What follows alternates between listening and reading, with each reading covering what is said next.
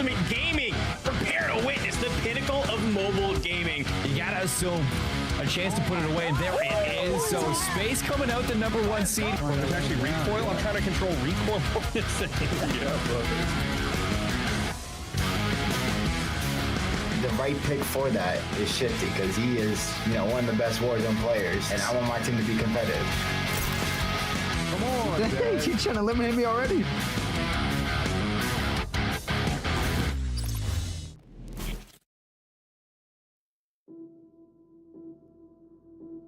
Call of Duty Mobile Superstars join together here in Las Vegas to battle it out for $100,000. Welcome everybody to the Samsung Galaxy Gear Up Cup, of course powered by none other than the Samsung Galaxy S25 Ultra, featuring a custom built processor, a stunning 120 hertz display. This thing is definitely what we like to see and what our players are going to be having in their hands all day long. You love to see it. Obviously, you can dive into ultra smooth gameplay and witness breathtaking graphics with real-time ray tracing, all while staying cool under the pressure.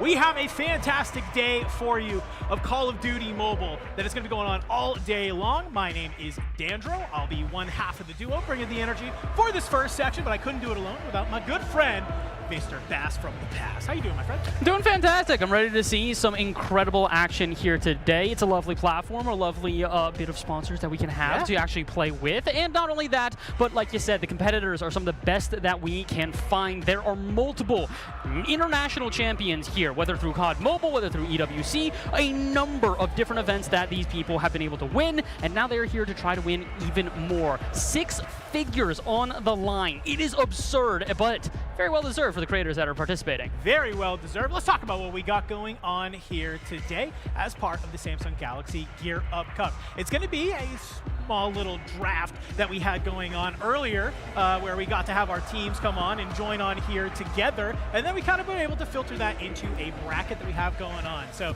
we're going to talk a little bit more about that, but like I mentioned at the top of the show, we have 16 of Call of Duty's content creators dropping on in. There we go. All right, team bracket. We got a best of 5 single elimination bracket coming on in. It is going to be $85,000 in prize pool for 1st through 4th place here in the first part, and we're going to be playing Hardpoint, a Call of Duty Pros 1v1 for game number 2, and then game 3 is going to be a search and destroy. If we go to those game 4 or game 5, it's going to be another Hardpoint and another search and destroy. But that's not all the action we got here today, is it? No, at the very end of the day, we've also got a best of 3 1v1 versus our 2 captains in the winners team bracket. So the 2 teams that are going to make it to the grand final, the captains of both of those teams are going to go into a 1v1 for $15,000. $10,000 to first place, $5,000 to second. It is a free-for-all gun game, free-for-all. Yes. It is going to be a blast, but it is also going to probably be, in my opinion, most intense moment of the entire day. It's a 1v1 for 15 grand. Yeah, I mean, it all comes down to the line. In that, of course, best of 3. You know that the palms are going to be a little bit shaky. Hopefully you're able to hold on to those Samsung Galaxies to make it happen. But let's take a little bit more about the pricing. You talked about that 1v1 that was there. Let's just kind of get a little bit more deep on into it. So when we talk about the bracket side, we have $85,000. First place, taking home $30,000 as a team. It's a lot of cash to be able to have here in Las Vegas. Hopefully our players are going to be able to bring that home with them. In second, $20,000 will be going to that team. And then, well, unfortunately, if you get bounced out in round number 1, at least you're not going home empty-handed. $17,500 for both 3rd and 4th place. So not a bad day of coming on in here. We're in the Level Up Expo. There's a lot going on here. You get to check out a lot, get to play some Call of Duty Mobile, and walk home with some serious cash. Yeah, guaranteed. Even if you're going to make it into the event, no matter what, you're going home with at least a little bit of something in your pocket. And I say 17,000, a little something. It's a little bit more than a little something. Especially, again, considering that the first 2 place teams are going to at least get to play for $15,000 additionally at the very end of this one. So if you can make it as a captain to either 1st or 2nd place, all of a sudden you got yourself a potential extra $5,000 minimum just for making it to that grand final. So a lot on the line here today, $100,000 for our competitors. This is going to be a heck of a ride. Well, and you mentioned those captains. Let's talk about those captains that we have participating here today. It's going to be Zim, Jez, Space, and Marshy. I said at the top of the show that, of course, we had 4 superstars coming in from Call of Duty Mobile, and these 4 are definitely here to fight. We'll talk a little bit about them, but we do have a recap of a draft that we did earlier on in this month where we had all of these captains. They went ahead, they played in a 1v1 to get their draft order, and then they walked through and picked their teams that are competing here today. So not random. Everybody has been picked for a team. It's a little bit like we're back in school. I unfortunately was always picked last, unless it was dodgeball, baby, and then I was first. So let's go ahead. Let's take a look at that draft recap video to see how did we get to here today. We are going to have 4 teams of 5 players total battling it out in Call of Duty Mobile. Teams are going to be 1 Call of Duty Mobile Pro and 4 Call of Duty experts. 4 fantastic people coming from the Call of Duty Mobile scene. We have Zim, Jez, Space, and Marshy. Space coming up towards the ending. See if he can net that number 1 seed. He's going to go down. Opens up a chance to maybe steal it away. But just one. You got to assume a chance to put it away, and there it is. So Space coming out the number 1 seed. He's getting pretty hype at that too. 6-figure clock coming in clutch. Who's your first pick? Who's the number 1 overall in this draft? My first pick is gonna be Lucky Chamo. He has mobile experience. What I'm gonna go with is Eden. I think I'm gonna go with Eden. Yeah. I'm a competitive guy, and I just love competitive. And the right pick for that is Shifty, because he is, one of the best Warzone players. Facts. And I want my team to be competitive. The first pick is clear. I'm going Destroy, 100%. You see, and this is where they messed up. They gave me 4th place, so I got 2 picks. I'm going Hisoka. I think that's the man right there. We're winning. Who's going to be your second pick here, my guy? My second pick will be Adrian. I think I'm gonna go with Huskers. Yeah. We're gonna go with Iceman Isaac. Dude, I mean, I've tuned into his streams before. He can gun some people. Of round number 3, who's helping round out your squad here? We're going with Rated, man. Going with Rated. Yeah, I'm locking Santana though. Somebody who's for the vibe and like hype man, who has a lot of energy, Reed Boy. We're gonna be wanting to win Search and Destroy, so I think Gorgonite. I mean, the king of the Spartans, man, Spartacus. He's coming to the team. Let's get it. My final pick will be Nexta. Cindy played in the Twitch Rivals. My pick will have to go there for Cindy. Yeah. All right, Noemi, Cindy Noemi coming on in. It's a great pick. I think that we're gonna win no matter what. I think that's all that matters. As long as we keep that mindset, that's what's gonna matter the most.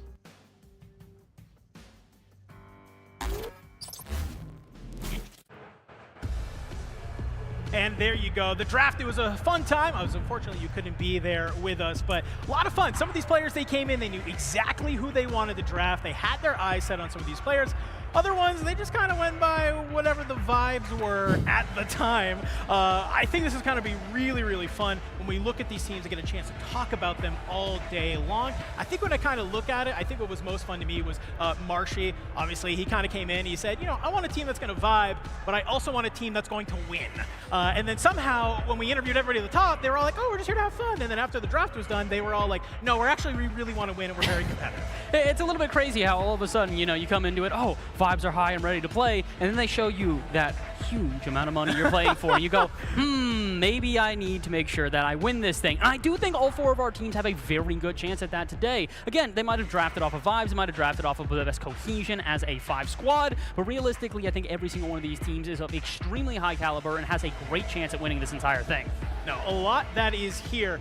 But obviously, we have our 4 teams. Let's talk about our bracket that we have going on here today. We mentioned it was going to be a single elimination bracket that we have coming on in. So we can see we got the Nebula Knights taking on Team Notorious. And down at the bottom there, our second match of the day will be Momentum taking on the Gamers. Best of 5 in both of those grand finals. Going to be a best of 5 as well. So we are locked on in. It is going to be a fantastic sort of matchup that we get to see here. I mean, obviously, you're coming on in. This bracket is very simple, but I think you still have to be looking at some of these players across the way from you on stage, and hopefully you're kind of keeping your eye on them and really going to come out swinging hard.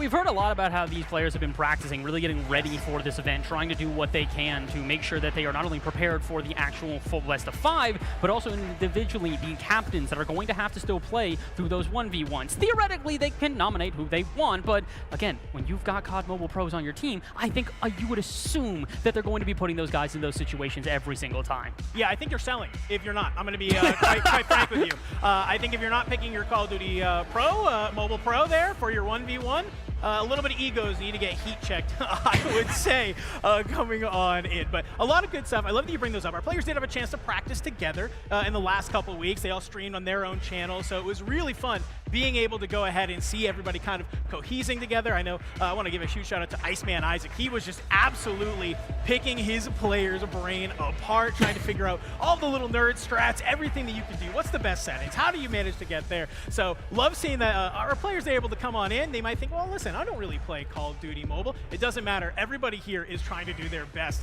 to really come out swinging, to really come out, show that they have what it takes, and not just, you know, I was kind of talking to the players earlier. They want to make sure that they know that they are able to participate on this map, and it's just not going to be our Call of Duty Mobile pros kind of running the show. Oh, and it quite literally can't be. Again, these are 5v5 situations, meaning every single player on the team has to be locked in a number of different events that we are going to be playing through here today. I think one of the biggest things that we have spoken about, again, though, is the difference between traditional Call of Duty and then the mobile version, where you're going to have an extra player. So in the current meta, it's going to be 4v4 for everything, but now it's 5v5, a little bit of extra chaos whenever you're going into an S&D or Hardpoint. It's going to make this a lot different for these players online, and I think it's going to make a lot different for them right now. I think we're just about ready to get this one kicked off. Yeah, let's talk about it. Let's talk about this head-to-head between our two teams. You can see there we have Zim, Destroy, Hisoka, Knight, and Unrational representing Team Notorious, going against the Nebula Knights, championed by Space, joined alongside Lucky Shamu, Iceman, Isaac,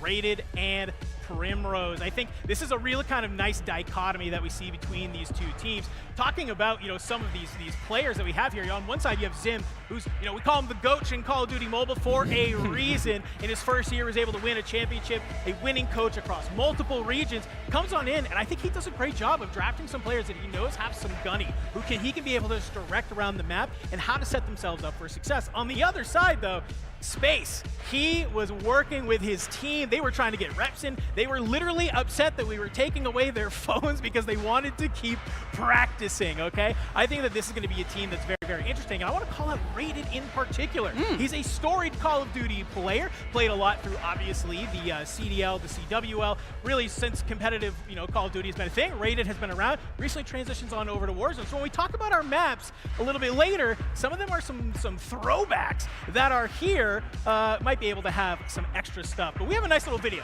highlighting some of these teams. It's going to be the Nebula Knights and some of their practice highlights. My team is me, Lucky Chamu, Iceman Isaac, Rated, and Primrose. That's going to be the team today. So we have a really stacked team. And today I'm going to be teaching them how to play COD Mobile. So, Dang, you trying to eliminate me already? I literally just started shooting. wait, is it auto shooting? No, it was just me trying to shoot. I'm like, how are you moving so fast? I am struggling right now.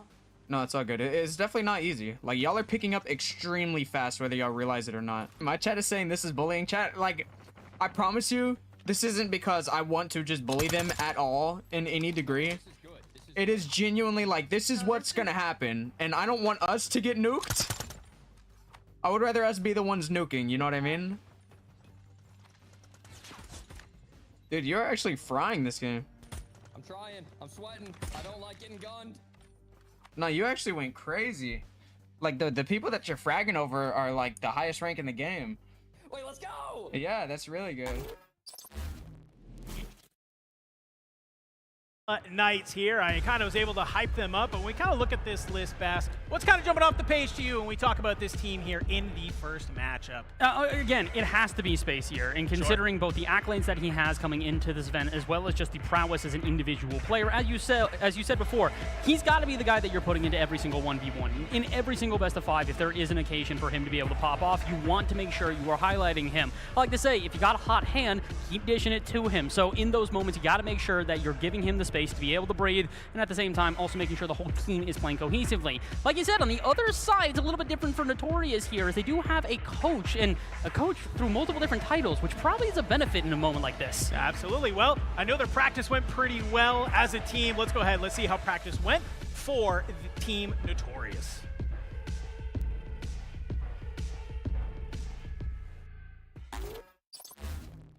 Yeah, going to Vegas for the big tourney, guys. We're getting set up for the mobile tourney. All right, we're in Dang, this is gonna get ugly, isn't it? For them, huh? Destroy, you pretty well versed in mobile.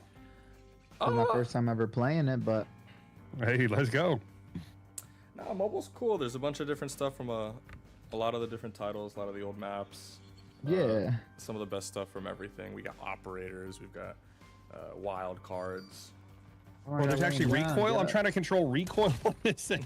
Yeah, bro, there's recoil.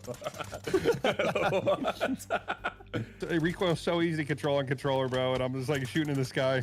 We gotta make sure to get our teammates on the same page too. Yeah, Yeah, facts. Cause me and Spartacus, we locked. Samsung, This phone is we've pretty had Galaxy insane. I ones. can't lie. No, yeah. We used the Ultra. But This is the was Ultra, it the, right? Yeah, this is the newest one. This is the 25. This Yeah, shit this is the OP. 25. Huge shout out again to Samsung for giving us the Samsung 25 Ultra. I would switch my personal phone to this one. I actually really freaking like it.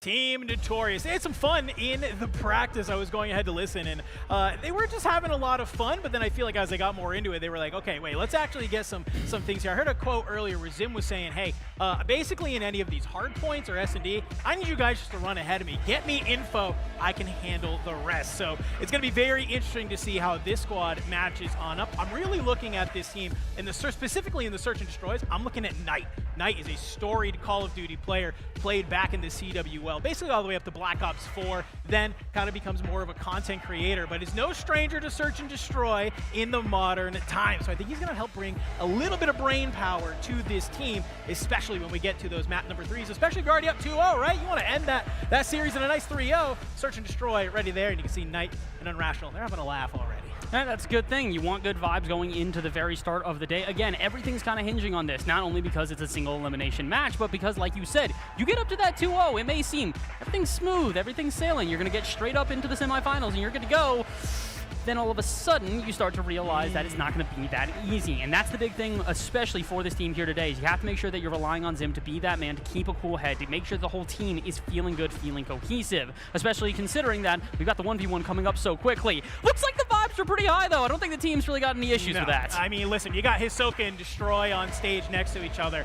You know, if they pull off some plays, it's going to be getting a little loud. We're going to be hyping each other up, trying to be able to have the vibes go on in. So really fun to watch these two teams battle it out. But let's talk about our maps that we have going on here. We are kicking off with a Hardpoint on Summit, and then it is going to be our 1v1 on Kill House. Search and Destroy will be on Express. And then if we get to that map number 4, it will be another Hardpoint on Arsenal. And if we make it all the way to that round 5, it is going to be a Search and Destroy on Tunisia. If you haven't tuned into Call of Duty Mobile before, you might be having a little bit of a flashback, a little bit of deja vu to some of these maps, because we haven't seen them in competitive Call of Duty for a hot minute, mainly throwback to Summit, coming out from Black Ops 2, and obviously Express. We haven't seen that in the Call of Duty map pool since, well, Cold War. So I love that we got them on in. Some fantastic maps that are going to be here. I mentioned it earlier, Raided's been around forever.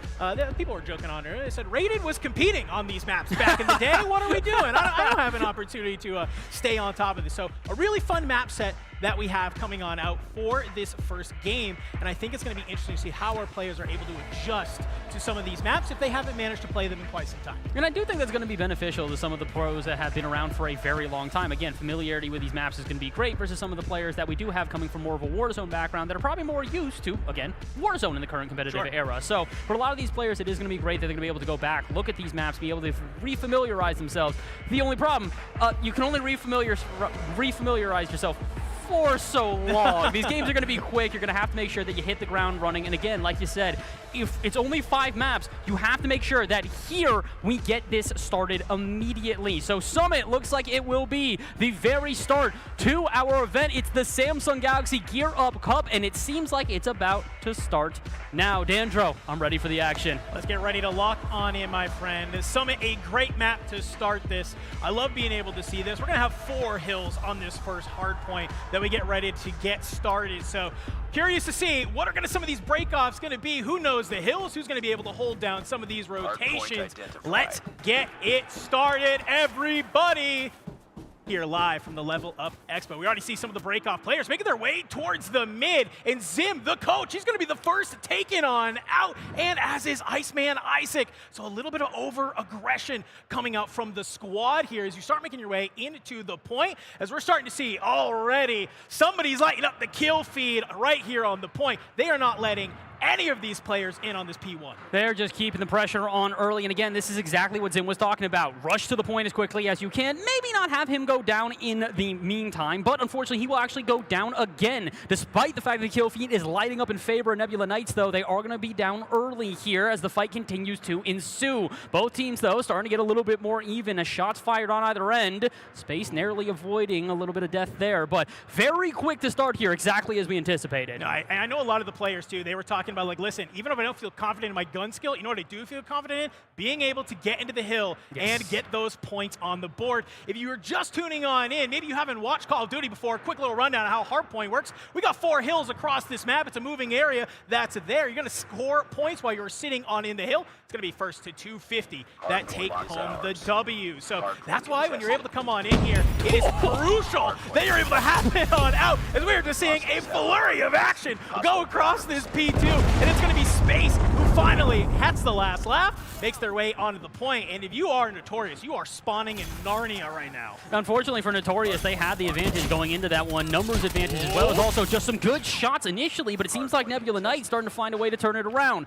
Can't be surprised that it's Space at the forefront of that right now. He is absolutely popping off, but he's going to need some support, and he will not find it. Nebula Knights maybe finally finding a little bit of pushback, but no, Space back again. Every moment you think he's gone, he just pops on up. Yeah, I mean, I love the idea from some of our creators coming on in. We saw Lucky kind of hold an iron, slide on out, tries to get some of those shots on in, but hey, your shots still have to ring true here. And look at this. This is Zim making this read in the backside of the spawn, going to be able to actually take down Lucky. So what it's going to do is as this P3 comes online, it's going to give you control of this backside flat area. You're gaining some of these spawns. You are close to where this hill is starting to come on through. You can see on your mini-map there, Team Notorious, the team in blue, they're spawning so far away. They have to make so much space across map if they want to try and get here and get on into this point. Thankfully, you have Zim in the backside, trying to be able to rip some of these players off the point, but I don't know if it's enough right now, as it is currently a 70-33 point win for the Nebula Knights. I feel like I unfortunately cursed them. As soon as I was talking about Notorious doing well on the very first hill, and everything has gone wrong for them since then. Nebula Knights just seem to not only be winning the individual gunfights, but on top of that, they're just doing a good job of picking Notorious apart.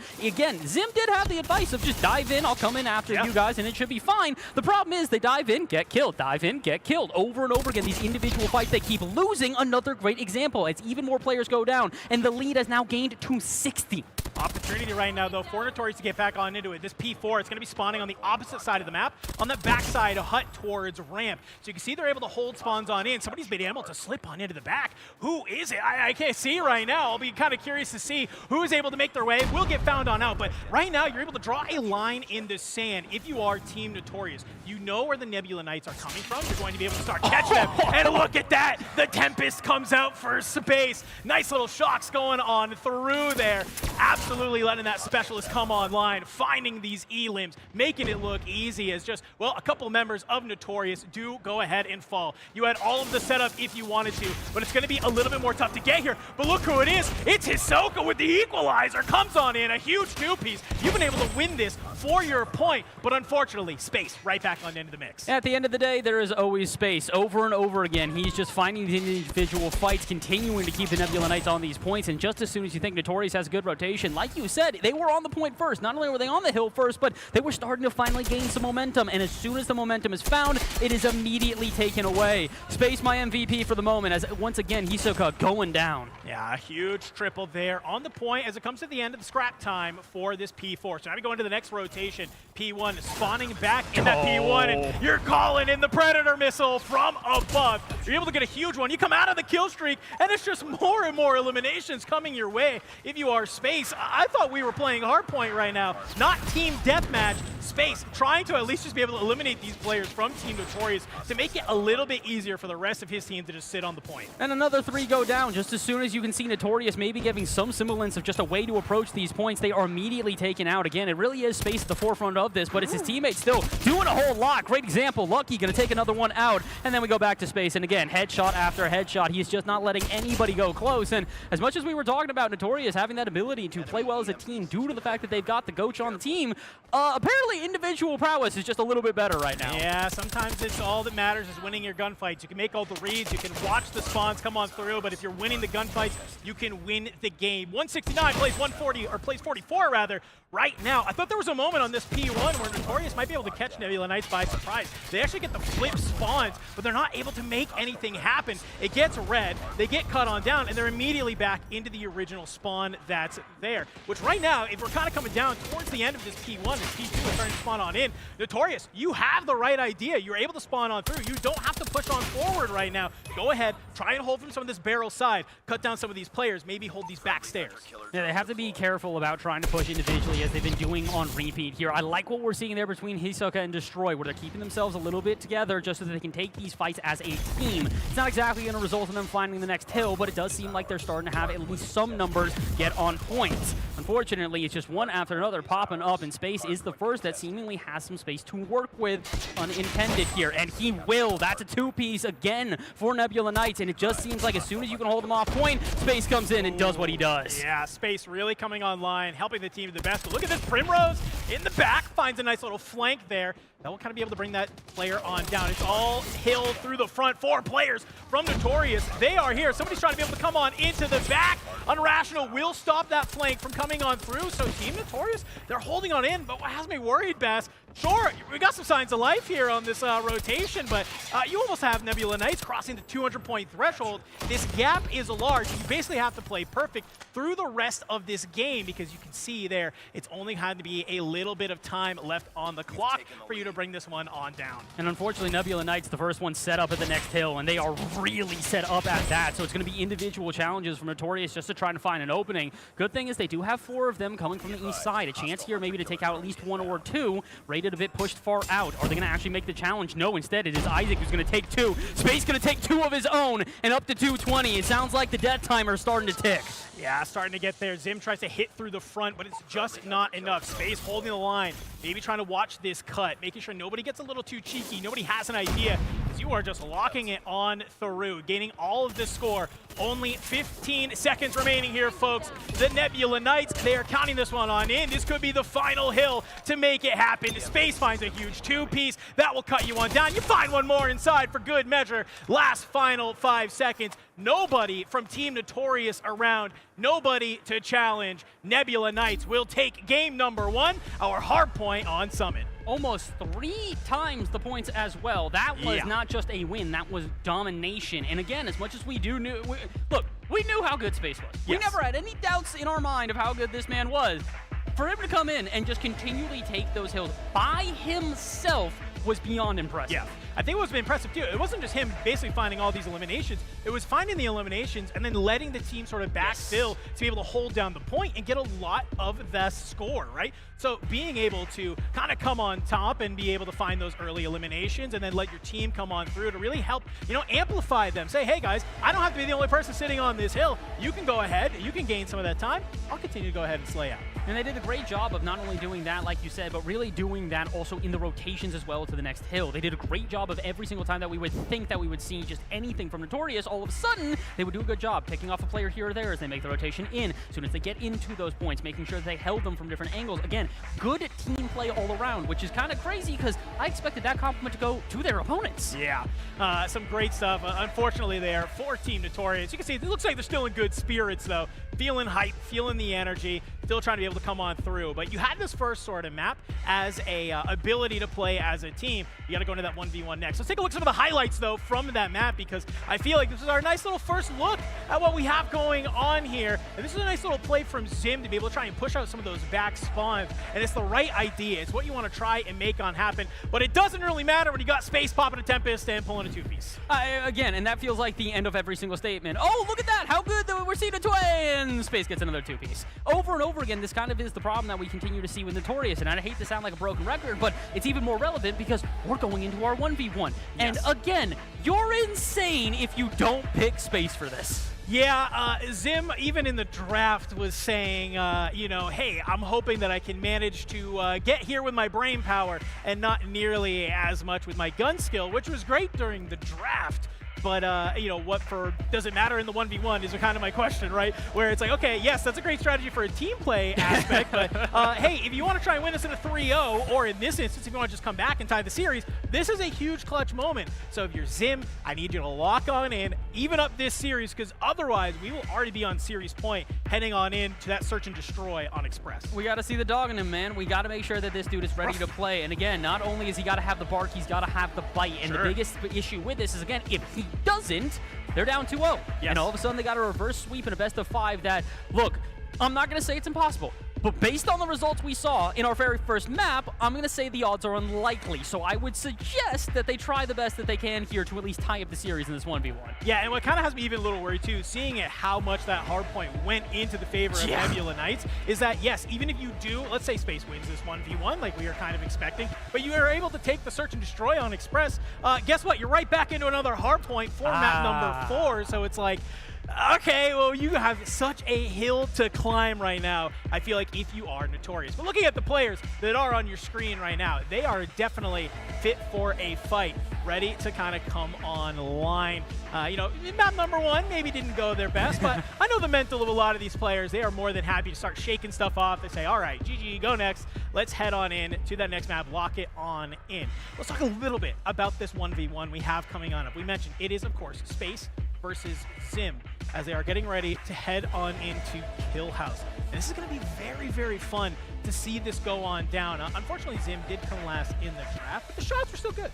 I mean, the shots were still good, and again, you never know what's going to happen in a 1v1 scenario. It's one of these things where you can have your expectations, you can have your ideas of how it's going to go, but if somebody's just feeling a little bit hotter on the day, sometimes that can be all the benefit that you need. The problem, again, is that I still do think the hottest hand on the planet right now is probably going to Space, considering how he looked in our first game, but I do have faith in Zim as well. Like you said, if there's ever a player that's going to be able to make those adjustments on the fly, that's going to be able to change the way that they are playing and make those adaptations, it is going to be him. And again, he really has to. As much as we want to say that it is possible for them to come back from this 2-0, you do not want to continue to feed the beast that is Space. Yeah, I mean, you're letting them get hot. I know that this team on the side, of course, of Nebula Knights, they are definitely a team that kind of loves this momentum. They love playing with it. A lot of them, some hardcore competitors that we have coming on through. And what has me a little bit worried too here, Bass, is that when we kind of think about this map number 3 after this 1v1, is that it's on Express Search and Destroy. And we were kind of hanging out on earlier. Players had an opportunity to kind of talk to each other,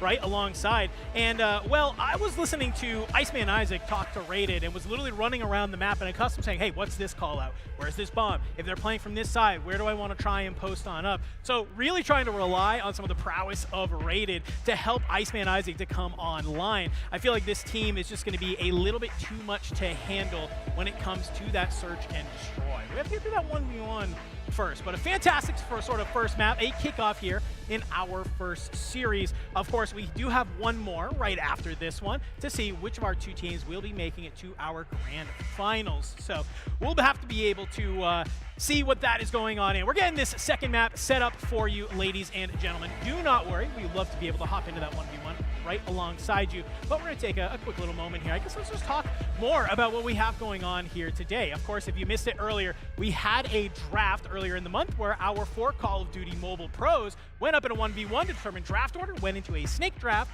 and then got to pool out of our player list that we had to create the teams that you're seeing on stage here today. And it feels like after that map number 1, maybe the Nebula Knights had a little bit of a better strategy. I I think it was not the worst strategy on the planet to, you know, dominate a team in the first map of the day. I would say I'd recommend it most of the time. Strategy. Yeah, it's a recommended strategy most of the time, especially again, though, I really do want to highlight the fact that it wasn't just the fact that they had Space who was popping off, but again, the ways that they played as a team. I think you highlighted Primrose at the very end of that one, and for a good reason. It was often times where Space, again, obviously is going to have the largest target on his back. He is by far the player that is just popping off the most in that first map, and even coming into it, you wouldn't be surprised if he was going to fill in that role. But he did a great job of engaging early. Multiple times he was caught off guard by it, but oftentimes he was able to play in or pull in the rest of his players, who would then just completely surround a team. And even with the numbers advantage that we repeatedly saw from Notorious on points, they get pincer maneuvered. All of a sudden, multiple players from different angles, they have no idea how to survive, and what looked like a hill they can easily start to make their comeback on would erase in a moment's notice. Yeah, and I think we actually see through that map one some of the strategy when it came to the draft for the Nebula Knights, where Space kind of, when we first talked to him, he was #1 in the draft overall,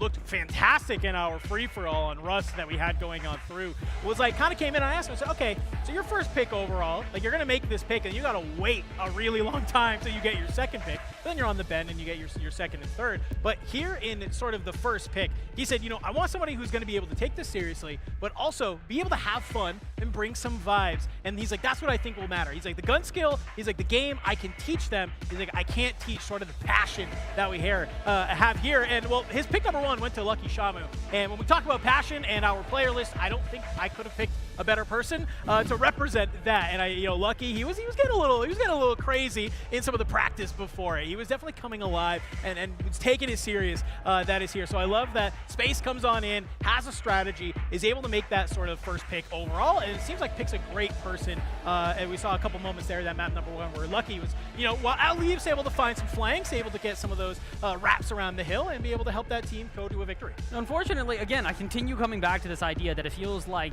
Team Nebula Knights did what Notorious was trying to do, but did it better. And it's unfortunate because oftentimes it really was exactly as you were talking about, not getting a ton of picks, but just being able to get the picks necessary. Unfortunately, he's no longer going to have the backup of his team. It is time for our 1v1. So Space, if you want to prove that first map wasn't just you popping off because you had a number of heads to click on, let's see if you can do it in a 1v1. Here we go. Captain 1v1, our second map here in this series. A little bit different than we have going on in normal Call of Duty multiplayer, but a fun change. I love this. I'm for it. As we are ready to hop on in. It is Kill House in our 1v1. Let's drop on in. Spawning on that outside. A couple little looks back and forth.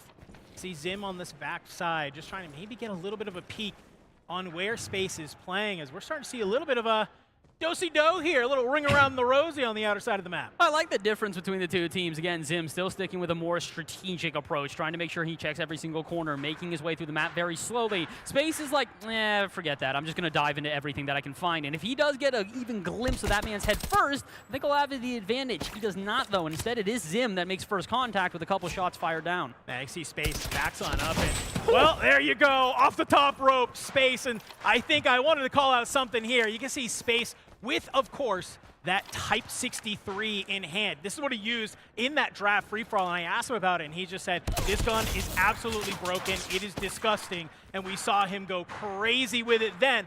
No surprise to see here, back in another 1v1, a similar situation. He's going to pull it on out, but as I say that, well, unfortunately, it does look like Zim at least is able to hold a fight, not letting this lead get too far away from him. Yeah, it seems like Zim is, again, just trying to see if he can play this a little bit more strategically. I think oftentimes in the 1v1, he's probably not going to win the gunfight, so he needs to make sure that he's playing this carefully, taking every approach, and again, another example of him unfortunately not winning the individual gunfight. Despite getting the first peek on Space, it is him now going up 3-2-1 to start this off, and potentially for yet another for Space. Yeah, Space starting to really create a lead right now. This is first to 20, ladies and gentlemen, so already 20% of the way there on the side of Space. He's going to go ahead. I believe he did sketch a little bit of an idea of maybe where Zim was. Backs on up, still trying to look through. Shots start coming on through, but finally Zim will be able to answer on back. We'll call the bleeding for a moment. Goes ahead. Plays on a little bit of a corner right now. Does Space make this read? He's really starting to go, not just strategic at this point, but just careful. He does not want to try and run into Space, who is just continually whipping it around the map at Mach 7 speeds. And I think he does have at least somewhat of an idea of where he is, but a very slow approach to try and chase this player.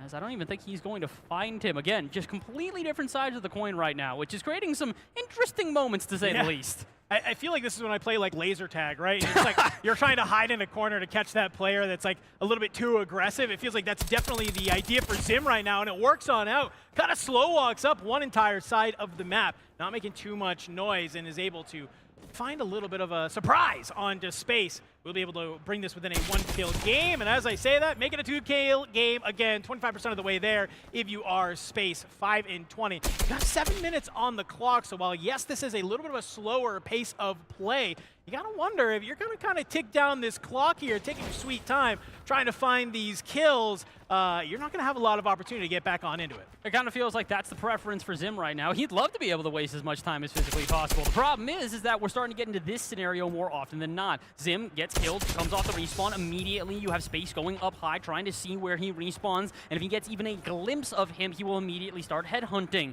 It's a great idea, and it's a winning strategy at the moment. Zim, not even half of the kills of his opponent, and that's another one for Space, as he is almost at the halfway mark. Yeah, I feel like Space is starting to heat up right now, kind of realizing what works best for him.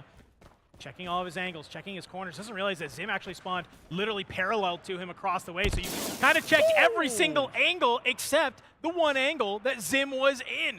So Zim off spawn finds another, and you're actually gonna watch the spawn coming through on Space as well. Shots deep in hand. And actually, Zim has moved on over to this Odin. This is a gun we see a lot in the Call of Duty Mobile professional side, so no surprise to see Zim bringing this one on out, really opting for more of these longer range engagements as you go on up, and it looks like that's a single tap to the head coming out from Space to answer on back to Zim. He's still trying to play as much distance as he can against Space right now, and I, again, still do think this is the correct strategy for him. The problem becoming that Space doesn't seem to be perturbed by having these close-range engagements either. However, it is Zim slowly starting to make his way back. 3 for 3 since the last time we spoke, but now Space is officially going to get to that halfway mark. 10 to go, and he will take the 1v1 as Zim, again, finding some momentum, but just not enough. Yeah, still 5.5 minutes left here on the clock, so if you are Zim, you got to pick up the pace a little bit, because if you don't manage to win on kills, it's going to be a tough ask to try and win off of time. You have to try and figure out, how can I slow down Space in this 1v1. You actually get a nice read there. The shots are true, but just barely miss a couple of those last final bullets. Space will come on through. You're starting to really see why this Type 63 is in the hands of Space right now. It only takes a very single-digit number of bullets in order to find these eliminations, and obviously Space is starting to run away with it right now. 14 out of the 20 kills needed. I feel bad every single time I start to try to give props to Zim. Immediately, it's Space who takes off. But the moment that I started giving props to Space, and it seems like Zim can fire back, he's still half the amount of kills of his opponent, so it's going to be a long way for him to find this recovery. But it still kind of feels like there are moments that Zim absolutely can be in the lead, can take the win here. But the problem is that you mentioned, it's a just single-digit amount of bullets. It's a less than single-digit amount of seconds before Space can take you out. 2 shots, quarter second, you're gone. 15 out of 20 right now for Space. I mean, you're really running away with this right now if you are Space, kind of showing why you were top of that draft order, but Zim not going to let it get away too far. Only needs one more elimination to make himself be on that halfway, but it's a heady coming out from Space that'll make it very, very difficult. Space coming off the spawn. Takes a little bit of a read. Shots are there. Gets a little windy.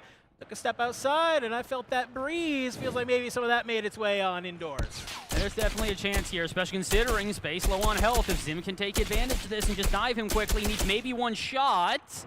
Going to the Purifier instead, though. A chance here, maybe. Just keep him away. That's all the goal is at this point. Just keep him away. And guess what? It's gonna work. I'm not sure how, but Zim, from moments ago, meaning not even at the halfway point, now is within 5 kills. Hey, this is the comeback. The comeback is real. Obviously has been in these situations, has been in these high-pressure moments before as a coach, maybe not necessarily as a player. So trying to rely on some of that strategy. Space trying to do the same. A storied competitor in his own right. And trying to just feel each other out, I feel like both players realizing, oh no. Space. Space, buddy. I wonder how long he was just sitting there just kind of watching. Maybe open a bag of popcorn, just taking his time, trying to figure it out. And, well, it's not going to take him much time to get killed here instead. I was going to say, I thought Space had a full read on him. 2 kills to go. Had he had that one, he'd be 1 away. But instead, it's Zim starting to pop off again. Heating on up. 13 out of 20. This is what you need if you are Zim. It's, I feel like, put the aggression back on over towards Space. You're trying to do your best to find them. Some early shots going out. We'll let your position be known. Tries to back on up. Space pushing on forward, putting himself on match point. You have 2.5 minutes to find this last final kill. Oh, that almost worked. It almost worked. I was there. The shots are there. They're in. You get Zim backed on down, but it's just going to be a couple final bullets coming out of the gun of Space, and you can see the team all excited for their captain to take map number 2. Unsurprising, I will say, especially considering the way that that one started with Space just kind of popping off, almost immediately doubling the amount of kills of his opponent in Zim. But I have to give credit. It feels like the further we got into that, the more comfortable Zim became. And that's a huge thing for a team that is now down 0-2, to actually have some comfortability, some confidence going into our third and potentially final map if they cannot find a win. Yeah, I think it's a good kind of call-out to be able to have, right? You're down 0-2 in the series. You need to be able to come on through. The last thing you want is your captain to kind of get slammed in the 1v1. You're not going to have very high spirits there in the search and destroy. But Zim does a great job of kind of being able to answer on back and be able to kind of help some of their team have some of that momentum. But let's take a look at some of those moments, because there were some fantastic, crazy kills throughout this entire map. I think we saw at one point Space try and do like a 360 kickflip off the top rope and to be able to get the elimination. And it kind of just felt like what it was. Zim, more slower, more methodical. Space on the other side, he was getting aggro. I kind of wish that we did see a little bit more aggression from Zim early on this one, though, because again, as soon as he started to get a little too passive in this one is when the lead really started to grow. Then all of a sudden you see him at the very end, starting to understand where the spawn points are going to be, where he can look for Space to often take high ground, because that's what the advantage he keeps on taking. And once he did get a little bit more aggressive, once he did start to try and kind of counter those plays, it felt like he got a lot closer. Again, the final score here was not necessarily extremely close, as it was, I believe, 20-14, or excuse me, 20-13 at the very end. But again, when he got more aggressive, it felt a little bit better. I have to hope that they can now take this into what is potentially, like we said, their final map. They need to make sure that they keep this aggression, keep this confidence going into what could be the very end.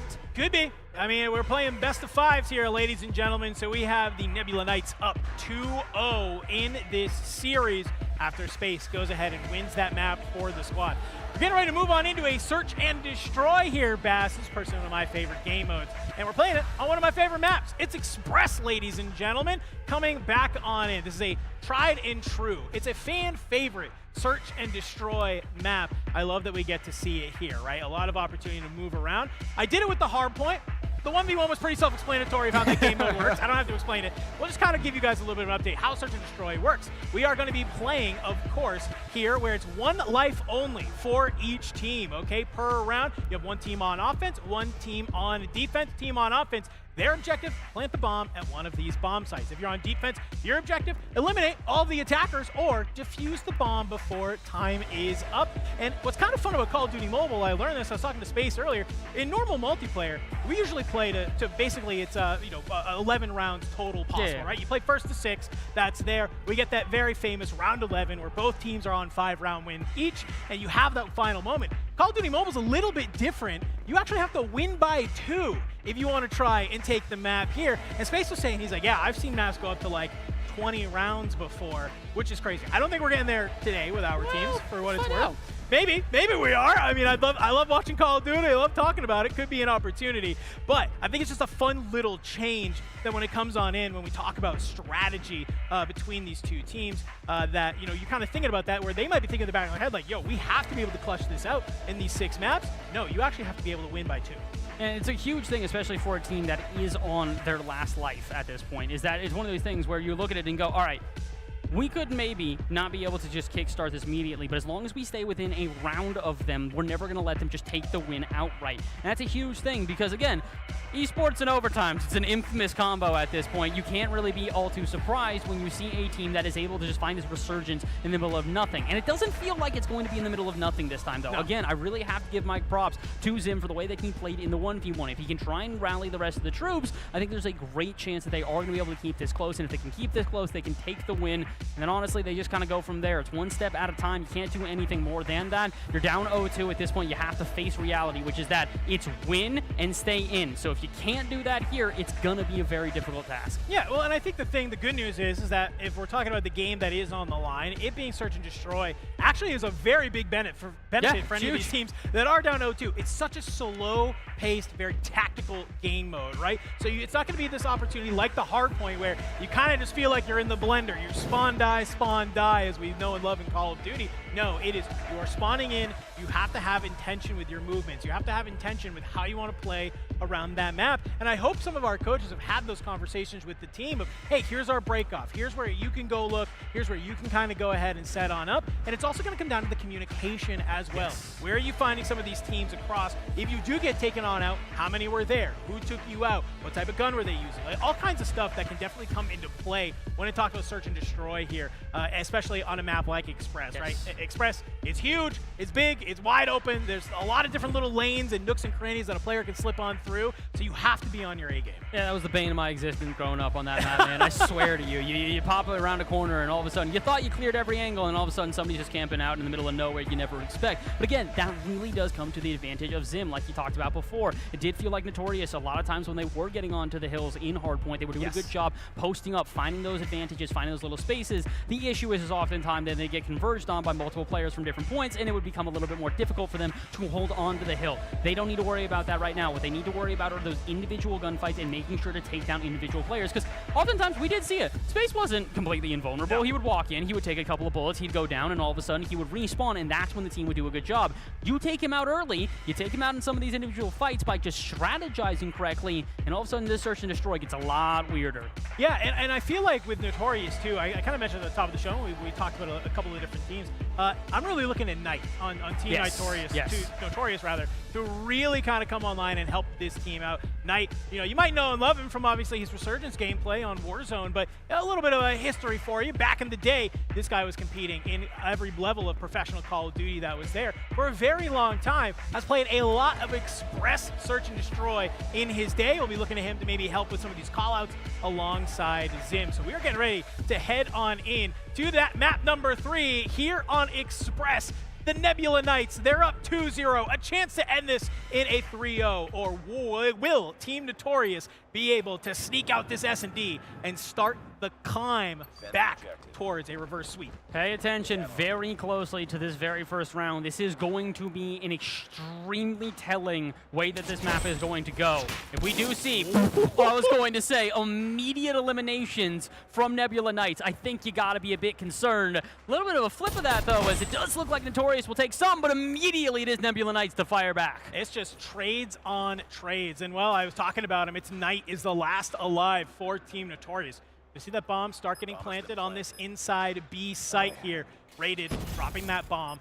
Has the Odin in hand. Gonna back on up a little bit and look at it. Knight tries to make his way through their side of the steps.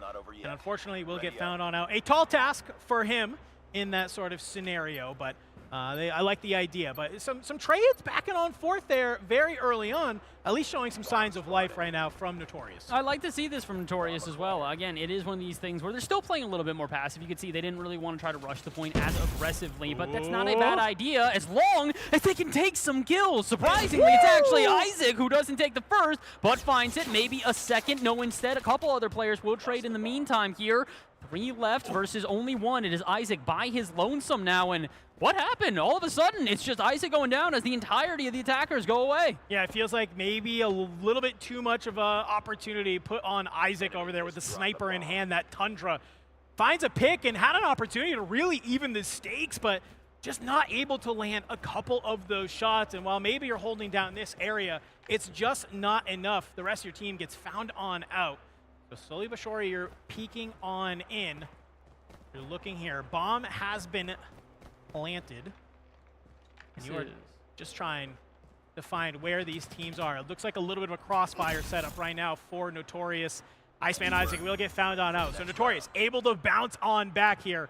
in round number 2, not let this one get away from them. I like the way, again, patient play. That really is the name of the game for them right there. Get a couple of good eliminations early, find those picks, and find themselves a number advantage, and then immediately pull up to wherever you can. Make sure you keep yourself safe. And again, that is going to be the requirement here for Notorious. They do not want to lose too many rounds early, all of a sudden give a huge advantage to their opponents. Space needs no advantage. He needs even a fraction of a head to pop up on his screen, and that's more than enough. Yeah, I mean, you can't really try and hold that sort of inner corridor. You know that Iceman Isaac is there with a Tundra, ready to try and find it out here on the steps. A little bit of a quick scope. Can you manage to find anything? You're trying your best. You're slip sliding around, putting out some of the moves there. But look at this. You're going to find 2 kills back from Team Notorious. You'll be able to answer on in. It's still a 3v3. Fights in the mid. Little trades coming on through.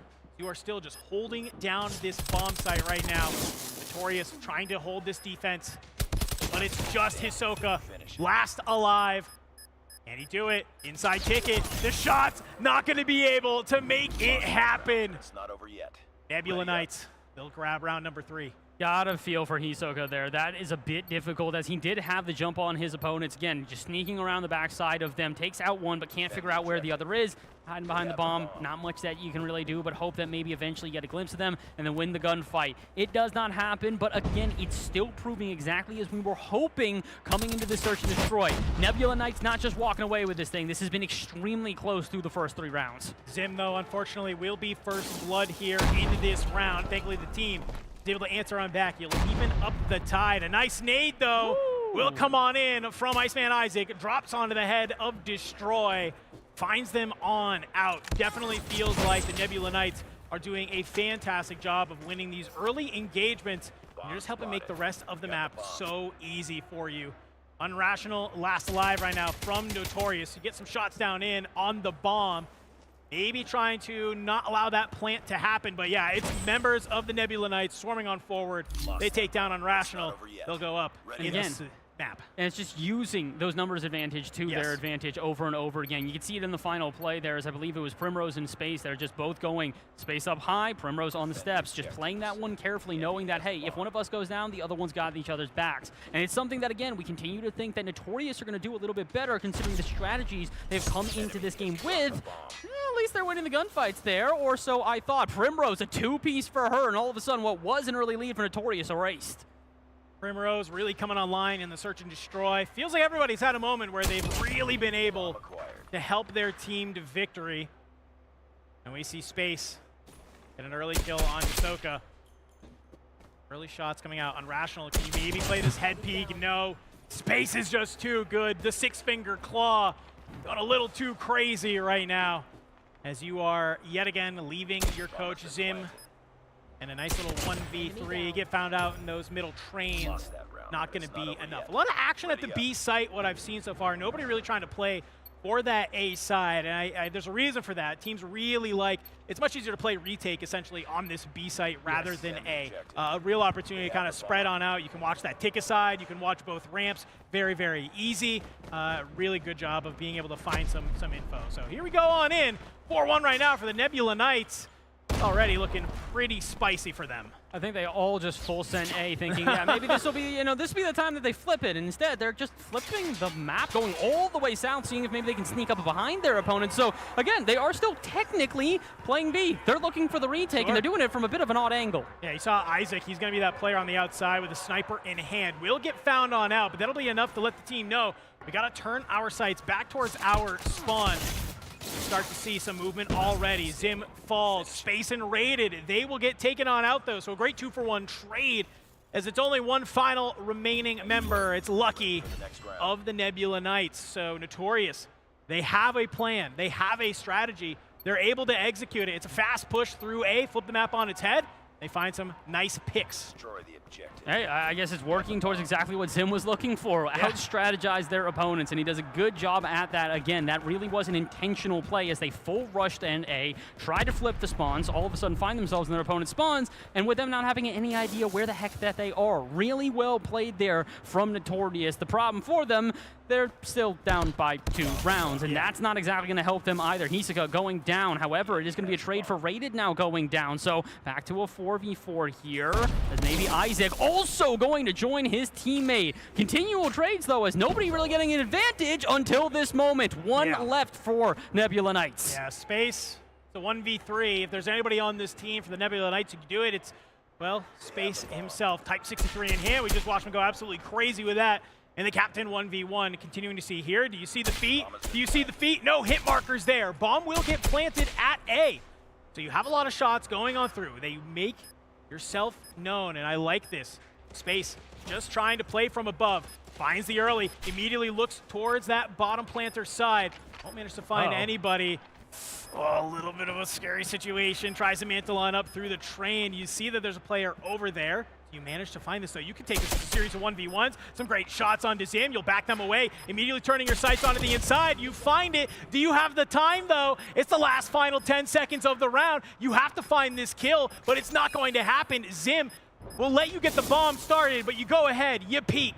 You do not let yourself get 1v3'd. Some real veteranship from Zim there to realize I don't have to ego child this. I don't have to try and take this fight. He either has to push me or hop on the bomb. Zim playing from that top side, able to then easily check the bomb, ensure the round.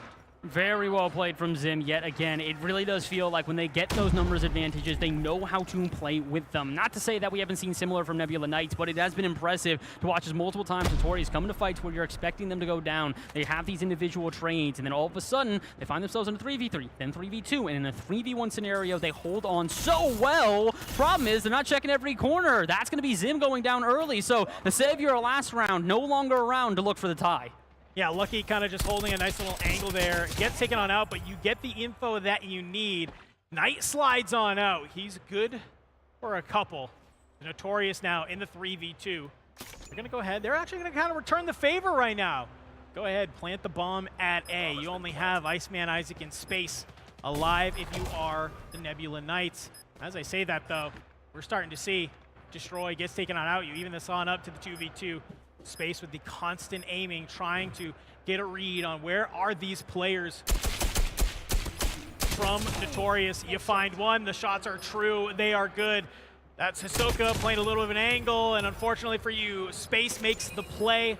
You work as a duo, Iceman, Isaac, and Space in the 2v3. They're gonna put you up 5-3. Fool me once, can't get fooled again. Space not going to lose out on the 3v1. Heck, not even a 3v1. It's a 2v2 this time, but he does it all himself. Just very well played again. Checking his corners, knowing exactly where he saw Zim post up in the last round, and does a good job of not only checking that, but basically banking on him being there. He dove straight into that room, recognizing that's probably where Zim's going to hold his angle, takes him out early, and then he's got a free defuse. Well played here to Nebula Knights. They are 2 away, but that's going to make it a little bit more difficult. A couple of trades there now. Numbers advantage to Notorious. It was too Notorious until you see some of the go on through. But thankfully the trades are there. So you go up 3-2.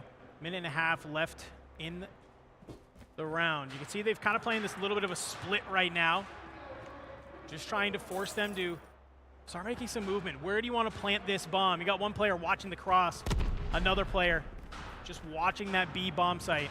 And it looks like it's just going to be a full wrap back around. I like this. This is some straight up Black Ops 2 S&D, baby. And I'm not surprised with Zim, Knight, and Unrational being the players alive. I don't know if it was Zim, I don't know if it was Knight who made the call to make this wrap back over to B. But this is beautiful. It's Space. This is a huge kill if you can manage to get it. Has to back on up towards the stairs. You're trying to get it. I don't think you realize this player is around the corner. You manage to get the shots on in, though. You find Zim. You turn your sights towards Unrational. You find him. Knight taking on out. It's a 3v1 for Space. You gotta be kidding me. So apparently it doesn't matter if he has the numbers advantage, numbers disadvantage. All he needs is a gun in his hand. Absurd that they not only didn't find him there, but Space predicted that rotation. Yeah. He literally waited for them to go straight on to B, saw them get on to B, and went, I know that they're not gonna send the entire team. Let me pull up behind them, see if I can find the third, and Zim's there. Immediately takes him out. Next two, it's not even a sweat off his brow.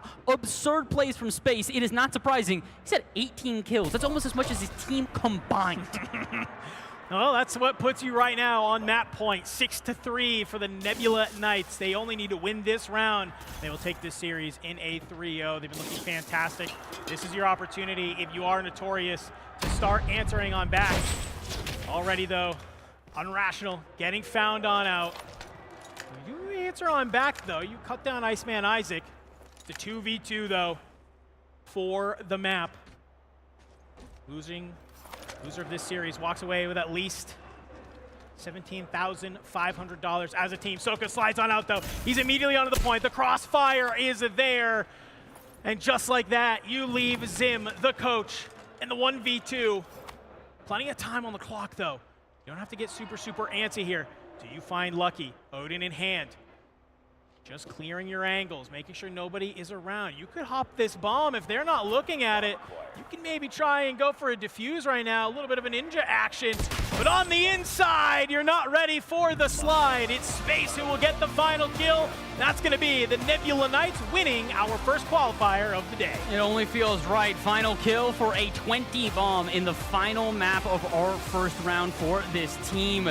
They not only take the win, but again, really prove themselves to be the front runners going to the grand finals at the moment. Again, that's not surprising. We only have one team in the grand final. They kind of default to be that. But with the way that we see Space play in that map, and actually, honestly, through all three maps, puts not only confidence in me, but I think probably confidence in the team. You could see it as the game went on, the team started to play a lot more cohesively. They started to get a lot more aggressive. Every individual player was picking up kills in multiple moments, and that really made for a completely different dynamic, especially in that Search and Destroy. No, I think that's a really good moment, right? The Hardpoint, everybody was kind of finding their footing, but it was very apparent that it was Space really kind of dragging the team to a victory. The Search and Destroy, a little bit of a different sort of story, though. Obviously, Space has those incredible standout moments, but we're seeing a lot of different players really be able to come online. I love seeing Iceman Isaac hold this middle, Tundra in hand, finds a couple of picks, and, well, tries to almost quickscope somebody here on the stairs, but it doesn't work out, but it was a funny moment either way. It does feel like we got a lot of moments like this, though. We would see players not really recognize the fact that they are down by a certain amount of numbers, try to go into individual fights, find the first kill, and then be like, oh, yeah, completely open. I'm good to go. And then all of a sudden, that wouldn't really work. They would find themselves in a numbers disadvantage, and really the only player that was able to fight back from those 1v3s, 1v2s was Space. Repeatedly, we saw him in a scenario where you went, there's no chance you're going to turn this around, and he does it by himself. Yeah, it was a real, that 1v3 right here on your screen, like, this is just a little bit of a breakdown in communication, right? It's, you have 3 players alive, you know there's 1 player on in, you have 2 playing up towards the bomb, and it's the 1 solo player pushing down below, and unfortunately, you just do not be able to kill out the round. And, well, Space, it's a 1v3, puts you in a great spot for that. But Search and Destroy, done and dusted, a quick 3-0 for the Nebula Knights here in the Samsung Galaxy Gear Up Cup.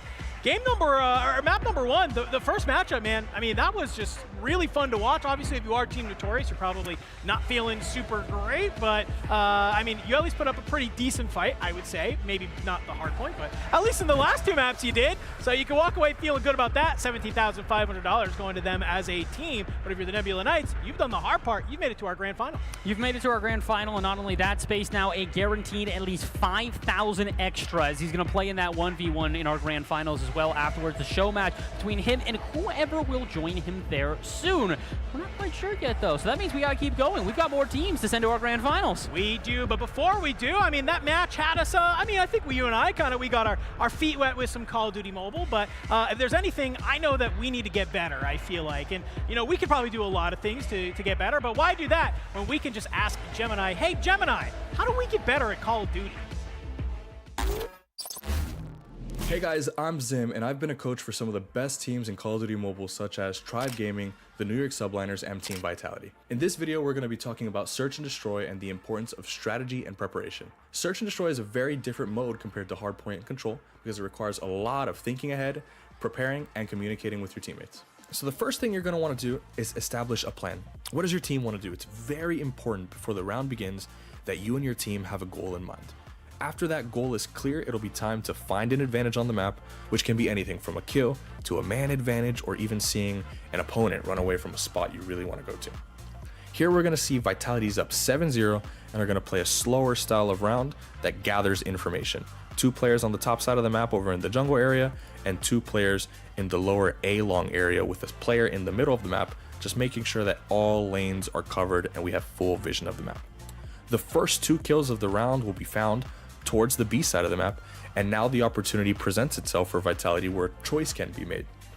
We have 5 players alive and AG has 3 players alive. Anywhere that we go on the map is going to be a correct area. We have an advantage, and as long as it's executed with teamwork, we're going to be okay. So it's up to now the team leader, Vitality Tectonic, to decide where the team is going to go and make sure that the team is playing in a cohesive and team-focused manner. So here, no wrong decision is available to Tectonic. He's going to decide to pull the team over to the A site, and here comes the rotation. Now, when approaching the A site, the next step after we selected a bomb site is making sure that everything on that approach is correct. Do we still have utility in our pocket? Do we still have the opportunity to use tools to our advantage? And we do. We have a smoke grenade in our pocket that we're going to use to get to the front of the bomb site. We're going to have a player in the back, Vitality Viper, that we're going to leave there to watch the flank. And now everything is going to be team oriented. Smoke grenade comes out in the front. Here comes the entry to the trailer position. Covering your position, making sure that we have a spot of strength to play from.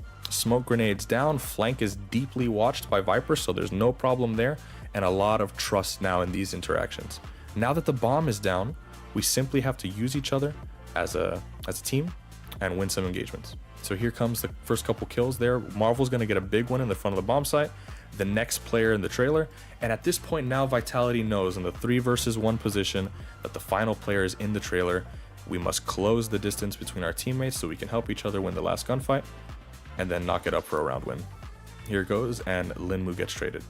That's a great example of how to use team communication, finding an advantage, and execution to win a round in Search and Destroy. Hopefully you guys learned something from watching some of the best players in the world compete against each other. But remember that any strategy is valid as long as you and your teammates are on the same page. But that's it for me. I'm Zim, and thank you guys very much for watching.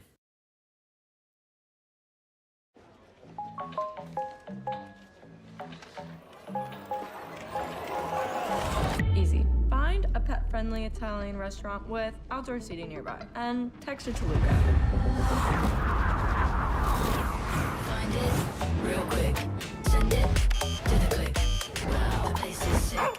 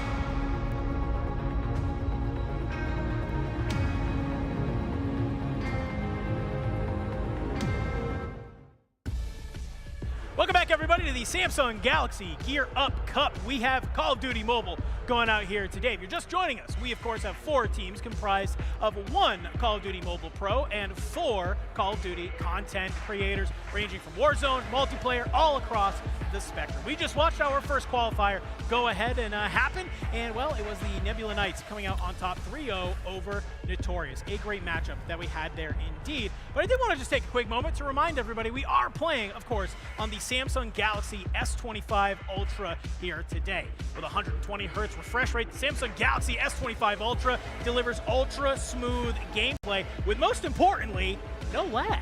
And the ray tracing technology in the Samsung Galaxy S25 Ultra makes lighting, reflections, and shadows look incredibly realistic.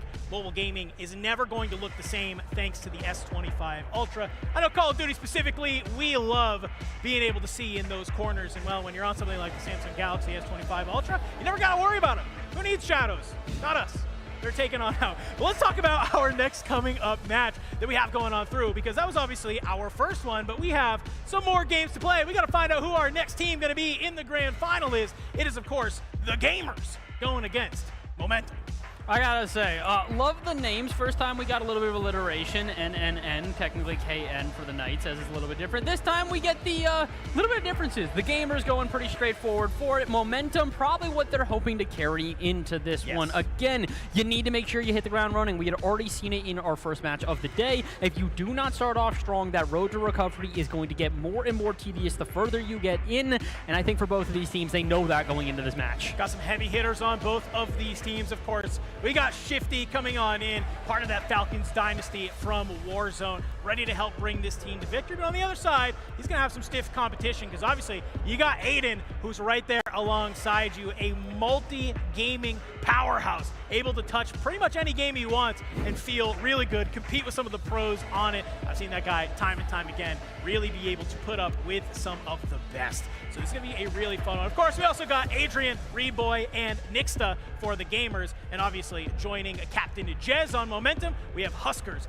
that boy Santana, and Noemi. So we love seeing all these players being able to come on in. I feel like what we're going to go ahead and see here is really, I feel like a difference of skill, because when I look at some of the shooters that are on each team, I feel like if you are on Team Gamers, if they have maybe put in the practice that they needed to, they should be feeling good. And I actually was told by Shifty during their practice time, they went over like an hour or 2 because they were just grinding.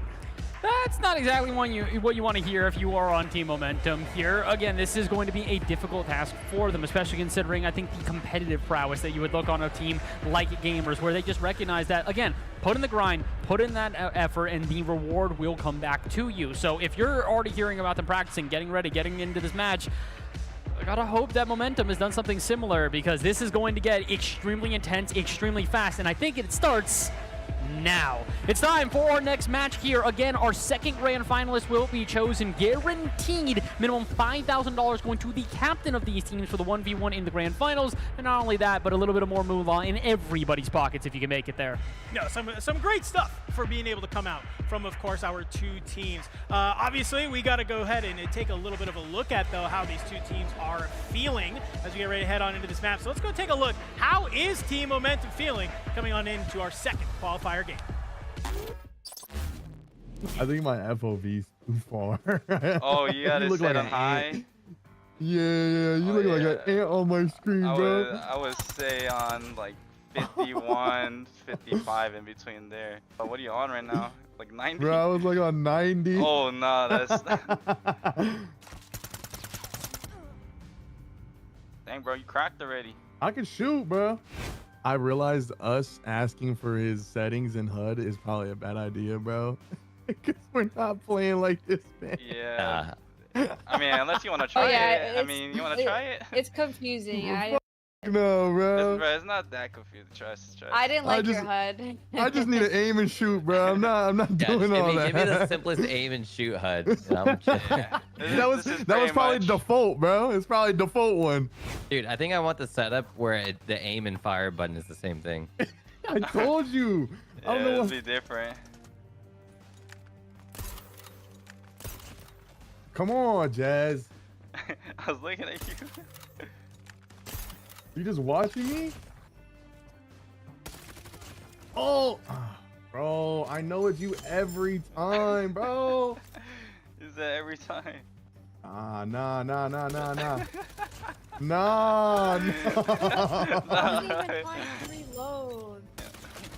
Reload. No. Hey, chill. Okay, I'm chilling. Okay, I just want to even shoot. I just run around. Some great moments there from the practice of Team Momentum. You heard him talking about. I like that we saw a little bit of the HUD customization in their practice. I know, I believe in that Santano himself was just like, yo, let me get all your settings. And he was like, wait, I'm not a pro. Like, you're the pro who has everything locked on in. But you know what? It's the effort, and that's what matters. Yeah, it's again just making sure you're getting familiar with the game, getting familiar with how you want to play, and again, getting familiar with your teammates as well. As we saw in the last match, it is going to be one of these things where you're not surprised if Jez is able to pop off here, if he is able to be a little bit more of the hard carry for the team, but you do need to have a full team effort. It's going to require all 5 players in order to take a win in a moment like this, and they got to hope that they hit the ground running, because again, on the other side for them, Gamers, a very capable team themselves. Yeah, this is going to be a fun matchup specifically because Jez, the 2022 COD Mobile World Champion, and well, who else was on his team? Well, it's the captain of Gamers, Marshy, who's on the other side of the aisle. So I love what we kind of see. You get a nice little hype for these two teams, but when we kind of look at this squad, I'm really curious to see who's put in some of the effort, who's really come on in. I really feel like Santana, I was watching earlier, and he actually said, he's like, I've been playing, I've been grinding. So really excited to see him come on through. But guess what? They got to go up against a very solid team on the other side. And it is, of course, the Gamers. Let's see how practice went for the Gamers. I just bought these like thumb grips. Are we allowed to use those? Thumb Little grips? finger sleeves. The thumb sleeves, yeah. I bet. You know, we're locked in with those. I'm gonna need to invest in some of those. Hey, when we play, we gonna have like I've seen people play, bro. They have like pillows. Are we gonna be having? Yeah, are we gonna have that too? It's for their elbows. Or you gotta bring it yourself. Like, do you gotta bring your own? Some people bring it from their hotels, like the hotel bedroom, and then. Oh, it's not even like a specific one. It's just any one. Yeah. So there's a way to keep your like speed momentum if you just slide to a wall and then run. That makes sense. Yeah. Oh my god, I'm whiffing. Yo, I had my movement down, but I couldn't. It's like I feel like I got one, bro. I get the movement, and then the shooting just does not match, bro. Or like I'm shooting, the movement don't match. Like it's just one or the other. Damn. This one's the one. Holy shit, bro. Wait, this one's the one.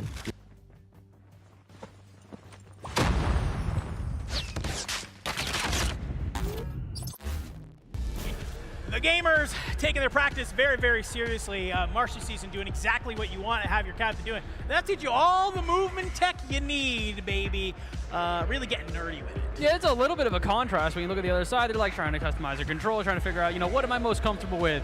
Marshy's like, if you can't slide cancel, I don't want you on my team. Get off. I'm already done with you. And honestly, I can understand that it seems like everybody can. This entire team seem not only very capable, but ready to play. Again, the attitudes from all 5 of the players seem like they are not only locked in, they're ready to win. Yeah, Marshy made it very clear during the draft that he wanted to get the sweatiest team possible, who can come in here and take home that massive prize pool for themselves for coming in first. I think he did a great job of doing it. You have Shifty, of course, part of the Falcons dynasty in Warzone, wins the 2023 World Series of Warzone, wins the 2024 World Series of Warzone, and also the 2024 Esports World Cup. And what people don't realize, Shifty, guess what? He had his start in Call of Duty multiplayer all the way back in COD Ghost. So no surprise to some multiplayer stuff going on there. He's ready to shoot. He said, hey, listen, money's on the line. I'm taking this thing absolutely serious. And he has some great teammates that continue to back him on up. You have Lil A, Adrian, who's there as well, a fantastic Warzone creator, maybe the straightest shot we have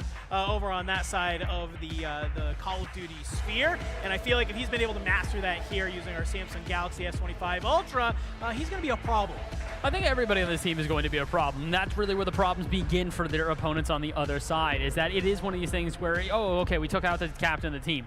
Now get ready for B, C, D, E, like literally everybody else in the team who is just as capable, just as prepared to play here today. Again, taking this extremely seriously, and you don't really blame it when you have a player like Shifty who's looking at this going, hey, you know what's better than 2 to 3 world championships? What if I just get another one? What if I fly out to Vegas, get another 6-figure win under my belt? Again, the accolades on accolades that he will be able to stack coming away from a win like this. I'm not going to guarantee it quite yet, but again, I really do think that coming into this matchup, they're going to have to be kept an eye on. Shifty, as well as the team captain, are both going to be extremely prominent players in this best of 5. Well, and you know where they have 2 competitive players, guess what? They have 2 fantastic consecrators backing them up as well in Nixta and Reed Boy. So Nixta, if you haven't been able to see him, that guy is always live on the Resurgence map in Warzone, dropping 30, 40, 50 kills like it's absolutely nothing, is really, really gross at the game. And so would love to see him really be able to pop off here on Call of Duty Mobile. And of course, we got Reed Boy, who's no stranger to multiplayer himself. Oftentimes can be found at the launch of any new Call of Duty title, going for that mastery camo, oftentimes finding himself either first or second in the world to complete it. An absolutely insane feat to be able to make that happen. So a very stacked team there on the gamers' side.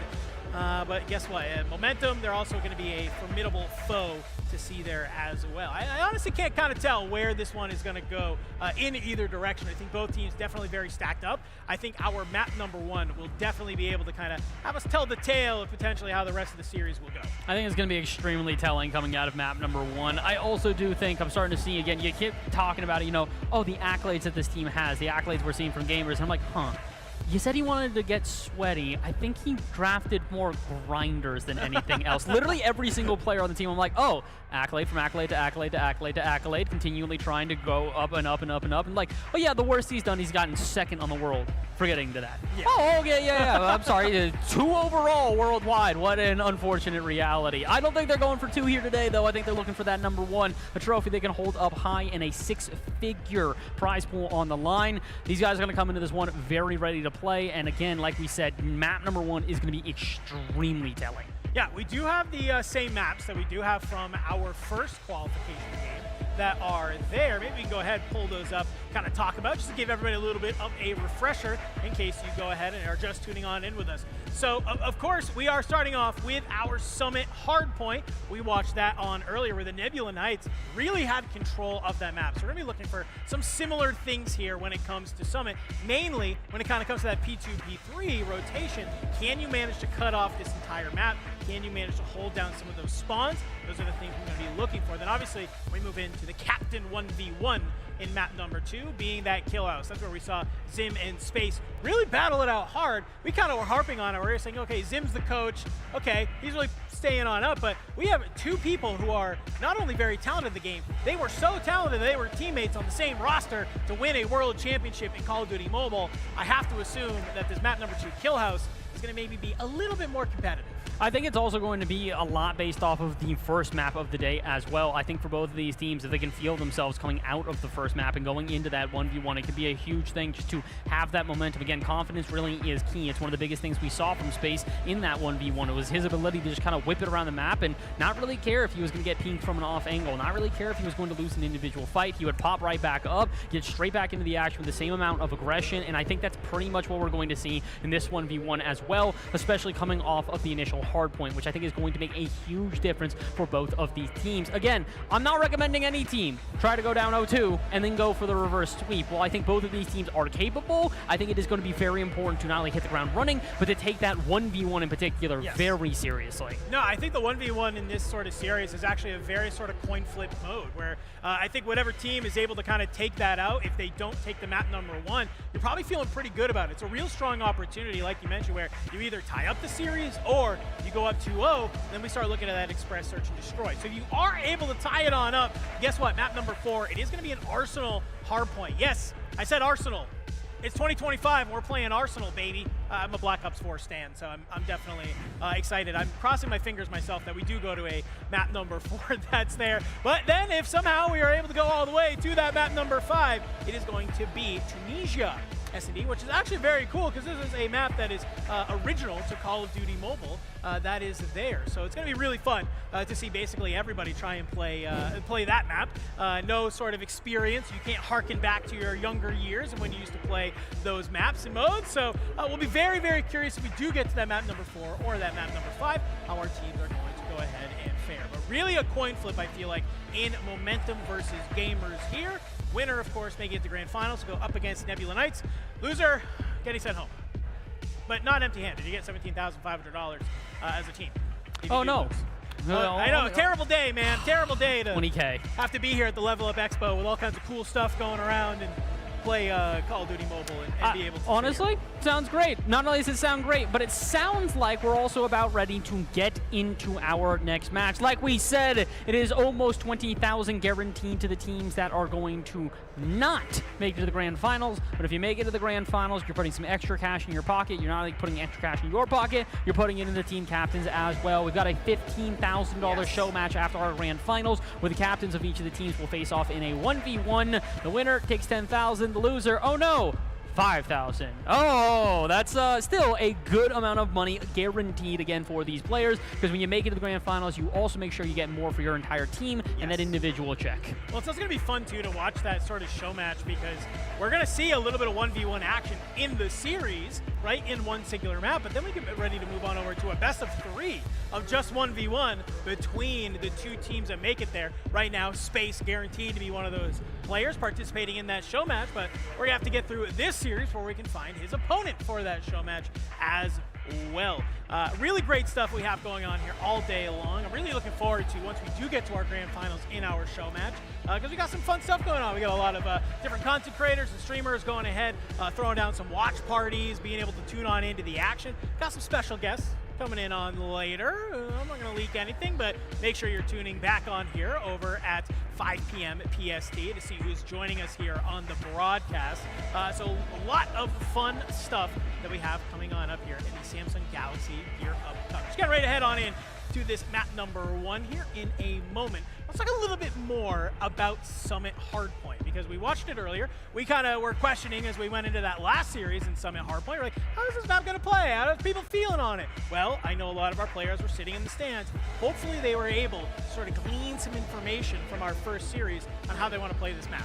I think they're going to have to. Again, we saw a lot of this. It was counterplays on counterplays throughout the entirety of that hard point, where we just saw multiple teams try to post up on point, but oftentimes go down to individual gunfights. I will admit, a lot of what we're going to watch here is going to be me kind of balancing it against what I have the expectations of, not just the Knights, but also from Space in particular. The ways that he was able to navigate around the map, able to elevate his teammates in getting those individual kills, as well as taking on points as a team through his leadership, is something I am going to be focusing on here going into our next match as well. I think it is going to be extremely important for all of these teams to make sure that they focus on their captains, kind of ride behind their captains going into these points, getting those points early, and making sure to, again, take advantage of the numbers that you have. How many times did we see a team, specifically, I think it was Notorious, who would get on, have 3 to 4 players in a hill, all of a sudden they get picked off one by one as they spread themselves far too thin. They need to be careful of that going into this first match, and I think that really goes for both of the teams at hand. Yeah, and a lot of what kind of contributed to that in that last map that we were taking a look at, it was not paying attention to the spawns. Yes. Summit is not a big map, okay? It's really easy to flip those spawns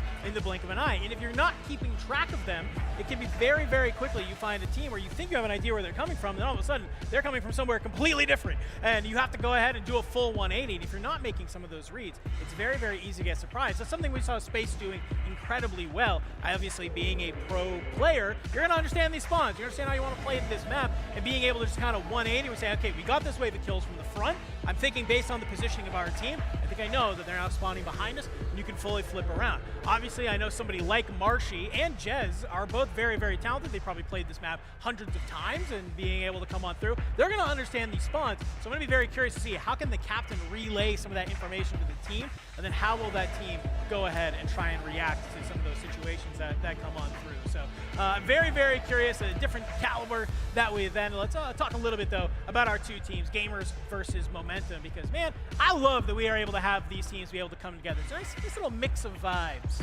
I love it. It's not only, again, a mix of vibes, but it's a mix of both, like, sort of competitive play and then just, again, that more friendly play in between here. I do wonder what the vibes are going to be between Marshy and Jez here, considering the fact that, again, teammates, both world champions. Is it going to be one of these things where it's like bad blood, you come into this and you're, you know, full ready to just like take out your, well, I guess opponent on the day? Or is it going to be more friendly vibes? No matter what, you can guarantee the two of them after this. It's bragging rights, whoever takes the win. Yeah, I tried to stoke the flames a little bit in the draft, tried to kind of poke them up a little bit. Are you excited? Do you have any like hype to want to go against your old teammate? And they're like, no, they're just really great. Like they were just so nice to each other, right? Like, and I was just like, come on, guys, be able to get riled up a little bit. This is your boy that you won a world championship with. Of course you want to be able to come in here in 2025 and be able to say, hey, yeah, I still got it, baby. Be able to come on in and take it up. Granted, probably a little bit different scenario as you're not playing alongside 4 other pros. You are playing alongside some of our fantastic Call of Duty content creators.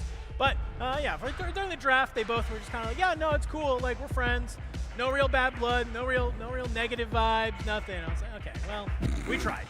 Dude, I'm the same way in every single draft show that I work on. I'm always that guy. I'm like, so, okay, now that you've said all of the nice stuff, how about some trash talk? Y'all want to start spewing some flames? And oftentimes, something about professional esports players, man, they're just very respectful. I think it's, again, being able to keep your ego in check. You kind of have to if you want to get to that level. But, man, it kind of sucks when you're in a moment like this and you're like, hey, talk about him. Just say something bad. Say something that is going to make it. Just do anything to stoke the flame a little bit. And they're like, nah, he's dope. We love him. We're trying to farm content here, and you guys are denying us that privilege and responsibility by being too nice. Lame. Anyway, lame. All right, we're coming up through. We're just waiting on one final player to hop on in that lobby, ladies and gentlemen. We are going to be diving on into map number 1 here in our second qualifier. Winner makes their way, of course, to our grand finals, taking home at least $20,000. Winner, of course, of that grand final, taking home $30,000 as a team, which is still insane that we are coming on in here at the Level Up Expo as the Samsung Galaxy Gear Up Cup, and we're throwing down $100,000, baby, for Call of Duty Mobile. It's been really cool to see everything going on around. I'm glad that we're able to be a part of it. If you're here in the crowd going ahead and locking on in for some of our players, then you can go ahead and enjoy yourself that we got going on in. And guess what? Well, the bracket, it's not the only time we're giving away money. We also have our captain show match right after the bracket. We're giving away another $15,000. I've been trying to do the math on this one, and I think, you know, caster math not usually the strong suit of the commentators in the esports scene, but I think I'm doing this one correctly, where if you are in first place, if you can take that show match at the very end, or actually, even without it, you're guaranteed at least 5 figures. If you are on the winning team as the captain, even if you lose the show match, you walk away with a total of $6,000 individually from the team prize, and then another $5,000 minimum from the show match. So, basically guaranteed, if you make it to that show match as an individual, as the captain, you're walking away with 5 figures. Which is kind of insane, man, to come on in and play a little bit of a single elimination Call of Duty Mobile bracket. A great day to be able to kind of walk away with some serious cash for you and being able to kind of lock on in and to play, of course, on our Samsung Galaxy S25 Ultra. Let's take a little bit of a look at the bracket in case you're just joining us here. We already played our first qualifier of the day where we watched the Nebula Knights go up against Team Notorious, and it was a 3-0 in that series. The Hardpoint wasn't even close. I think we can safely say that. But the 1v1, it was a little bit closer. Yeah. Zim kind of came online towards the end. Was only down about 5 kills out of the 20 that needed. Wasn't too bad. With the search and destroy, I think that's where we saw really everybody on Nebula Knights be able to lock on in and have some sort of progress, some sort of impact on their map. Being told, ladies and gentlemen, we of course have our map ready to go. As a reminder, it is Summit Hardpoint. We got Momentum taking on the Gamers. Winners looking to go up against the Nebula Knights there in that grand finals. Some real fun stuff we got coming down the pipe. I'm very excited for it. And again, I don't think we've harped too much upon the fact that it was a 3-0 in our first match. I'm hoping for a head-to-head that gets a little bit more contentious with both teams kind of going back and forth, trading blows. I don't think it's a guarantee, again, with teams that can take, pun intended, momentum early in these matchups. It's very possible that we just see another blowout. But ladies and gentlemen, everybody in the crowd, get loud, get ready. It is time for our second match here. Winner moves on to the grand final. Let's get ready to hop on in. Already, initial breakoffs. We're seeing people already make their way to those points.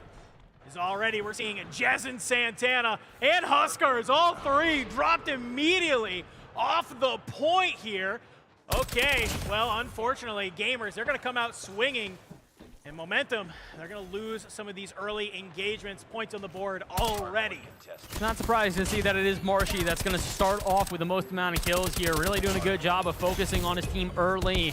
And again, not surprised to see Gamers taking the lead as well. I know we've harped a lot about the team plays, but these individual gunfights are still going to be very important in moments like this. Just being able to establish yourself early. Speaking of which, Jez goes from 0 to hero. That is 5 for him, and all of a sudden, complete momentum for Momentum.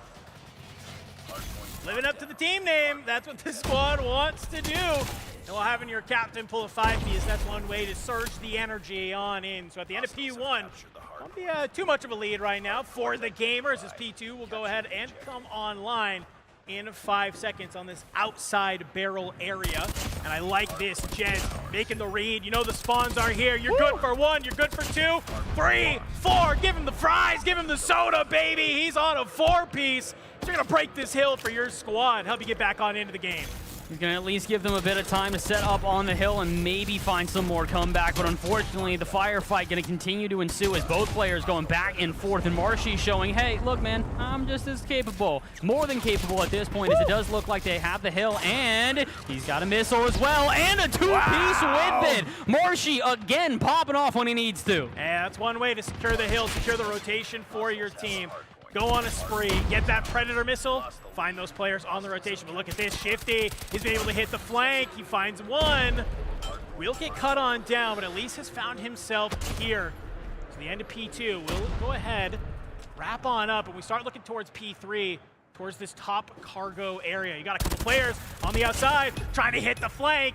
Jez makes the read, it doesn't allow you to come on through, and you actually even make the read where the next spawns are coming on through. Nixa running, a gun in hand, will get dropped, as it is Jez right now really helping the team come alive. This has been a very different Hardpoint versus what we saw in our first matchup of the day, where it felt like a very even distribution amongst the teams. And yes, we are still seeing participation from every player individually at this point, but 20 bomb already to Jez. Marshy not far behind with 14 of his own. The individual fights between the two COD pros here at this moment are just ridiculous, and it doesn't seem like it's stopping anytime soon. This time though, Shifty and Nixa actually going to be at the forefront of a couple of bullets, and it's actually Adrian who gets a couple back. All of a sudden, it feels like Gamers, as soon as I'm asking for them to come to life, everybody does. Yeah, but look at this specialist online for Aiden.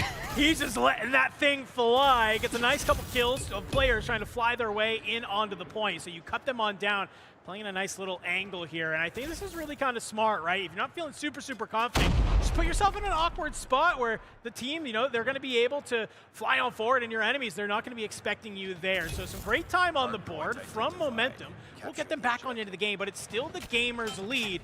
You're hopping on over towards P4. You can see the rest of Momentum. They're trying to fly their way through these top stairs. Maybe hit out from the top as a couple spawns come on through, but you are dropping like flies. But Jez on the point, the turn and burn, the triple kill will help bring it into your favor as you are starting to march for potentially your lead for the first time in this map. Turning the whole game around for his team right now. A completely stark contrast to what we saw in our first matchup of the day. By this point, we had a team that was at double digits, and not only double digits, double the amount of score of their opponent. Instead, it is Gamers and Momentum continuing to trade these hills back and forth, get points going back and forth to keep us within almost a 10-point stand. It's going to be a little bit more difficult, though, as Momentum see more players drop like flies. They do have the point, but only momentarily. Marshy, a perfectly timed nade, and a couple of kills afterwards will give it back to Gamers. Yeah, Nick's actually going to win a huge fight there to help them get onto the point as well. So we'll still continue to kind of get some of this time. P4 coming on down. We get ready to move to the second set of rotations here. I'll be curious to see with these two talented teams, who's really going to be able to learn from this. But look at this, it's Shifty, Death Machine in hand.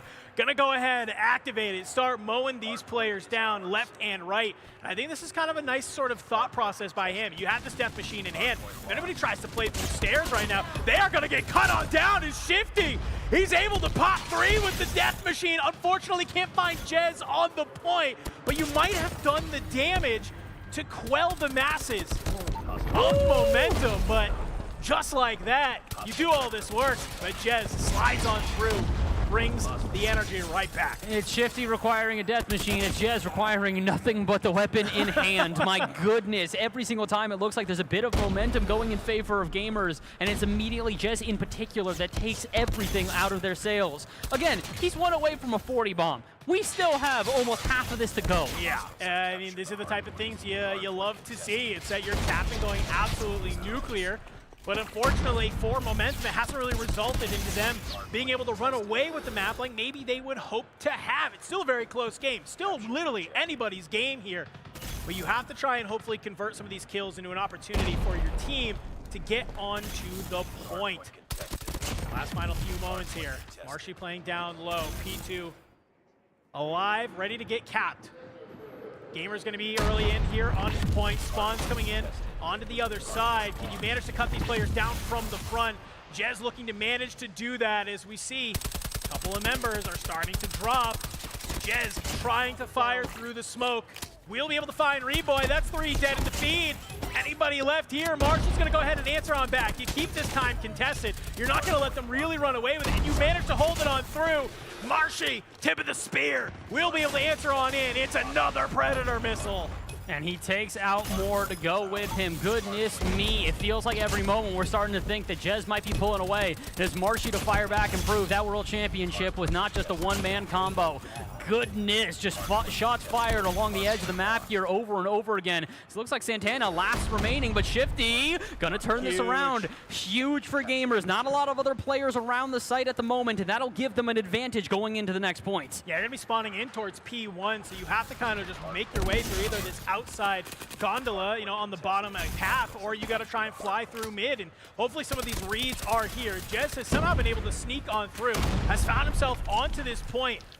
Trying to just hold a little bit of an angle, catch anybody. On the outside, though, you do get found on out from Marshy, and I believe that's all dead in the feed for Momentum. Gamers were able to answer on back.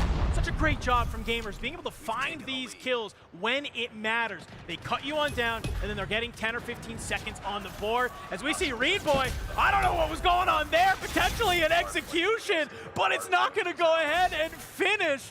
Oh my Lord, maybe a little bit confused about how that happens, but I like the finesse. I love the opportunity. I love the chaos, man. It's continuing to erupt here as both teams going back and forth trading blows, but we're starting to see a little bit more of a margin begin to grow for Gamers here.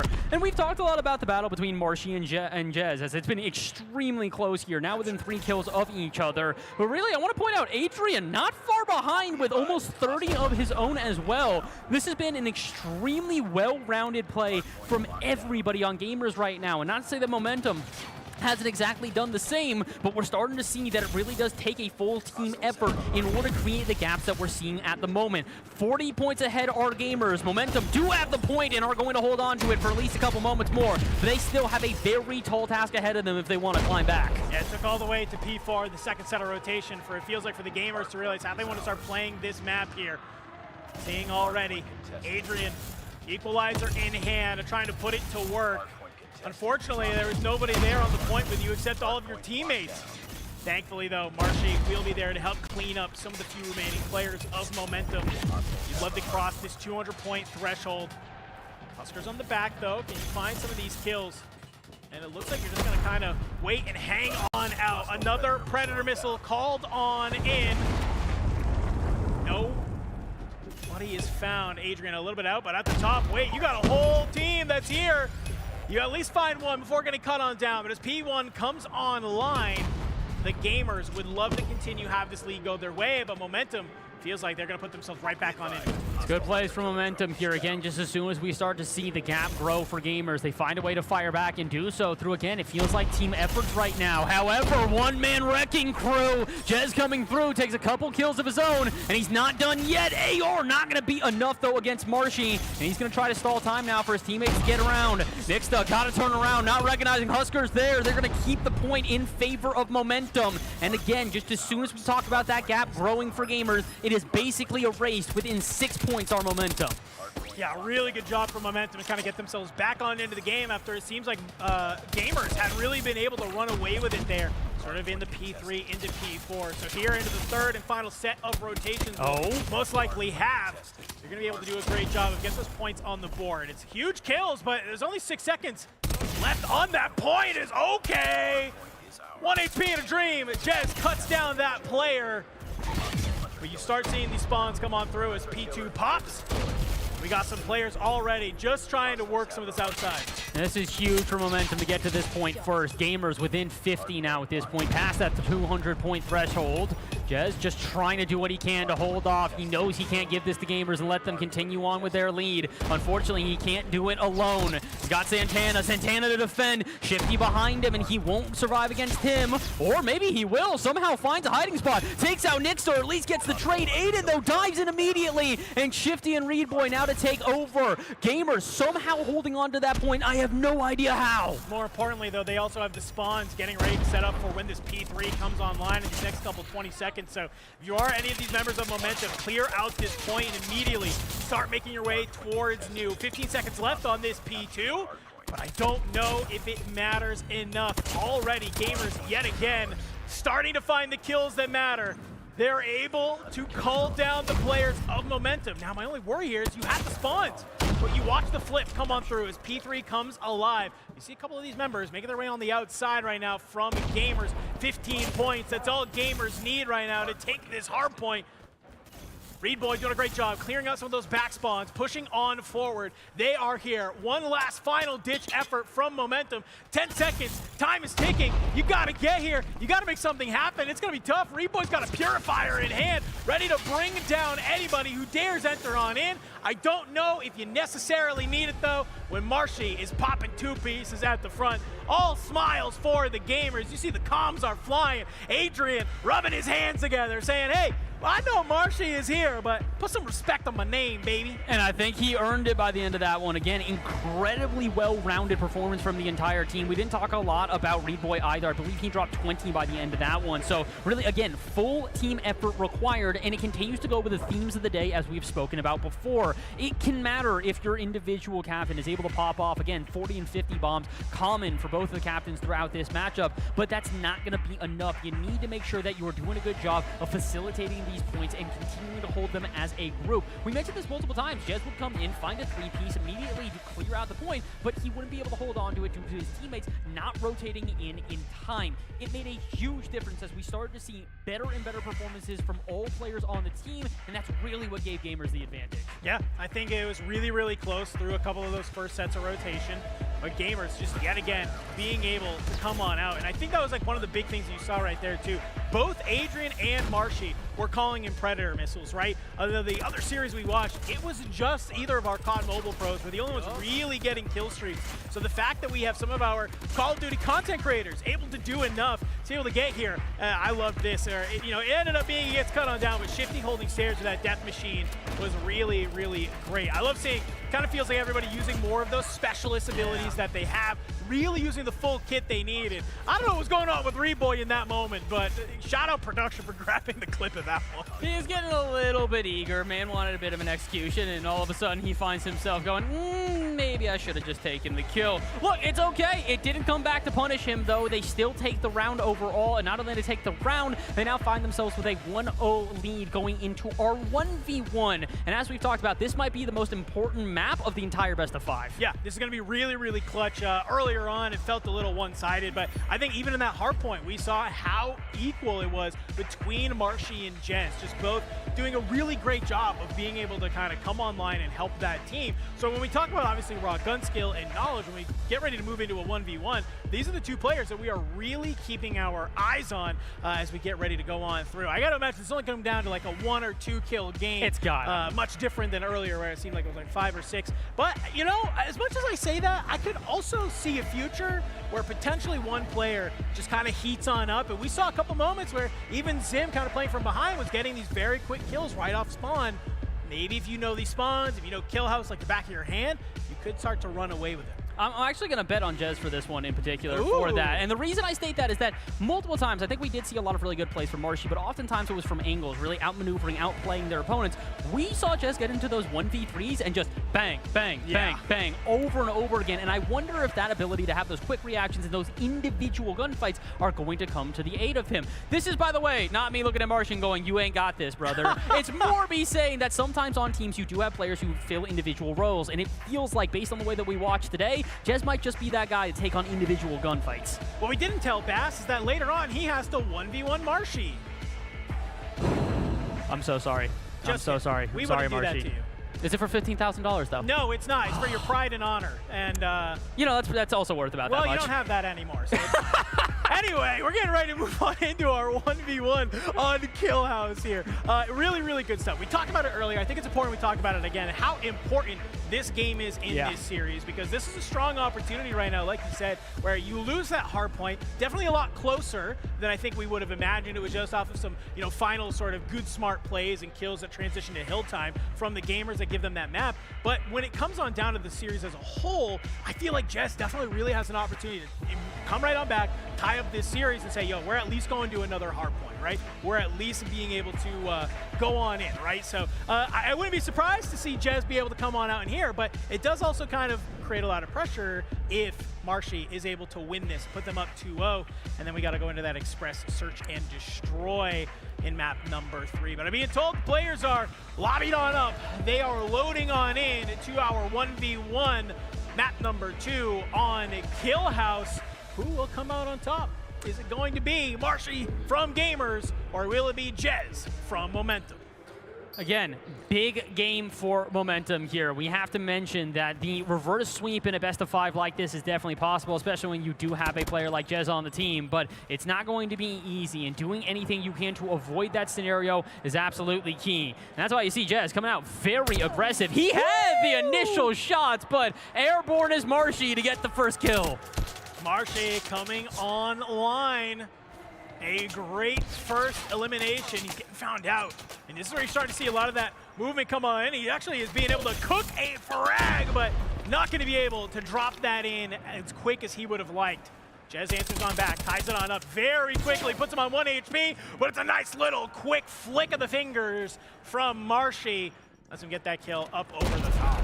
You're starting to see this, something similar that we saw in our first matchup in the 1v1. Oh my goodness, it wasn't that. It wasn't Marshy just taking one shot with mid-air. My goodness, we're going skeet shooting. No, I was going to more mention the fact that we do have the win condition always being that height advantage. Multiple times we have now seen this from both of the players where they're going to a high vantage point, just like Space did in the first 1v1 we saw. And again, Marshy going to it by a default. It's actually going to come back to bite him this time, though. No advantage, rather disadvantage, as he hurdles over the top and is not expecting Jez underneath him. He'll fire still right back. I just want to mention something here. It definitely feels like Marshy started this map with a shotgun in hand, and Jez, after getting one tapped by it just one too many times, has now also pulled out a shotgun that is here. So a little bit of respect coming on out as these players realize that they can use the movement to their advantage.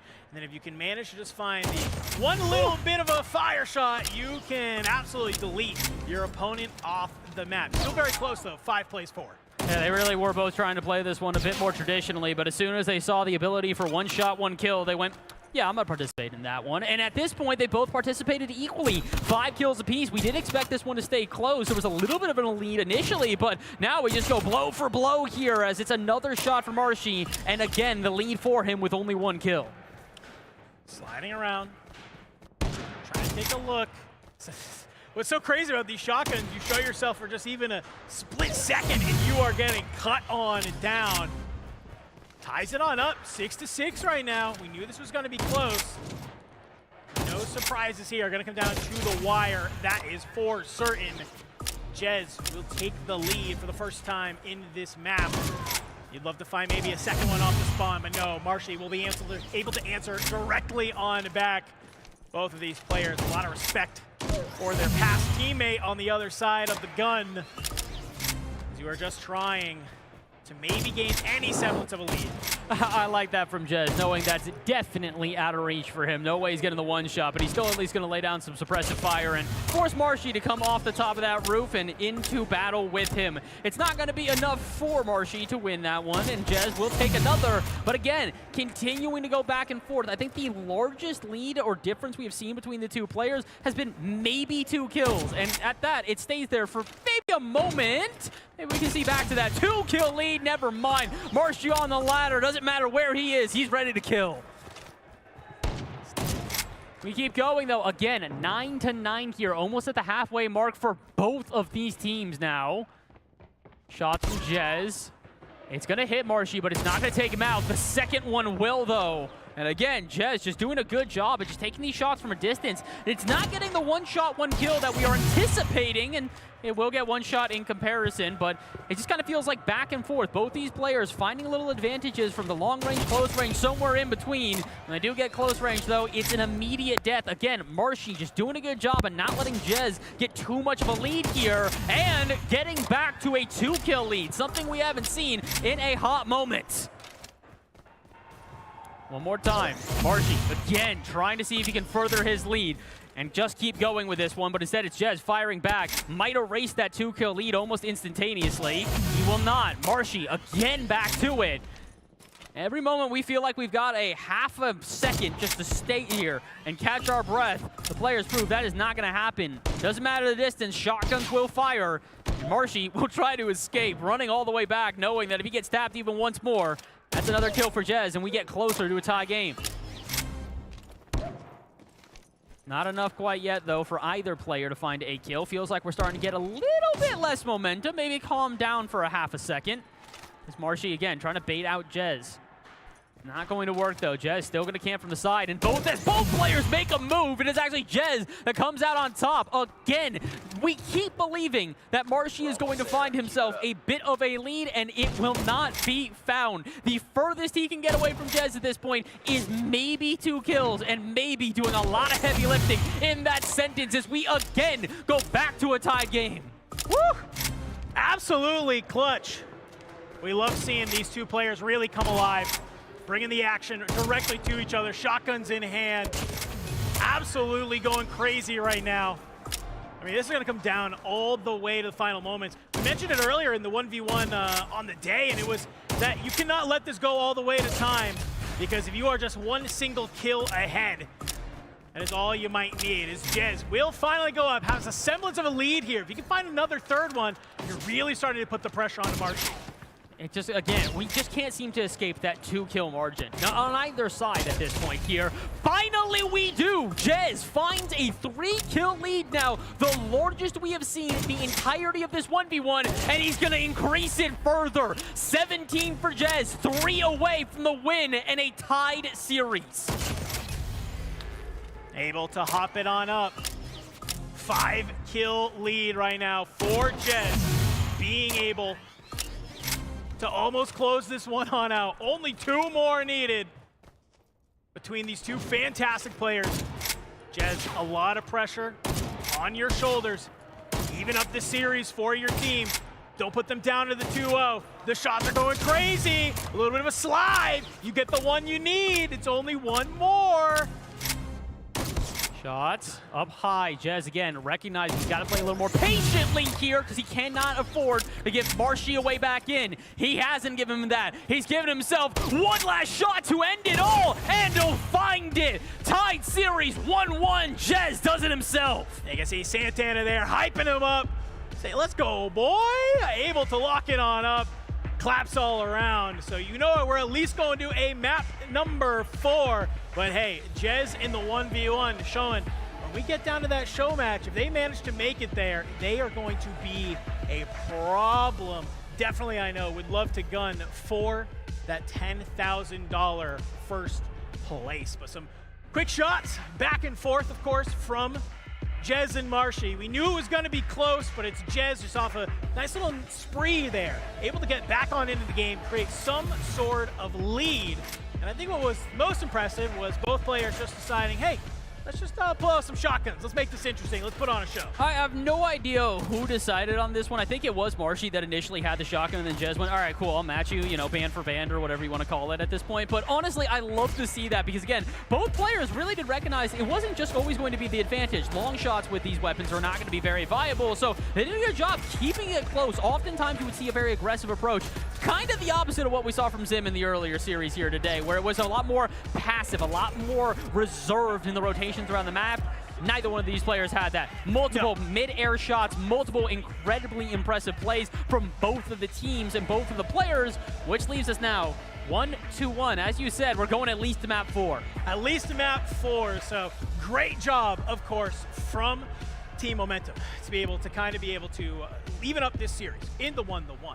Being able to look at that, of course, map number 3, Express Search and Destroy. An opportunity for them to bring the momentum to their side. Sorry, they just make it too. We've had like 5 of those, and honestly, I think that we're probably kind of low at this point. I think we could ramp it up. We can get some momentum into our momentum. We can get some better ones in there for sure. But I think, you know, it is a really kind of team energy, a team kind of opportunity to bolster your squad, because that Hardpoint was so close. You're probably a little bit heartbroken being able to not being able to clutch that one on out. And then you have your team captain put the squad on the back. You win game number 2, and now we get to push towards game number 3. Of course, being that Express, Search, and Destroy, a map that when we kind of watched our 2 squads earlier go ahead and battle it on out in, it seemed like it took a little bit, and they had some strategies, finally maybe getting some rounds on board for themselves. But I'm gonna kind of be curious which of our squads maybe has some better strategies or things to execute here in map number 3. I honestly couldn't tell you which one of the 2 is going to come into this one with momentum itself, mainly due to the fact that it did feel like such a close 1v1 that normally, I think if you would come out of like the last matchup that we had, you know, again, Zim's team probably a little bit like, okay,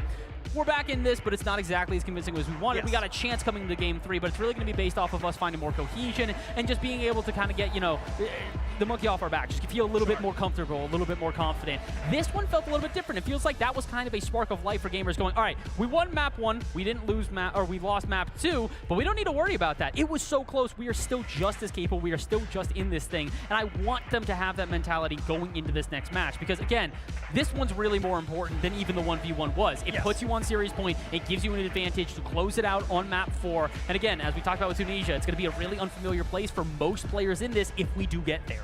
Yeah, no, I mean, this is a huge sort of swing map that we say here, right? Obviously, I think what has in the back of my mind is that when we talked about the Hardpoint or watched it earlier, when it came to team cohesion, when it came to the team ability to kind of come online, gamers, they were a lot more as a unit. We saw Adrian popping off. We saw Shifty popping off. A lot of members of Team Gamers were finding their footing. We're doing a great job of finding their impact here on the map. So yes, of course, Jez able to come on out in the 1v1, fantastic, but you're not going to bring your team with you to try and win some of these maps as we get ready to move on through, because it's not just all about you anymore. Obviously, a couple of these members on Gamers are starting to shoot back. It's not just our Call of Duty Mobile Pro running the show right now. Adrian coming alive, Shifty coming alive, Predator missiles getting called in. We're seeing specialists get popped a couple times a game, which means that you're usually doing pretty good if you're able to do that. So I think if you are Momentum, yes, hopefully you're locking on in as a squad for this Express Search and Destroy, and you have some ideas of how you want to play this map. You have to make sure you have a strategy, especially going into these last couple of maps where things are going to get even more unfamiliar for players as we continue on here. It really is going to be the captains making sure to put not only everybody in the backpack, but to make sure they got their snacks, they got their water, they're feeling comfortable, they're feeling okay, because as the pressure gets higher and higher in these matches, it's going to affect these players. I think for a lot of the previous pros, current pros, the players that are on these teams, it is not necessarily going to be an unfamiliar feeling. As the day goes on, as the esports event gets closer and closer to its culmination, you find yourself with more pressure against you and starting to buckle underneath that pressure a little bit. So I look to these pros now, look at the content creators they have on their team and go, hey, I got you. Keep yourself calm, make sure you're playing normally, and we can win this thing. Because it may not seem like that much pressure, but I promise you, get into the lights that we got around us, get onto a stage like that with an audience in front of you, and you will feel that pressure 100% of the time. When the lights are bright, who can manage to come on out? Who can shine? Other than you bring up, because something we kind of overlooked, the LAN experience. Yep. That might actually come into play here, right? Like I said, we're playing here at the Level Up Expo. There's tons of stuff going around. You're playing in front of a crowd that's here. You got lights on you. You're locked on into your booth. You have to be able to kind of be able to succumb or not succumb to that pressure and be able to rise to the occasion. But guess what? I think it's time to rise to the occasion here. In map number 3, our Express Search and Destroy. Players are loading on in right now. Will the gamers be able to answer on back and put us on series point, or will Momentum live up to their name and be able to move on into that Arsenal hardpoint in map number 4? Feeling confident. Let's get it started here, ladies and gentlemen.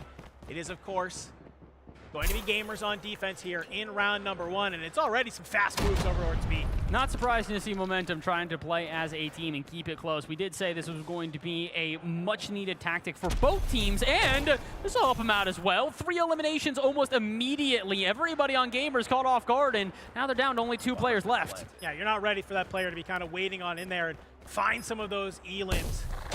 Adrian and Marshy will both get cut on down just like that. Round number 1, 2 Momentum here. Very quickly deciding that. They'll move on over to the offense now, so I think this is the real decider. If they can continue to do what they've been doing on offense right now, have a little bit of a strategy, it'll be kind of fun. And oh my God! Okay, Jez. Okay, all right. I'm going to say that Momentum, did keep their momentum from the 1v1. Yeah. Jez, what on earth, brother? Just taking a Hail Mary shot, and I guess it's not a Hail Mary if you actually know where they are. I guess that's just practice? I mean, you're getting put in a montage. That's what that is. You're getting put on in a montage. There's a piece of short form media coming out saying, hey, I quick scoped this guy in a $100,000 Call of Duty mobile tournament. That's exactly what it is. We saw Iceman Isaac pull out the Tundra in the last game. Had some mild success with it. Well, the only person you want having a sniper on your team is probably going to be your Call of Duty Mobile Pro. So we're already seeing some early picks go on through. But we get down into this round, into a 2v2 right now. And gamers, they're kind of starting to work this together. Santana, he's kind of making a big wrap on the outside, trying to clear it, but you're leaving your teammate all alone on the point. Still 30 seconds, plenty of opportunity to wait on through here. Does Santana, do you hit a timing? Do you find any of these players? No, it's Marshy, just waiting inside Ticket.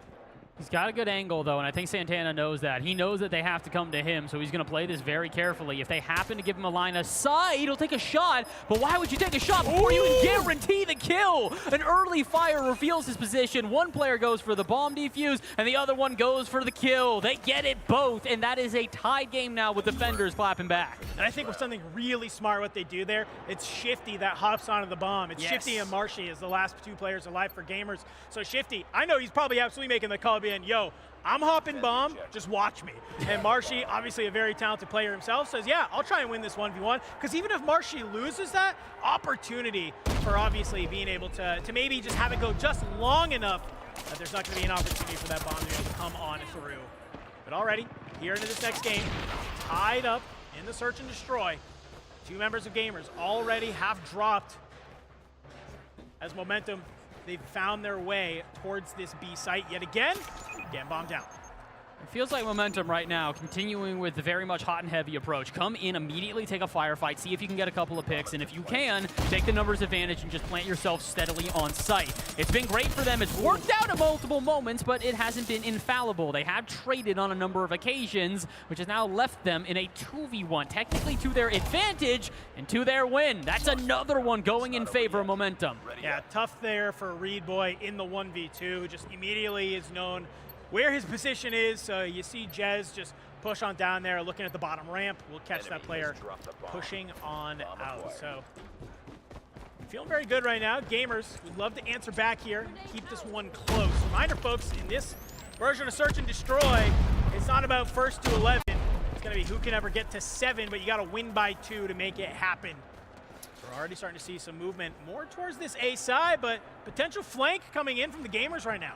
Kind of feels like we might actually get to that overtime with the way the Momentum continues to flip-flop back and forth, both in the games and in the kills. That's trade for trade for trade for trade, and Marshy might be the next victim. Jez knows where he is and is expecting a rotation through. He wasn't expecting a player from behind, or maybe 2 of them. Wow. It takes 2, but Nixta will get the kill and the tie yet again. Huge moment right there for the gamers to get back on in. You go down 3-1, it's going to be a little bit tough, right? You're looking at your team, you're saying, hey, we still have 2 rounds, we got to claw this on back through. No, you tie it on up, you keep it 2-2. You are not going to make it easy for Momentum. And look at that! It's some pre-nades, it's some shots already coming on out as we are watching just the members of Gamers drop like flies around us. Not even a real opportunity to have any sort of setup. Was that a 4-piece for Jez with Probably. a collateral at the beginning? Yeah. I cannot wait to watch back the replays on that one, because that means that's the second time he's not only gotten a kill through the box, he gets 2 players in 1 round, potentially with 1 bullet. So, yeah, Jez definitely feeling himself post 1v1. He has kept Momentum not only close in these games, but has been an incredible factor both individually and as a team player. Aiden doesn't want to be left out of that conversation, though. Again, Momentum quick to the point, quick to the kills. Already 3 dead, 4 gamers. It just feels like they have no opportunity to win any of these fights and really kind of push it into their favor. It's just you're losing all your gunfights immediately into a round, and you're constantly putting your teammates in these 2v3, 2v4 situations. It's Marshy and Shifty, last 2 members alive yet again from Gamers. Last time they were the only 2 players alive. It was a 2v1, but it's a 2v4 right now. Much bigger task here. Bomb will get planted at A, and I think when you have 4 members up, this is the right call. You can spread a lot of space right now here, cut some of these players off, and I like this. Play 2 by 2, get some of this info if you need it. It's a fight on the outside. It's Marshy. He gets some of the immediate shots onto Huskers, cuts him on down. We'll go ahead, back on up. He's trying to be able to take this fight. Your teammates on the other side, you have a real opportunity to sandwich this bomb site to try and come alive, and Marshy is just ducking. Somehow does not die to those first initial shots. Jumps back on up, gets the turn and burn, jumping on down. Will get found on out though. Shifty is here, trying to defuse the bomb. It's just not enough. 2v4, that got very dicey very quickly. I think we're coming back to a similar phrase we talked about once. Fool me once, shame on me. Fool me twice, I'm not getting fooled again. Jez knew exactly what was going on. He saw Marshy take the initial contact and went, okay, that means Shifty's alive and already defusing the bomb. He gets the kill, immediately rotates the site, and immediately gets the kill to prevent the defuse. Well played from Momentum again. Really using strategic approach in this game, combined with just straight up being able to kill anybody within the blink of an eye. And you can see right now onto the offense, the Gamers, it's a full push on over towards A, playing on this outside. Marshy wants to get this early contact, get this early engagement, tries to go for the reload. The shots, the hip fires are there. He's going to be able to find Aiden, that's huge, but unfortunately, you're losing your teammates left and right. And just like that, blink of an eye, it was a full setup, trying to get bombed down here at A, and Marshy is the only one left alive, trying to bring it on back for the team. We almost did in the last round, potentially could do it here again. Finds one, just not gonna be enough. 5-2 right now from Momentum.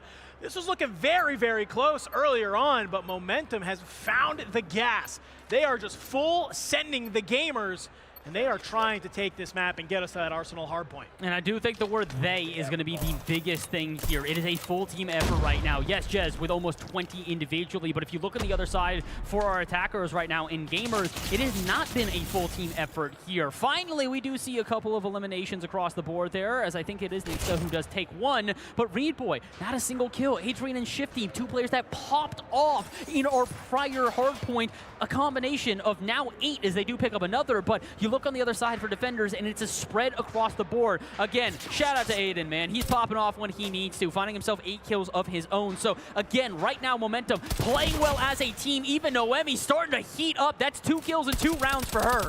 Hey, you found that's a huge one. But Shifty will answer on back with 2 kills of his own. Jez trying to play alongside this top train side. 1v1. Shifty, the Warzone champion, going against Jez, the Call of Duty Mobile champion.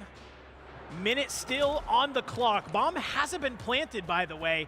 Shifty trying to make his way around. We might have a little bit of a clash here. Jez makes the read, locks it on in, puts us on map point. And I think he saw him the entire way through. I think with the sniper in hand, he saw just a glimpse of him running across. And again, for a player that has probably played this map a lot, that is confident on COD Mobile, he went, yeah, I know exactly where this dude is rotating. Didn't think twice, got immediately to that bridge, takes the shot, and he immediately gets the kill. 2-6, it was 2-2 not that long ago. And momentum, again, we're going to start leaning into these pumps for a reason. The momentum is on their side. Pendulum swinging back their way, that is for certain. It's this full A hit yet again from the Gamers. It wasn't very successful in the last time. Maybe feeling like they can make it happen here. Nade up into the window for Huskers. He's actually going to go ahead and get the turn onto Shifty. That's a huge kill. Coming out of Jordan, you can see Noemi playing on that outside. Bomb will get planted. Huskers flies on through. I think there's a player behind him. I think they got naded. Who just doesn't manage to find that kill. Yeah, I think they get naded on out of there. Pistol in hand. Jez surges on forward, and just like that, it was a good setup.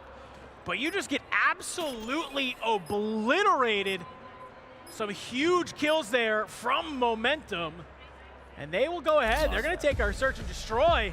7-2.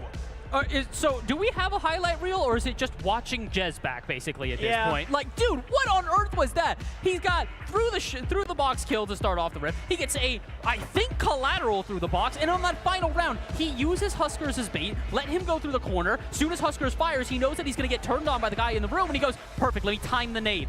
Times it perfectly. Player gone, nobody left on site, and somehow, some way, again, game one was very close, but it felt like Gamers were pulling away. Yeah. Since then, it has been all momentum. Yeah, I mean, Search and Destroy, it's a game mode that you can make that happen with, right? I mean, if you know how to play this, if you know how to make these reads, it's great. And that's some COD knowledge, knowing that you can still, in the year of our Lord 2025, wall bang that box on Express Search and Destroy, right? You love seeing that come on through. But yeah, I mean, it's just these early rounds, it was a flurry of blows, right? It was back to back. We get it to this 2-2, and we're like, okay, we know this is going to be very great, but it's literally from this round forward that we start seeing Momentum just absolutely pull away with it. Felt like too many rounds where Gamers left in a man-down situation. A lot of first bloods for Momentum that really went their way and just absolutely let them run the rest of this map. I mean, this was not even close for these last 5 rounds. This was just all Momentum quelling the action of Gamers. That was a little bit filthy in multiple moments. I'm glad we got to watch back the shot through the box. You could tell he knew exactly where he was going to be. Nails it perfectly, and not only does he do that, but he continues on with the unbelievable streak he has had. I think he dropped 50 in our first map. He drops 20 in the second in the 1v1, and then he does, I think, either 20 or 30 again. He is on track. Actually, no, I think he's already passed the 100 kill mark. Probably. Through 3 maps. Through 3 maps. I mean, he's shooting. Guy is shooting. that is for certain. But wow, Express Search and Destroy. I think we thought it was going to be a lot closer than that one, given how some of the other maps went. But wow, the Search and Destroy, Momentum able to run away with it. But we are about to ready to head on into an Arsenal Hardpoint. And that's something we have to talk about, because it was the Gamers in map number 1 who really kind of were able to find their footing. But kind of what has me worried a little bit, that Gamers weren't really able to pull away in that game until basically that final rotation of hills, right? It was very, very close. It was neck and neck all the way through. Just a couple of those moments where basically they get some crucial kills that just doesn't allow Momentum to get in on the point and get in any of that time, right? So I think when we come on down here into this hard point, I definitely don't think we can count Momentum out, because they were close in that first hard point. They're coming in with a lot of momentum and are ready to try and take this map 4, win it in a 3-1 to make it to our grand finals. I kind of feel, so I want to get your take on this one, because again, you are the expert far and away, my sensei here who's got all the insight.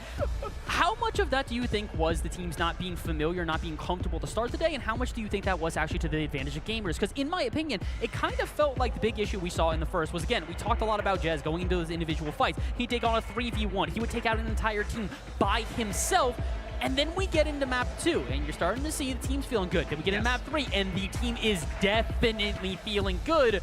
I feel like that's going to be a problem for Gamers, where they were able to take those larger fights. How much of that do you think was them taking those larger fights just because they weren't having their opponents warmed up yet? Yeah, I think that's definitely like something to super bring on into it, because yeah, if you're coming on in, everybody's shaking off the jitters, right? You're just trying to figure out how you want to play. But I think what I'm going to look at is that Search and Destroy. and there was a lot of different members of Momentum were finding themselves in positions to get those huge kills that won them a lot of those rounds and really kind of let them run away with it. So it almost feels like maybe some of the key players on Momentum have finally managed to kind of wake on up. They're feeling better on the Samsung Galaxy S25 Ultra that they're playing on, just feeling a lot more comfortable with the game in general. So I think it's going to be a little bit of a different story between the first Hardpoint and this one. If you are gamers, you know, you have to be able to understand, like, okay, what let us win that first Hardpoint, given it was so close for so long of that map, and it was being able to find those kills, convert it into hill time, and be able to take that map. But we are getting ready to head on in, ladies and gentlemen.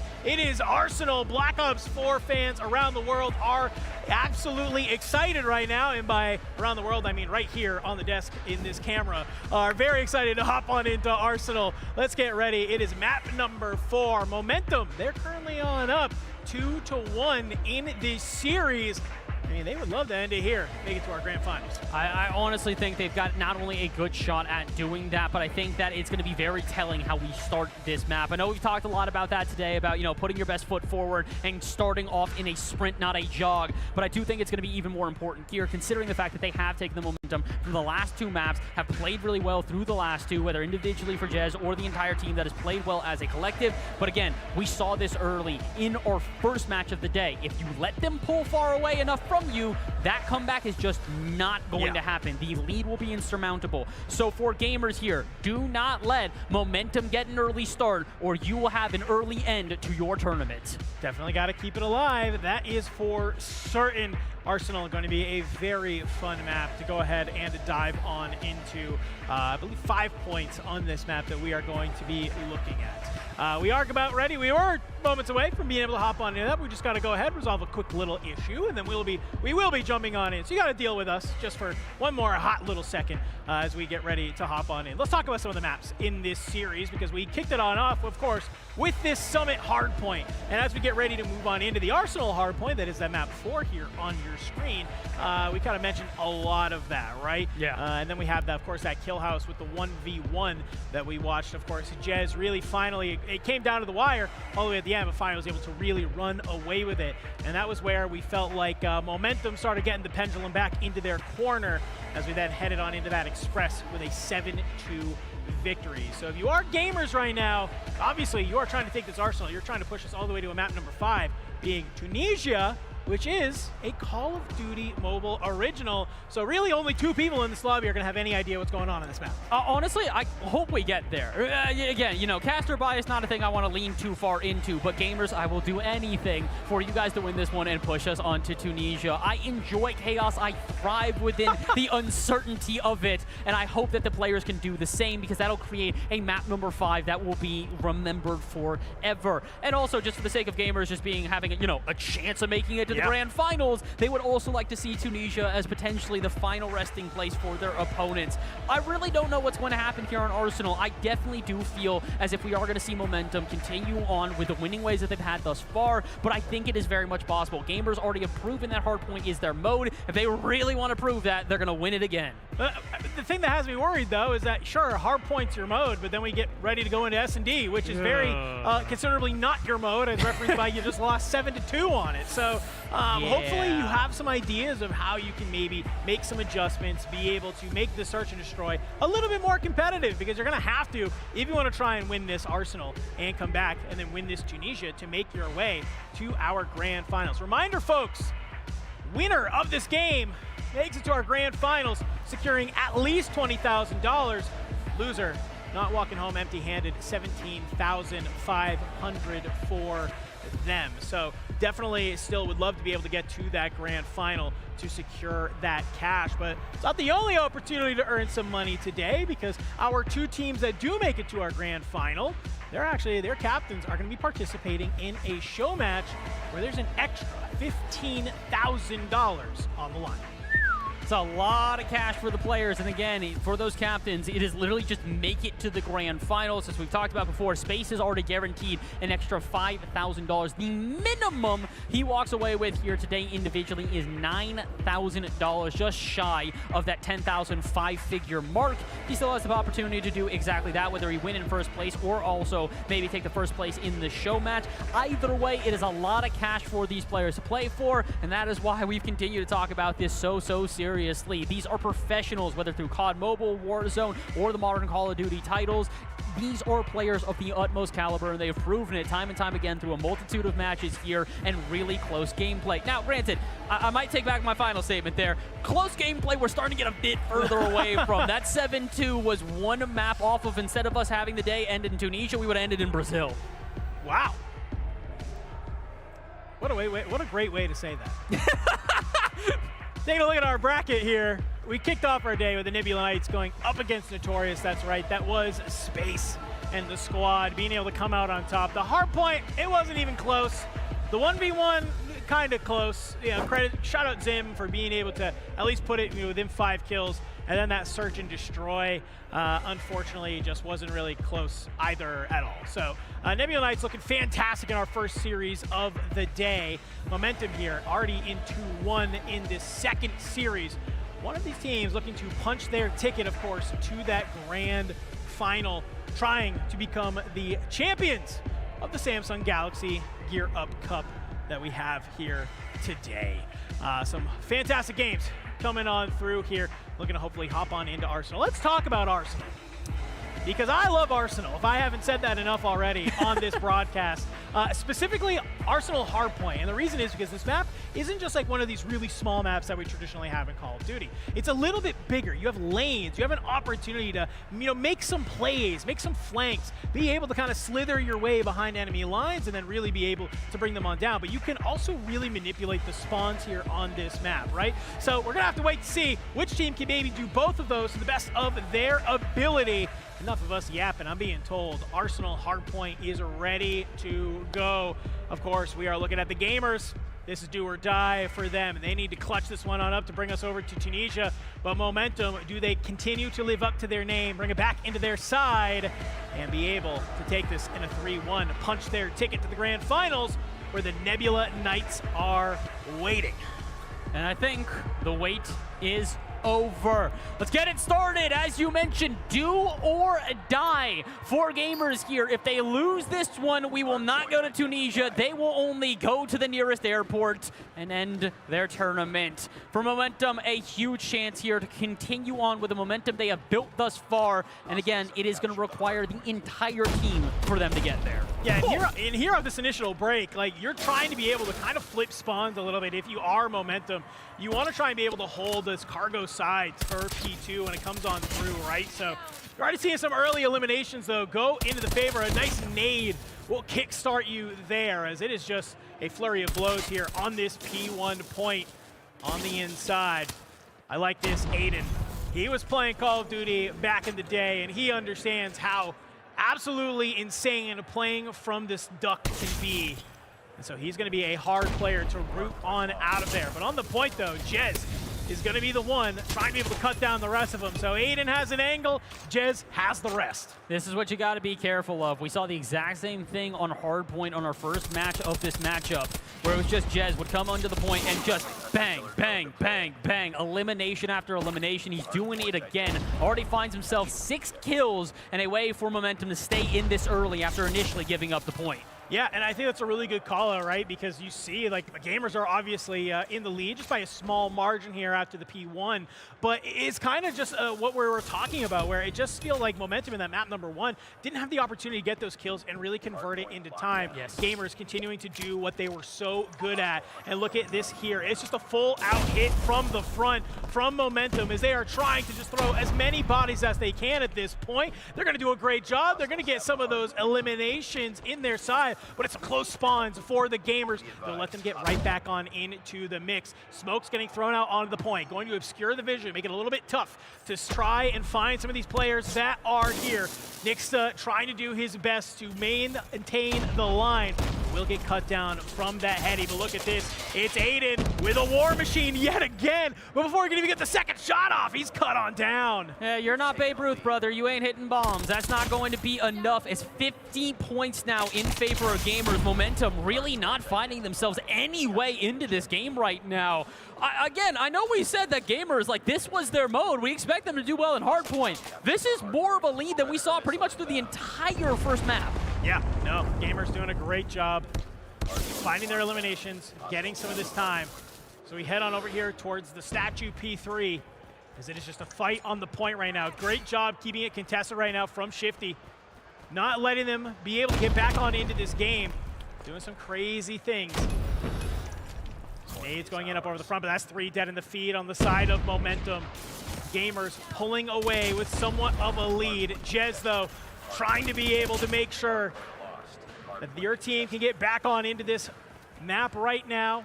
Still down 30 points, but there's definitely been worse leads that have been brought back on. It kind of feels like right now we are seeing Gamers, as it looks like Marshy now going to try and show Aiden what it means to hold a grenade launcher in hand. A couple of kills for him. He will go down for it, but that's the point I kind of wanted to bring up, is we are seeing a lot of trading right now, and I feel like that is an advantage to Gamers. In comparison to before, where we talked about Momentum, especially in S&D, where they would have those streaks where they would kill a couple people, the trades are more valuable here, because you're making sure that you're stalling Momentum, you're making sure players can rotate around the map, and that's why it feels like Gamers are getting to these points first. Yes, a player may die, but in the meantime, while those players are trading, they're using the rest of their players to rotate onto the point, gain themselves point, and further their lead. Again, it has not gone under a 40-point lead in what feels like forever. No, it hasn't, and Gamers doing a great job of, they read this spawn flip that comes on through from Momentum. They turn their sights back around towards the outside and are trying to just hold the line right now. Shifty drops a nade at his feet, trying to hopefully catch somebody on that ladder hop-up. Nobody's home just yet. In the corner, though, it's going to be Aiden. Surges on forward. We'll get that first blood. Already 3 dead in the feed for Gamers. Momentum will answer on back.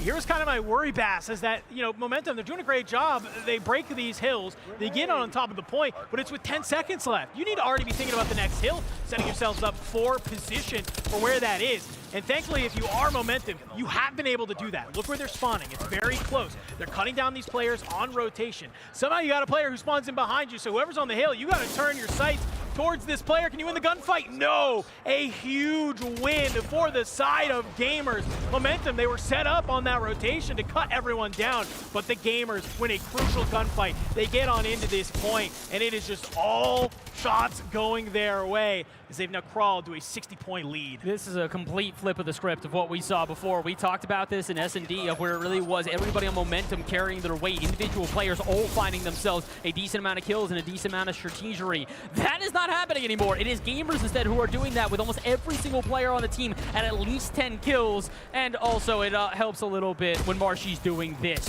33 individually. He is doing everything in his power to not only make sure this team gets kills, but that the opponents stay down and do not find a way to rotate onto any of these points. Yeah, Marshy with the war machine is definitely a little bit scary. Shifty will get caught on down, but thankfully the rest of the team is pushing on forward. A couple seconds left on this hill. We go to the second set of rotations. P1 on this inside. He'll go ahead and pop. We saw Momentum doing a great job of keep this one mixy, but it's a 100-point lead right now for the Gamers. As they would love this second set of rotations to be where this map ends and they tie up the series. Gotta make it happen first, though. Already members of Momentum being able to push on in, find some of these kills, but just, you mentioned it earlier, it's all about the trades, and for right now, Gamers are just doing such a better job of getting these trades and being the team with the last man standing. It's these anchor players. They just keep on the point. They do not allow Momentum to find an uncontested point. Yeah, a player will go down here or there, but if they want to try and rush the point, if they want to try and flip this, they need to make sure they get rid of that last player, and whoever the last player is for Gamers has held it down every single time. Man, I hate to keep bringing up the word Momentum, but it continues to flip here. Again, this was a by far narrower margin in our first hard point of this matchup. Now we get to our second hard point, our fourth map, and it's looking like we're going to 5 if Momentum can't change something. Yeah, you need to really take advantage of some of these money hills, and it's definitely possible. They're winning the gunfights. It's just you have to have your timing be a little bit better. P2 will come online. It's close spawns for all of Gamers. Now a couple members of Momentum. I might be able to hit a nice little timing here onto the point. Do you manage to find some of these kills from the top? Not able to hold it on in. Right now, Gamers will make this mixy. Nade Boy, it's been a huge kill for him, but I like this. We're seeing nades, everything get committed to this point. But look at Aiden, he's good for 2 onto the side. He might be even good for more. Around the corner, there's another. Can you find one more? No, you can't. Aiden, though, does the damage that you need, but it's still just Gamers getting these close spawns, and they are just flying at this point. But you are just getting cut down left and right. Momentum doing a great job. They're starting to bring this one back on in. It's still an 80-point deficit, but if you manage to stick on these points, if you manage to get some of this time underneath your belt, you're going to be feeling very, very good. This would be one hell of a comeback if they somehow manage it, but it is still a long way to go. I do like this, though. We're starting to see individual players pop off when they need to. We talked about Huskers, Aiden, Santana, Noemi, having to make sure they get those streak of kills when they are available. It's what allows the team to get the numbers advantage and stop going into these one-on-one straggler scenarios where it feels like repeatedly Gamers take the win. The problem is the point is switched, and they are not nearly as prepared on the next one. It is early, Gamers to get to it, and they are narrowing in on that 200-point mark. Yeah, it was Marshy with a War Machine that comes online and activates, and he just absolutely cuts down 4 members of the Gamers. We even saw a Death Machine on the side of Huskers. He was going off in the kill feed with that, but he gets stopped very, very quickly. You see Marshy just trying to hold this cut. Not able to win that fight. Player still left at 1 HP in a dream. It's Jez, and he will fly on forward. Tries to cut down some of these players coming in from the window side. Both teams just banging out this hill directly from the front. Aiden, the shots are there, but they won't manage to connect as Gamers go up across the 200-point threshold. Still a 100-point lead for them. Momentum, they've shown some signs of life. They've shown that they can get themselves back on into this game, but you have to play almost exactly flawless for the rest of this map, I think, if you do want to manage to take this on home and, well, not go to an S&D. I mean, we talked about this. Again, it's one of these issues where you can play well throughout a 5-minute period, but if for 4 of those minutes you're just getting stomped down, that final minute does not really matter. And that's what we're seeing here. We warned about it coming into the map, that you cannot allow these leads to grow too large, because if you do, the comeback is just going to be insurmountable. And I think we're seeing similar here for Momentum. They're contesting these points well. They're finding kills here or there. Jez going on 2, 3 almost of his own to Shifty to end it. But the problem becomes, again, 30 points now. Gamers, if they even find a handful more of points, it will be difficult for Momentum to ever stifle them again. Well, you can even see on the top of your screen there, too, there's still this clock that's running on down as well. So if you are the Gamers, you can literally play this where you just play the game of keeping Momentum off the point. You just let this clock roll on down. So you either get the 30 seconds to march you to 250, or you just let these last final moments tick on out either way. It looks like for now they are going to go ahead and sit into that point. They'll be 20 points away from taking this map. Next point will go ahead and spawn up. Momentum looking to try and activate off of this, but the Gamers, they are here. You need to win these engagements if you are the Gamers, if you want to try and lock this one on in. Oh, and here comes a Predator missile from Momentum! Oh my God, and you come out of it! For the 3rd! Do you find a 4th? You might be able to, but Marshy, War Machine activated, absolutely deletes the members of Momentum. Answers back to Jez's play, and this is just Marshy going insane. Oh, get it, get it, get it! He's able to get there! A triple kill with the Predator missile! Marshy putting on a montage for us here in map number 4. Wants to get to that game 5. Will not go down without a fight. Oh my Marshy. That man said, hey, you know what's better than a 3-piece? 2 of them. 2 different weapons. Doesn't matter how he's got to do it. He is making sure, Gamers, you can throw away as many of these final points as you want. Marshy's going to get you to the promised land, and that might just be map 5. If they can get 3 more points, make it 2, make it not 1. Somehow Momentum hold them off, and with only a 2-point gap remaining, they are still in this thing. I mean, your Momentum right now, you're looking at this, and you have 140 points, or you got to come back on in. Sorry, math isn't my forte, but 90 rather, to try and come back on in. It's still not going to be enough. The Gamers, with Marshy going insane. Look at this. They're trying to gas him up, and he's just locked on in. He's like, wait, let me get a screenshot of this real quick. This isn't going on the timeline. Let me go ahead. Let me snag that on him. You can see Adrian hyped, bringing the energy. Shifty, I know he's electric right now. Reedboy and Nixta, they had their moments in that map as well to come online. Feeling good. Looks like the team is happy. The comms are there. Well, you're going to need them as we get ready to move on in to our game number 5, because the last time we were on Search and Destroy, it did not look great for your team. Yeah, and I think that's why Marshy's not taking too much time to celebrate here. He knows that, yeah, we might have been able to win the hard point, but we've won both of the hard points thus far, so our toughest task is ahead of them. Especially considering, again, you have to look at the last S&D and recognize the fact that they started off really well. It was 2-2. It was a very close map, and then all of a sudden you saw everyone in Momentum just pull away with it. And I think that's why he's going to stay locked in on this one. He cannot allow his team to get shaken up. A win is great. Winning the match, a heck of a lot better. Yeah. Some great moments, though, all game long that we saw on this Arsenal Hardpoint. Definitely did not disappoint at all. I know the score line makes it look like a stomp, but it definitely wasn't. And it was a couple of moments through there where we saw each team have some huge plays. Predator missile, double kill into a solid one. But yeah, this ending from Marshy was absolutely insane. It's just the war machine going crazy.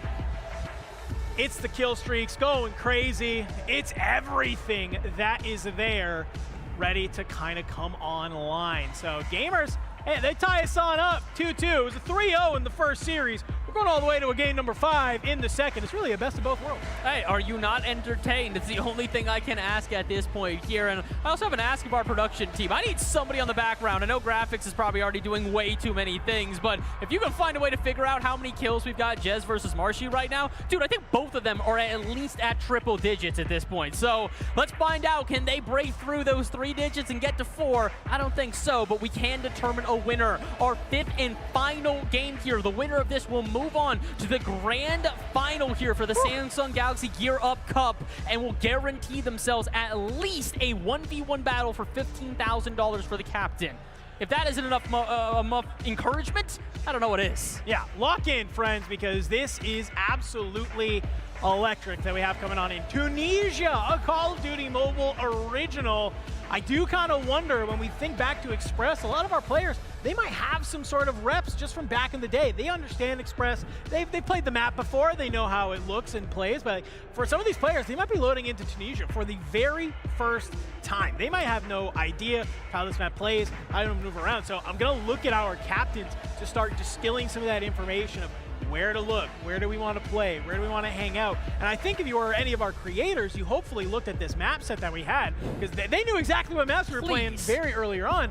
I hope you at least loaded up into a custom game on Tunisia to be able to at least get a feel for the map, be able to see what's there, how do you want to hold on in. But let's get it started, folks. We are hopping right on in. Search and Destroy on Tunisia. Gamers versus Momentum. Winner making it to grand finals.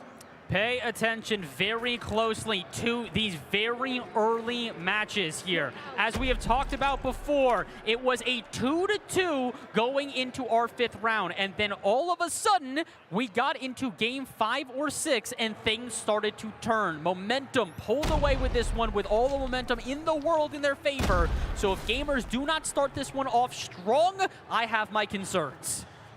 Yeah, it's definitely a good call out. You see these bomb sites just completely opposite ends of the map. You have somebody on the flank right now from the gamers. 2 members do get found out from Momentum. But you might have a timing here. Adrian, you might have an opportunity. Drops on down, the shots are there, but you're not able to finish the kill. Thankfully, Reedboy follows you on up, finds another one, 2v1, but it's Jez against Reedboy and Shifty.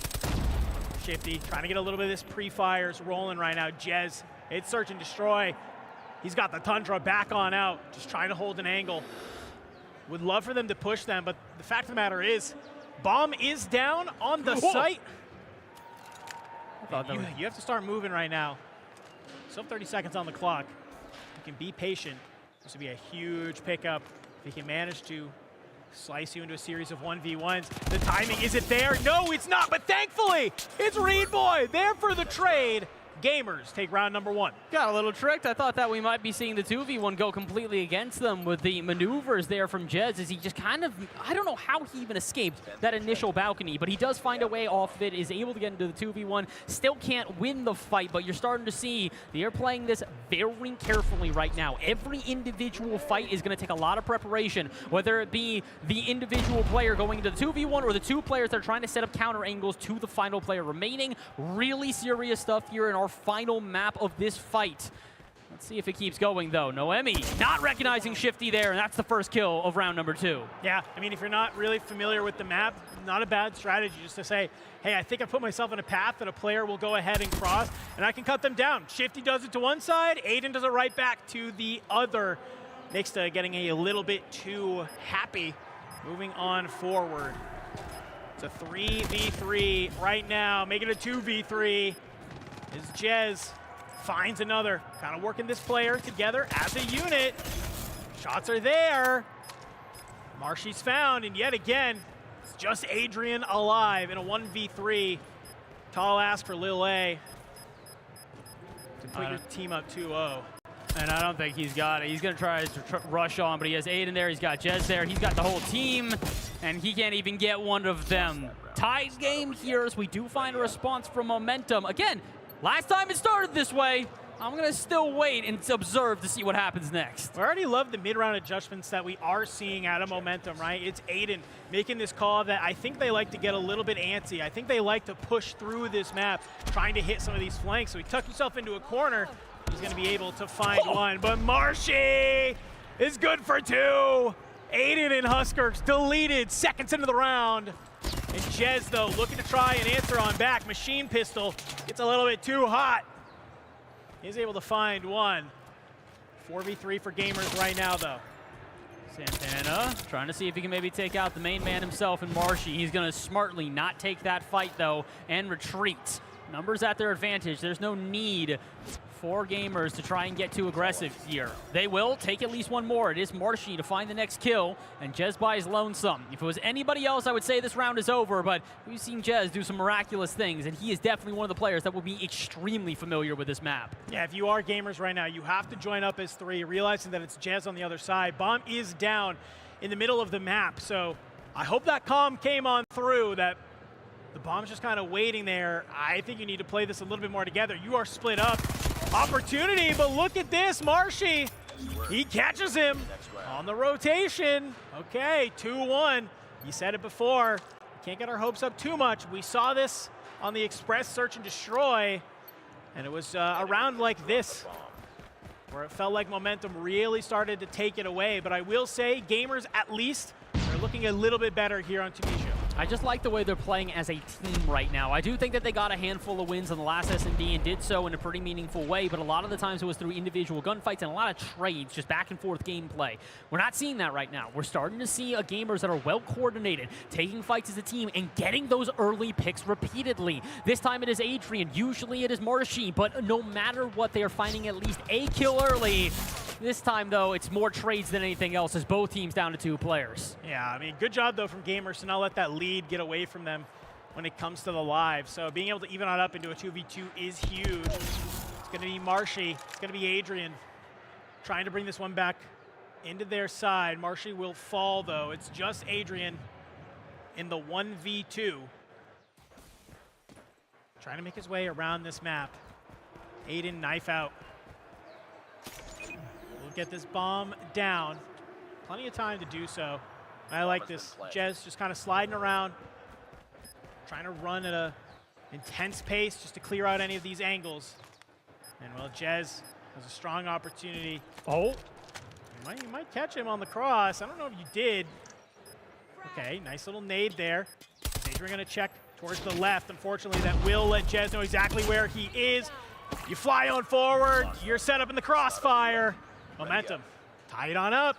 And we've seen that exact crossfire before, actually, on this exact map, maybe a round or two ago. And this is the big issue we're seeing again. When you're unfamiliar with a map, you kind of just got to rely on your captains and be like, sit here, play there, shoot where I tell you to. And it works out every time. But that's the problem right now, is that we're getting a lot of players that are unfamiliar with the corners they need to check, unfamiliar with the angles they should peek. And it feels like we're seeing a lot of players go down early, which then leads to these 2v1s, which honestly at this point has gone back and forth. We have seen one team take the 2v1. We've seen the other take the 2v1. It really just kind of differs round to round, and it's what's created such a contentious and close start to this match 5. However, again, this was the tipping point for Momentum last time, and they are the ones with the first kill here. Oh, and another 2. Yeah, this is what started to happen on the Express Search and Destroy. Are we going to start seeing the same thing here on Tunisia? It was where you get up into this tied mode, and then the gamers, they just get a little bit too aggressive. They start flying on forward, and then we're blinking our eyes, and we're finding ourselves moments into a game, and, well, they're already down a couple players, and it seems like we're back to the same thing. But at least for right now, the gamers haven't able to even it back on up. Marshy, sniper in hand. He's good for 2. Will quell the tides, but it's Marshy versus Jez and Noemi. Does kind of feel like Marshy, this has been his bread and butter, though. It's been the I refuse to let us lose over and over again, whether it's in the last time when we watched them on Hardpoint or here now. He's that player that when you need him to clutch up, he will do exactly that. The problem, that was a bit ambitious, my friend. I get it with the time ticking down, but unfortunately, with 2 players with perfect angles, all Noemi needed to hear was the call from Jez, and she was ready on that one. Well, it's kind of interesting, too. I would have liked to see Marshy. He's on defense, right? They have to try and push on into a bomb site. So even off that, first kind of couple little shoulder battle with Jez there, would have liked to see him at least just like make a full wrap on out versus kind of just decides to go prone on top of the bomb site, and Noemi just has a basically a free kill just immediately towards her. So great comms coming out from Momentum, but would like to see something a little bit maybe more aggressive. But look at this! That's Shifty! A triple kill with the nade will put Jez into a 1v4. Oh, you know the comms right now are that's just them getting hype going. We're not losing this. It's not going down like this again. Because I'll be real, I was starting to think it might be. But Momentum, look, Jez, we've seen some crazy things from you. If you can pull off a 1v4, I might as well give you the round already. Yeah, I mean, listen, it's no surprise to see some of these players be able to find these kills. It's all about the mid-round adjustments in these search and destroy maps. And it seems like obviously Shifty had a strong idea. At least one player would be in that spot where you drop the grenade. It turns out you get 3 for free. Immediately put this back into your side. So at least if you are Jez, though, you have planted the bomb.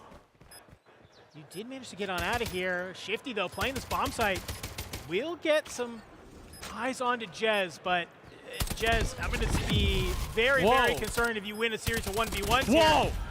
Maybe I spoke too soon. Marshy down, Shifty down. Thankfully, though, Reed Boy is there for the cleanup. I was going to say, gamers, if you're in this position, you cannot let the Call of Duty Mobile Pro take a series of 1v1s. I know we have some talented players here. You're not winning them.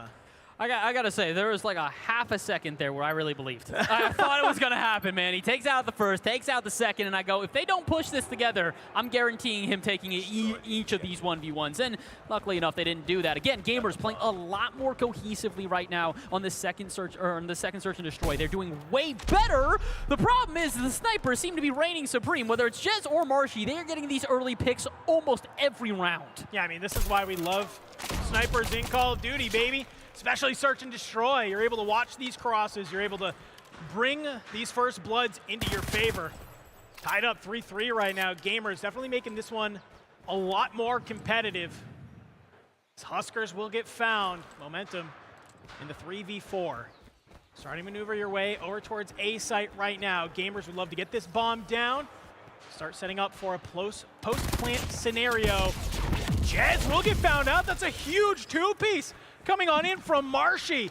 You maybe had a little bit of a semblance, an opportunity to kind of play this post plant, but with that coming on through and Marshy getting the 3rd kill in the round with a sniper, you put it away. you find yourself up 4-3. We're starting to see, again, it's a really turning of the tide here. We talked about earlier how momentum, the biggest thing for them was the fact that they were playing well as a team. In rounds 3 and 1, that was really where they did it the most. Again, in round 2 and 4, that's where we start to see exactly what we're talking about now with gamers, where they are playing more as a team. Marshy had 4 kills in that last one. Going into that round, he only was at 9 kills versus the rest of his team, where everybody has at least 4 or 5. You look on the other side for momentum, and again, it is still struggle bus from everybody but Jez. He has almost 20 kills. The next highest on his team, not even 4.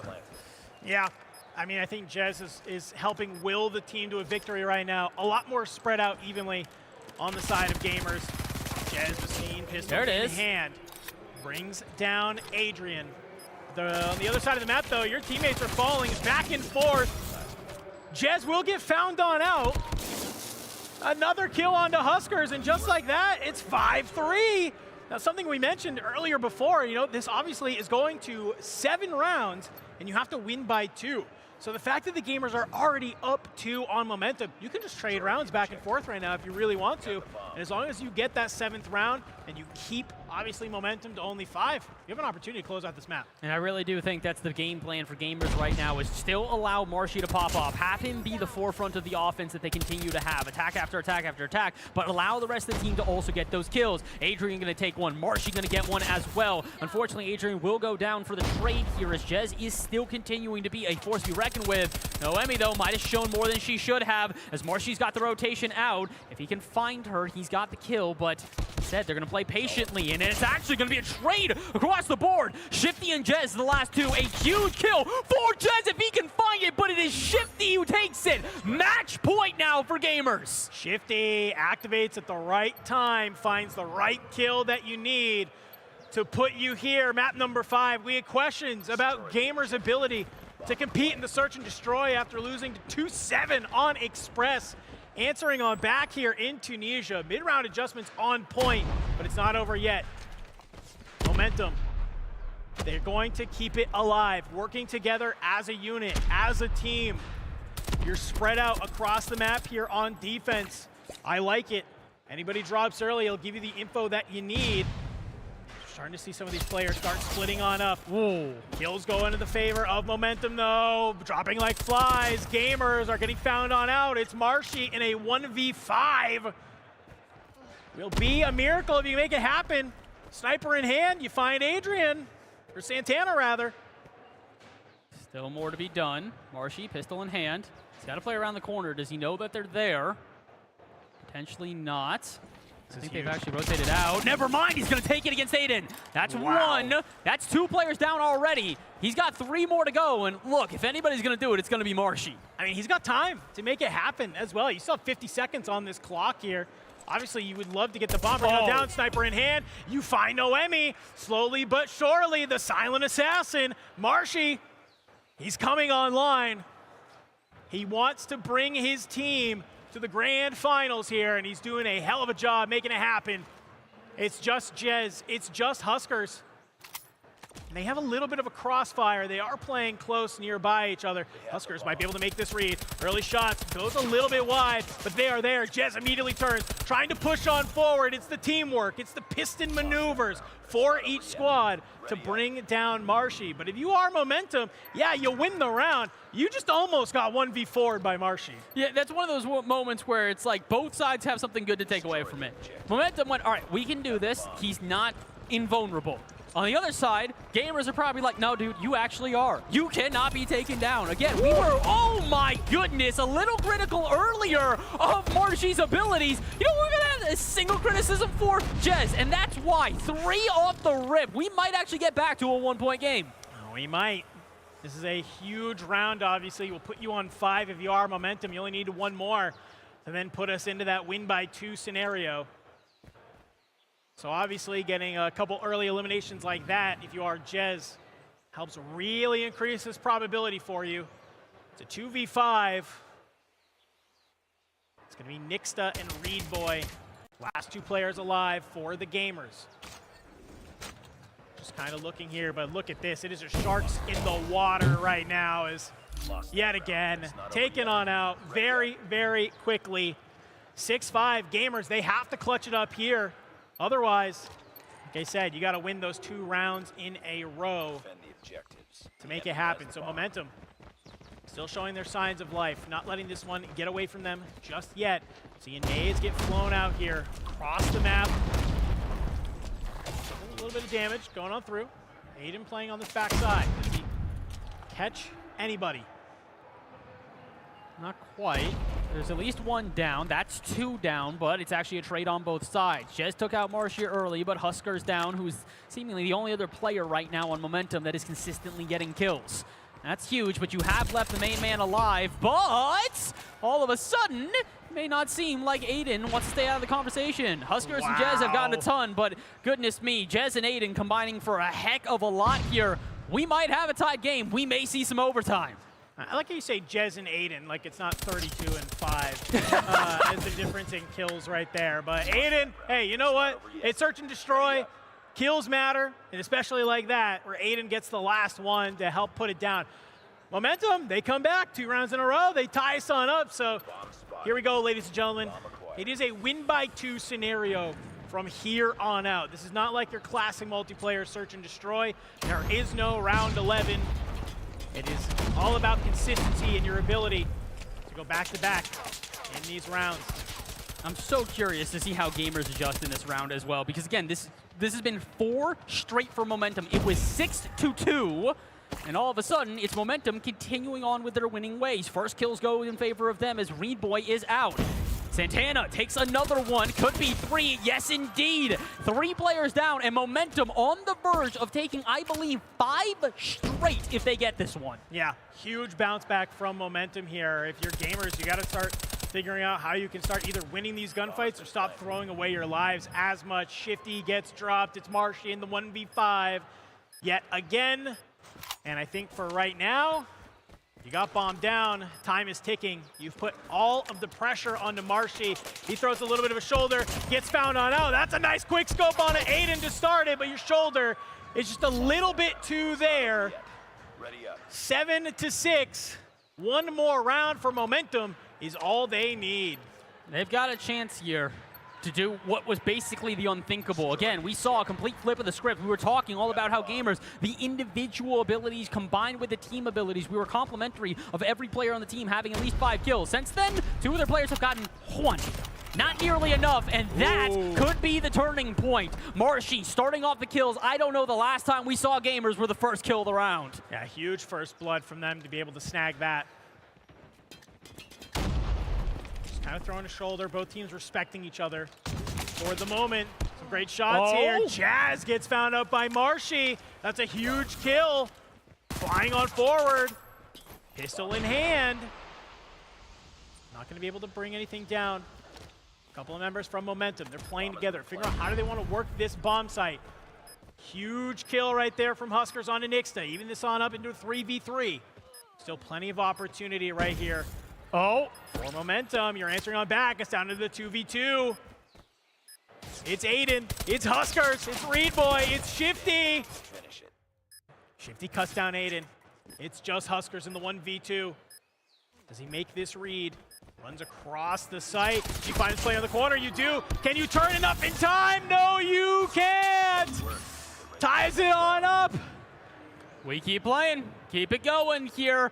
Big round for gamers, not only to keep themselves in the competition, but again, have to mention the first time they've had first blood in what feels like forever. Early in this one, it was Marshy and Jez just both getting a sniper shot cross map, getting that early elimination every time. Then Jez started predicting Marshy's route, started taking him out as that first player, and you could feel it. All of a sudden, things started to get a little more distant for gamers. Can't be the same said here anymore. It does feel like they've got a bit more of a reserved game. You can see it, both teams not willing to dive too aggressively in, but Jez and through the wall shots name a better duo. Yeah, that's just a read that you get from knowing this map. We saw it on Express, we see it here on Tunisia. Jez knows these wall bang spots like the back of his hand and is putting them to use. Nice early shot will cut down Nixta, puts gamers into the 4v5 as they're starting to spread on out. I think if you are gamers though, you do just have this ability where you can kind of just spread the map if you want. It's a 3v4. You see you have a couple members over there towards A and a couple members working towards B right now, but it's just Marshy in a 1v4. I mean, he's gotten close to turning this around before. We saw him get to at least 2 players down. He's going to get it to 1v3. Step 1 of the process officially done. Is he going to try to play this one aggressively, or will he play a bit more reserved? He knows he's got to make a full map rotation, so he's going to hustle and have shots fired at him. Not going to even be concerned by the shots behind him. He knows a player is going to try to rotate on him now that they have his position. Yeah, he almost had a solid timing to kill the player off bomb if he needed to. You know, obviously, if you can manage to make that happen, it kind of causes the offense to scramble a little bit. You can maybe kind of use that to your advantage, catch somebody trying to push on in, grab the bomb, but no, just a little bit too late. So the bomb does get planted, and he kind of has to play this where, okay, we try to look at the rest of the players that are there. Momentum. They've been here before. Marshy trying to hit some of these wall banks that we've seen. Do you catch Aiden down below here? I think you get a little bit of a sliver of a pixel in your eye line. So you might be able to bring them on through. Flash onto Jez. He's actually not going to catch this. You got 3 players down below you, though. He might get a little bit too aggressive, pushing from the stair side. Aiden gets taken on out. Gamers, they claim first blood. We could keep going. Feels like we could be here all day. Both teams continuing to trade back and forth, whether first blood or just kills in between. We've seen trade after trade. This time, though, a little bit different. It is Gamers who get not only the advantage early, but find multiple kills under their belts. They might even find a third. Huskers trying to take on the whole team, maybe not realizing they're completely on that stairwell, but Marshy down. Jez going to take out their top fragger, and this could change everything. This could change everything. Nixta, you have to win this gunfight. It's not there. It's a 2v3, just like that. Blink of an eye. Gamers, they thought they were evening this one on up very quickly, but look, it's off the top rope. Shifty gets taken on out. It's Adrian. It's Lil A, the young gun. Tournament on his back. He gets found out. The bomb gets planted. As it looks like Momentum will take the Game 5, take Tunisia, and make it into the grand finals. I know Santana's hyped. He's electric. He's here. He's been ready. They've been ready, and they've been playing well again.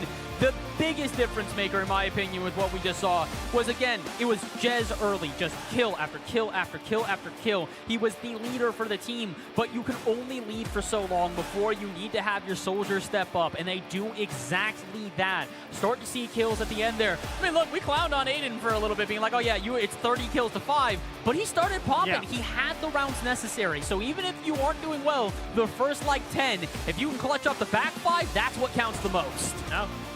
Jez putting the team on the back. I love seeing those player cameras. He's dapping up everybody, giving them high fives. He's definitely happy. It definitely looked like the Jez show for a bit, but got to give some credit to Gamers as well. Yes. Pushing us all the way to a map 5. They make it go to overtime. And unfortunately, it is just good rounds back-to-back from Momentum to close out the map. It's going to be 3-2 into the favor of them. So if you are Gamers, don't worry. You're not going home empty-handed. $17,500 for them that they'll get to walk home with. But at least for now, it's Momentum getting ready to go up against the Nebula Knight in grand finals. Absolutely insane to see here. Definitely warranted. This was beyond deserved to make it to the grand finals, and again, as you said, 17,000 going home with the losers of that match. They earned that 17K for sure. It was a battle back and forth, and it's a battle that I can't really say anything, but well done to the players. It's exactly what we were hoping for from our second semifinal and our Game 5. First of the day. First of the day, but guess what? It's not our final game of the day either. We have grand finals coming your way, and well, when you're heading to grand finals, it might get a little nerve-wracking there. So let's go ahead. I think if I were here, I'd be asking, hey Gemini, what are some ways to calm myself down as I'm getting ready to head on into a grand finals? Hi, my name is Jez, and these are some calm mobile tips and tricks. Today we'll be talking about the importance of your settings, specifically video settings. When competing at any level, certain settings can be the difference between winning and losing. Let's take a look at some specific ones you should consider using. First off, we'll be taking a look at graphics quality and frame rate. For the quality, you want it to be set at either low or medium, as it is recommended for better device performance, prevent overheating, and conserve power. If you're not playing a device specifically for gaming, I would recommend using low graphics. As for your frame rate, it should be set at the highest option, being either max or ultra. This will ensure that you have a smooth and quality gaming experience. Next, we have explosion shake. You want this option off to prevent disorientation and difficulty aiming. This is something you will not want to experience mid-gunfight. Lastly, we have the BR mode graphics style. Here, you'll be able to add a custom filter to your game and will not affect the performance of your device. There are many settings here where if you play around with it a little, you are able to change the look of your game from this to this. Just by messing around with these settings, you are able to make your game bright and vibrant. With the many dark spots with hard to see characters, this can be the difference in seeing your enemy.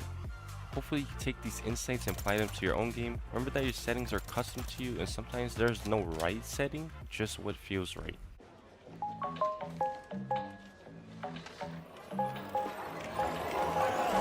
Easy. Find a pet-friendly Italian restaurant with outdoor seating nearby, and text it to Luca.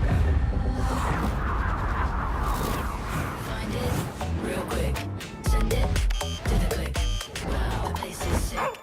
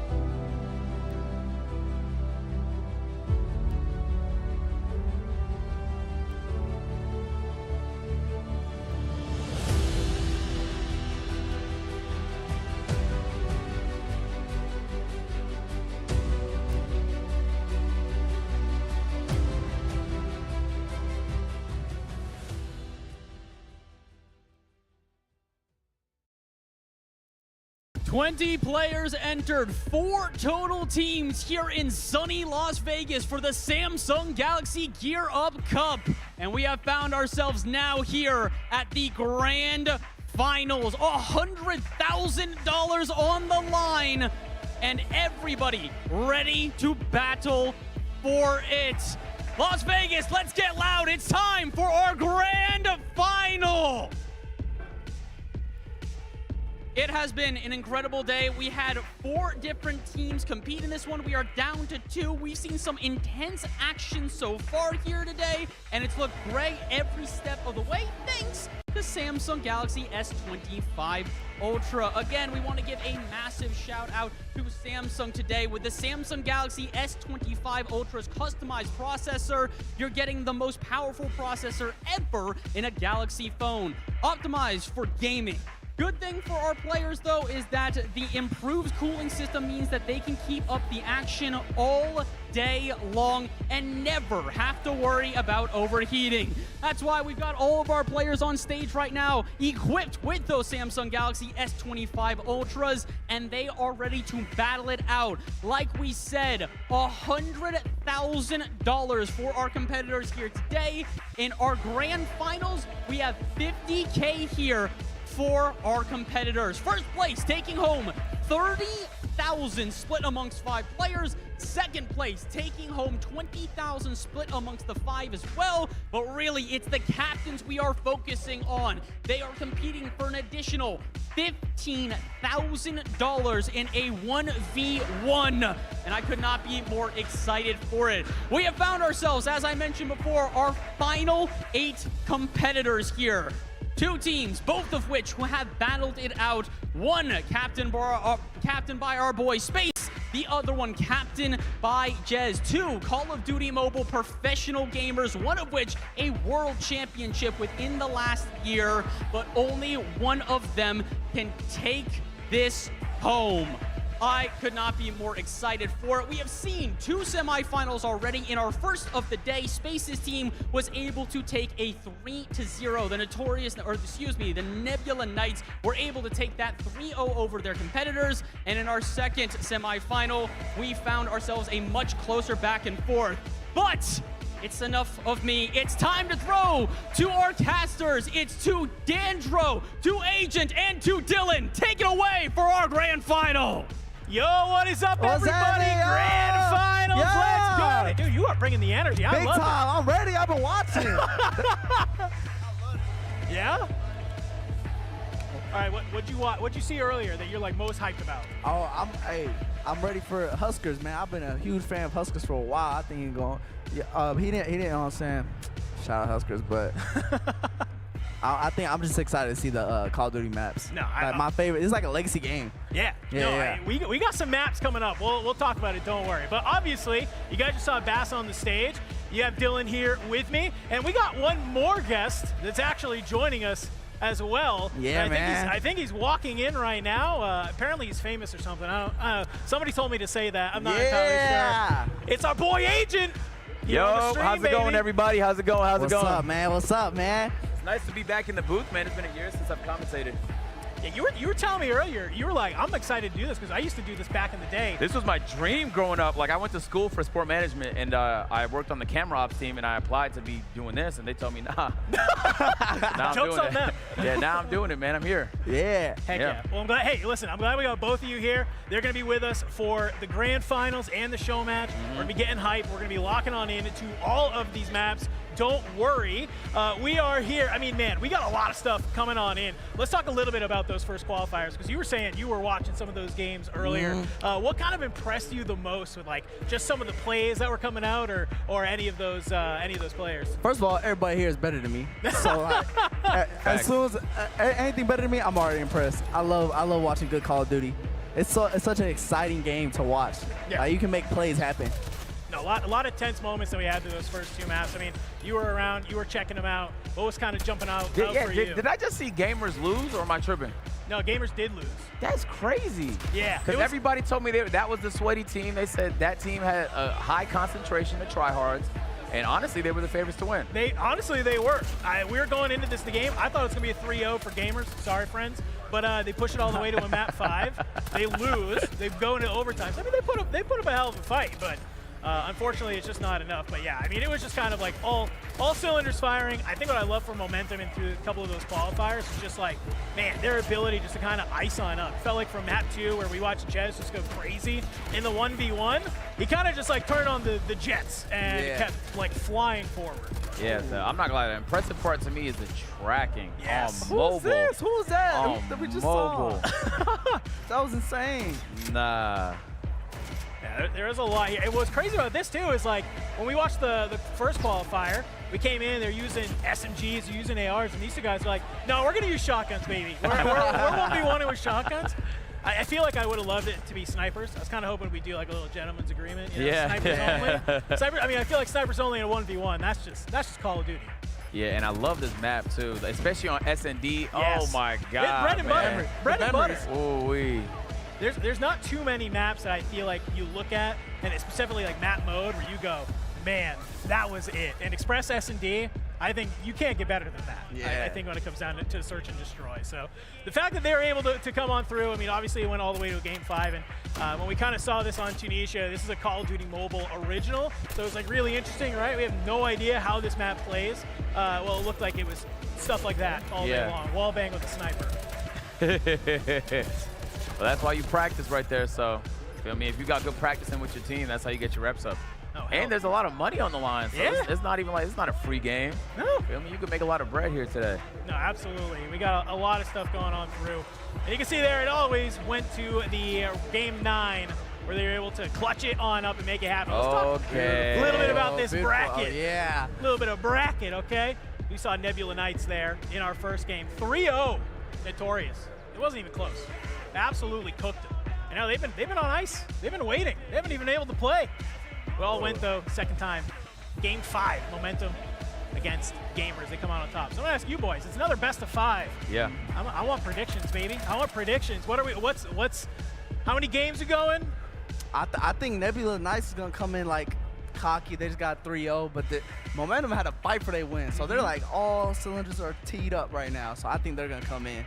All right, like more nice. We think like 3-1, 3-0 Momentum. I say 3-1 Momentum. 3-1 Momentum. I low-key agree with that take, Dylan. I low-key agree with that take. Now, granted, I didn't get a chance to see Nebula Knights play too much. I saw here and there, but I watched a good amount of that last game. So I'm pretty confident if they could play like that against Gamers, like they should have it in the bag. Plus, like it's like when you beat a team too early and now you got an extra long break. Oh yeah. And sometimes your fingers are a little cold. Yeah, you know. And I think what I like to see was exactly kind of what you mentioned, right? Where it's like Nebula Knights, they 3-0, no real grit. They weren't tested at all. Yeah. Momentum wanted to like claw that back, man. Exactly. They didn't bring it back to them. So I think we're gonna see. I think those are good calls. I agree. I think a 3-1 makes sense. I wouldn't be surprised to see, especially like the 1v1 is where I'm really looking at, because we saw obviously in that Momentum versus Gamers game, when you have 2 Call of Duty Mobile pros 1v1ing, it's gonna be close. Yeah. Every single time. Man, that's the best part of Call of Duty to me. I'm super glad we were able to get that into the rotation and the map set, rather than like another mode that everybody's playing on. It's like, no, we'll go in, we'll do the 1v1s. Yeah. It's feeling good. We're feeling great. But man, I mean, we got a couple of absolute bangers coming on in. I mean, listen, it's great that we get to have you guys here. It's in. Thanks for having me. Yeah, we're in sunny Las Vegas, dude, and it's always a great time when you're able to come on out here and, well, at least this time be able to watch some Call of Duty. Nah, we've been having a marvelous time so far today. We're having a great day at this convention. Yeah. I know you guys were earlier here, and you're like, oh, we're gonna go get some food, and we're gonna go like walk around and then get some shopping. I'm like, I'm a little bit jealous. Have you ate today? No, I have. Oh, see, we gotta change that. It's fine. It's by choice. Let's talk about these squads. So you mentioned Huskers earlier. You said that's your guy coming on in on Team Momentum. So Agent, I'm gonna ask you, who's your player to watch? Great question. I'm gonna just go generic pick. I think I'm gonna say Space. I've heard a lot of good things. So, Rated though. Rated's a pro. That's a CDL pro. Rated is a CDL pro. When we kind of talk about some of these maps coming up, you might. He was telling Iceman Isaac, his teammate, he was killing him all the callouts for Express. He was letting him know exactly what it was, like what we're calling these. Knows exactly how to play these maps. I think Rated's a good shout. Yeah, I agree. I think Rated is there. I want to give some credit though. Aiden kind of turned up in that last series too. Yeah. So I think Aiden's kind of feeling himself. Jez is obviously going absolutely sicko mode. But, you know, Iceman Isaac, he was looking great too in that earlier series. So I think it's going to kind of come down. Hopefully they've been able to practice together. Hopefully they've been able to keep the fingers warm and be able to kind of cook there. So, for sure. Very, very excited as we get ready to hop on. You didn't tell me who yours was. Like, who's your projected MVP? Ooh, okay, if I'm going, okay, I'm not picking a Call of Duty Mobile Pro because I feel like that's Yeah, no. I feel like it's cheating. Yeah. It's like, oh, the guy who's played this forever. Yeah, he's probably gonna do the best on the map. I don't know, man. I think I'm gonna go with Aiden. I think good picks. I think he did a really good job. He turned up in that last search and destroy. He did a really solid job of like finding kills alongside Jez as well. Like was kind of like playing his life really well. And I think those are all things you want to like look for, especially when it kind of comes in here. So great stuff as we get ready to move on into the grand finals. Now, the grand finals is not the only thing that we're doing. It's a show match. The two captains are playing a show match. I'm not gonna lie, I'm most excited for that. You're most excited for that? I love 1v1s. 1v1s is the most competitive atmosphere. So many mental games go into 1v1. What map? What map? We have, for those, we're doing Saloon, Rust, and Pine. Rust. It's gonna be crazy. All right, that's tough. Hey, all right, well, guess what? Our teams are ready to go. Grand finals, ready to get started. We're gonna kick it over to Bass to help introduce our teams. Yeah. All right, ladies and gentlemen, we have our first team of our grand finals. It is none other than Momentum, Jez, Aiden, Huskers, Santana, and Noemi.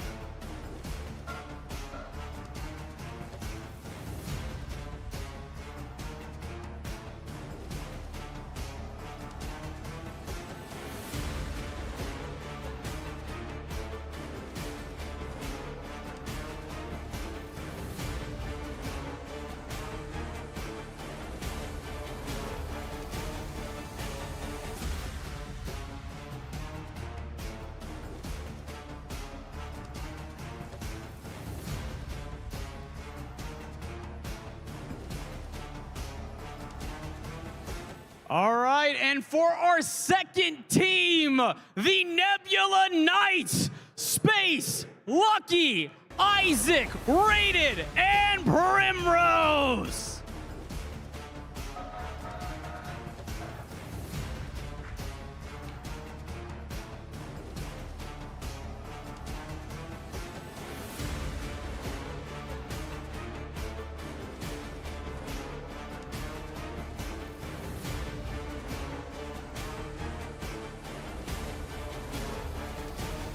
All right, let's get ready for our grand finals. Casters, one last time, take it away.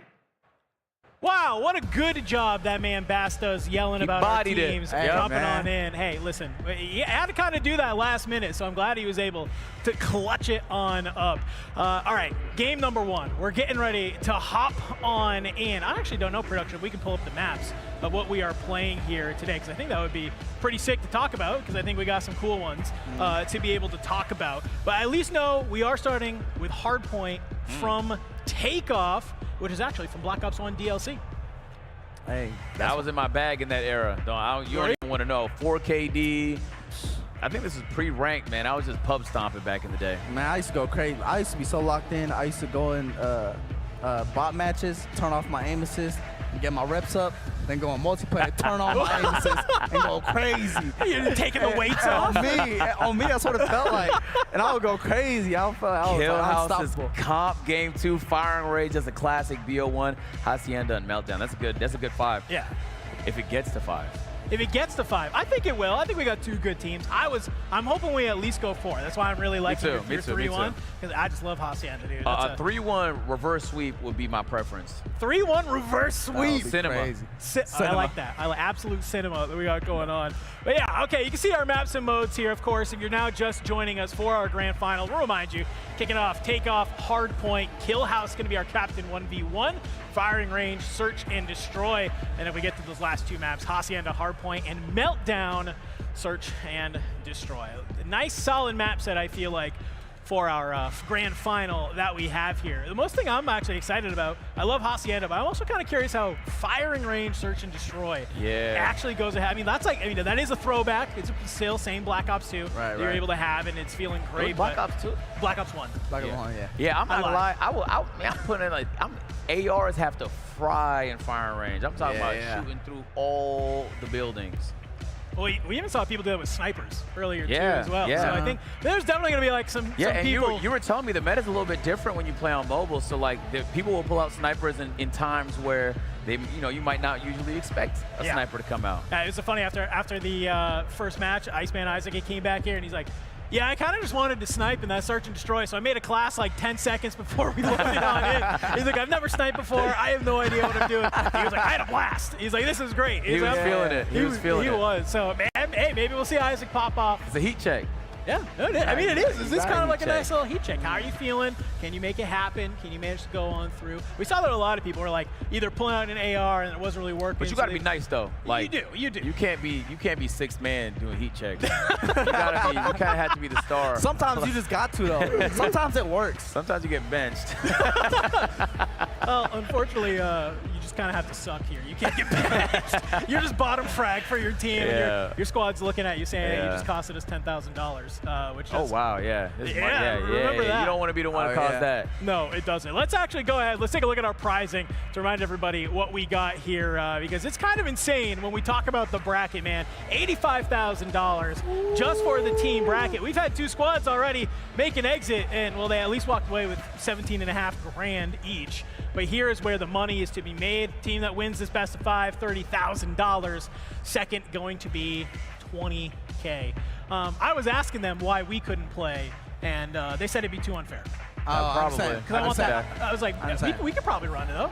We're on standby for subs though. In case somebody gets injured. Yeah, somebody like breaks a finger or something. You're going up. I'm ready. Yeah, I'm ready. All right, I love that. And then obviously after our bracket, we got that show match. Dylan's excited for it. Oh wow, 10 for the show match. 10 for the show. So it's kind of crazy because like Bass was talking about it, already making it here. The captain is already secured at least $4 grand. Even if you lose, you get 20. Wait, why 4? It's No, I'm saying if it was 20 grand, I'm saying at least by getting here. But then you go into the show match, and you're taking home at least another 5. So if you're one of these captains, you've secured at least 9 grand.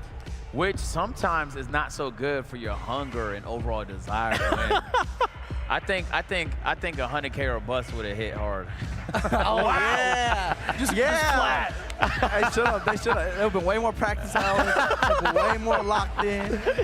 Yeah. We would have seen new Call of Duty mobile pros be born because of 100K going to the winner. Oh my God. All right, game number 1. We're getting ready to hop on in here. Boys, any last kind of final thoughts as we get ready to load into this first I Hardpoint? want to talk to the players here, man. Players, there's a lot of money on the line. This is no joke. You don't want to be the one to let your team down. You're all gamers. Just some of you are better gamers than others. We're going to find out who that is here today, man. All right, we'll take off Hardpoint. You see P1 spawning in that middle of the map. It's basically just going to be all of these players just literally just straight up headbanging it out. You can see already from the top here. Space, we were kind of worried, would this team be iced a little bit, or are they going to come out swinging? And I think Space answered that question for us. Yeah, Space obviously the superstar on that team. Just a ton of experience there. He's going to have to not just lead in terms of kills, he's going to have to lead in terms of just communication as well. Some solid stuff. And the thing I'm always looking at too is like the spawns. Where are people spawning on in, right? You can see even right there where the Nebula Knights, they're kind of spawning deep, right? They're nowhere near this point. And if you're Momentum, you're doing a great job of being able to kind of hopefully get in on this hill. It's a couple of early points though, going over towards the Nebula Knights early, but it's P1, it's pretty mixy, but how can you play on this rotation? Yeah, this is definitely a tough one. Sometimes you have to sacrifice yourself for the betterment of the team. Dylan, I'm an objective player, so like I'll be the guy to lay my life on the line. I'm not that player. You Slayer? I let somebody else take that fall and I'll clean up after. I'll always clean up though.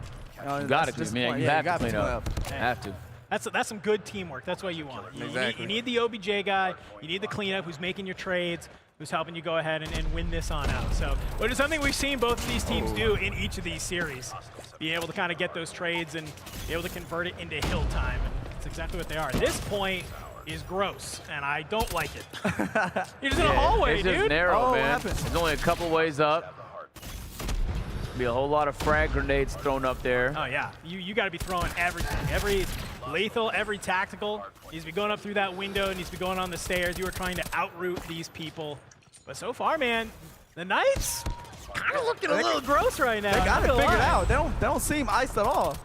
They might have been getting some practice rounds in. They might have. I'm not gonna lie, Hardpoint's one of those modes though where like it genuinely doesn't matter what the first half looks like because in just it don't take much for the other team to come back. I've seen some pretty nasty comebacks watching CDL in my time. That's true. That's true. But once you get those score streaks built up, I feel like sometimes when you're leading though, like you just like sometimes leading at Hardpoint is setting yourself up. You take your foot off the gas. Yeah.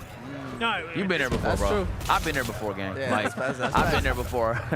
blowing a lead that you know you should have closed out on. You It's know like exactly what you're supposed to do, and you're still like, I'm kill hungry. I'm flying at anything that moves. Exactly, right now. exactly. Because you have, I mean, listen, you got a 50-point lead if you are the Nebula Knights, so right now, so you don't have to get too crazy. I think just kind of keep doing what you're doing and make it happen already. Here we go, Fred. Missile, bang! Double kill, looks like. Oh my god.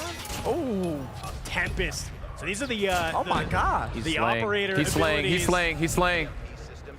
It's on a 6 spree. Do it again. Dude, he's still got One more. What else? they're not challenging him no more. They're not challenging him no more. Doesn't matter. You can bring out the type. So there's space right there. I mean, his aim is just so immaculate. His tracking, his flicks, and you would think like, how? Like if you've ever played on mobile before, how is he doing that? It is kind of crazy when you load up one of these games. I mean, he plays on what's called 6-finger claw. So he literally uses like his I don't know, his middle finger, his index, and his thumb, and he's just going crazy. I seen. That was insane. It's always the claw guys, man. It's always the claw guys that are doing something crazy, doing it insane. I mean, there's really not. I mean, I'm trying to watch this, you know, kind of keep it. You know, is there anything we can break on down? But for right now, I mean, it's just. I mean, Momentum's doing a good job. They brought it back to roughly a 50-point game, which isn't crazy. You know, you can hold one full 60-point hill, get yourself back on into it. But I think the Knights are just kind of playing really good defense right now. They have a lead. Get onto the hill. Yeah. I mean, this is a close game. Like it just takes a good hard point hold. Yeah, to get back in it. Flamethrower. Ooh. I think it was Primrose with the Purifier. I mean, you find Jez, that's like a huge kill to be able to get. We saw Jez absolutely pop off earlier, but I mean, man, it's just, right now, Knights doing a solid job of cutting down the players where they need to. You got like roughly a 60-point lead as you're ready to head on over to this next hill. It's gonna be back onto P1, so second set of rotations will come on through. And for right now, man, the Nebula Knights are kind of cooking. Yeah, so back to the middle, and I won't lie, man. They got flak jacket. Some of them do, yeah. Yeah, you gotta have flak jacket on this point right here. I'm tossing grenades, man, non-stop. I mean, they aren't even getting close enough to throw grenades, though. That's kind of like the problem. They're just throwing shoulders left and right, not even letting you get any space on the map, it feels like. This is a hard point to like hold down. They're doing an amazing job of keeping them at bay in their spawn. Yeah. No, this is kind of like one of those hills that, like, anytime you get on this P1 is just gravy, right? Yeah. Like, you're like, all right, cool. Like, if you get out of this with only, like, 15 seconds, you're not, like, super worried about it. It's going to be all about, like, the move over to P2 and P3 is where you're going to get a lot of these points. Yeah, they was able to break the hill, though. They were holding good angles. Like, you kind of have to work as a team when it comes to stuff like this. But, like you were mentioning, they don't have that much practice together. So even if they're individually fantastic players, if together they don't have much experience, sometimes, especially on a map like Hardpoint, on a mode like Hardpoint, you need that chemistry. You guys AR people or SMG people? I'm a flex. Okay. I'll use whatever. I'm an AR guy. I'm an SMG guy. Okay. All right. I love running around and do what I want. Ooh, okay. Yeah, a little bit of an air ball there. Little Collective. windy, but it doesn't matter. Oh my God, rated. Okay. Listen, that was your boy coming online, trying to help bring it back right now, and he's going crazy with these akimbo pistols. He's just absolutely melting anybody on this close range point who tries to get on in there. Yeah, it looks like Nebula Knights, man. Pretty dominant lead here. Momentum's going to have to crush these next few hard points to claw their way back in this one. They're just going to have to play pretty aggressive. Yeah, I mean, at this point, I think if you're the Knights, like, kind of just do what you did to get you to this point where you have a lead, man, and just kind of keep it on up. Momentum, they're kind of showing some signs of life here. They've brought it back into a 60-point game. Oh, what? Panicked right there, wide open. Oh, God. That's the one thing, is that, like, obviously your thumbs can slip Yeah, Exactly. yeah, they can. It's tough. That's why we even saw some of the pros I saw rolled up with finger sleeves to help alleviate that. Finger sleeves, hand warmers, hand massagers. I called him. It was Iceman Isaac, which nobody should be surprised to hear that. That guy takes everything he does serious. There's a lot of money on the line. No, I'm not gonna lie. For 30 bands, I am Don't too. my look. Whatever accessory I can find, I'm getting it. Oh, he got the gloves. Oh, he's not gonna use them all. I've noticed not a lot of people are meleeing at all. I like this though, Huskers. Gets in some good shots. Teammates able to help follow it on up. Yeah, and if you look closely, man, Nebula, they're low-key making it a game, man. They're only down 50 points right now. All it's going to take is literally one good hill to put them back on into this. Exactly. So. I'm squeezing out all this time if I'm them, seeing if you can rotate in time to break the next hill. If they do, man, they're right back in there. Yeah. Yeah, this is a huge hold from them. Bring it back to literally 30 points for them. They were down a lot, over a 100-point deficit. Iceman Isaac will get taken down by a Predator drone. Yeah. Probably not exactly what you want to see, but let's see if Nebula can break it here. This is going to be a pretty deciding factor. That would have been crazy if you got that off. Oh, it looks like you got that. Yep, the hill contested. No, it's going Nebula's. I need to see the cam in the head. Here we go. Here we go. Okay. That got to be the meta. The akimbo pistol is slaying. it is deleting people. And it's like there's no zero recoil on it. That's what's crazy. He's just holding down fire and moving forward. Yeah, especially in a hard point when you're inside and it's close quarters. You might, double kill. Okay, Hunter Killer, double kill. You love to see it on the inside. At least you get the 2 before you get taken on out. Momentum. They're going to go ahead. I say broke it, but it looks like Momentum's gonna early rotate to the next hill. Smart when you're up this much. Yeah, Momentum doing a good job of maintaining their stranglehold on the lead here. It goes up to 250. Yeah, it goes to 250, man. Yep, so 250. they can't possibly choke this. Sorry, Al. Sometimes I say stuff like that just to see if you know, they say commentators. You know, I don't know. Just like it's like you hope you're wrong.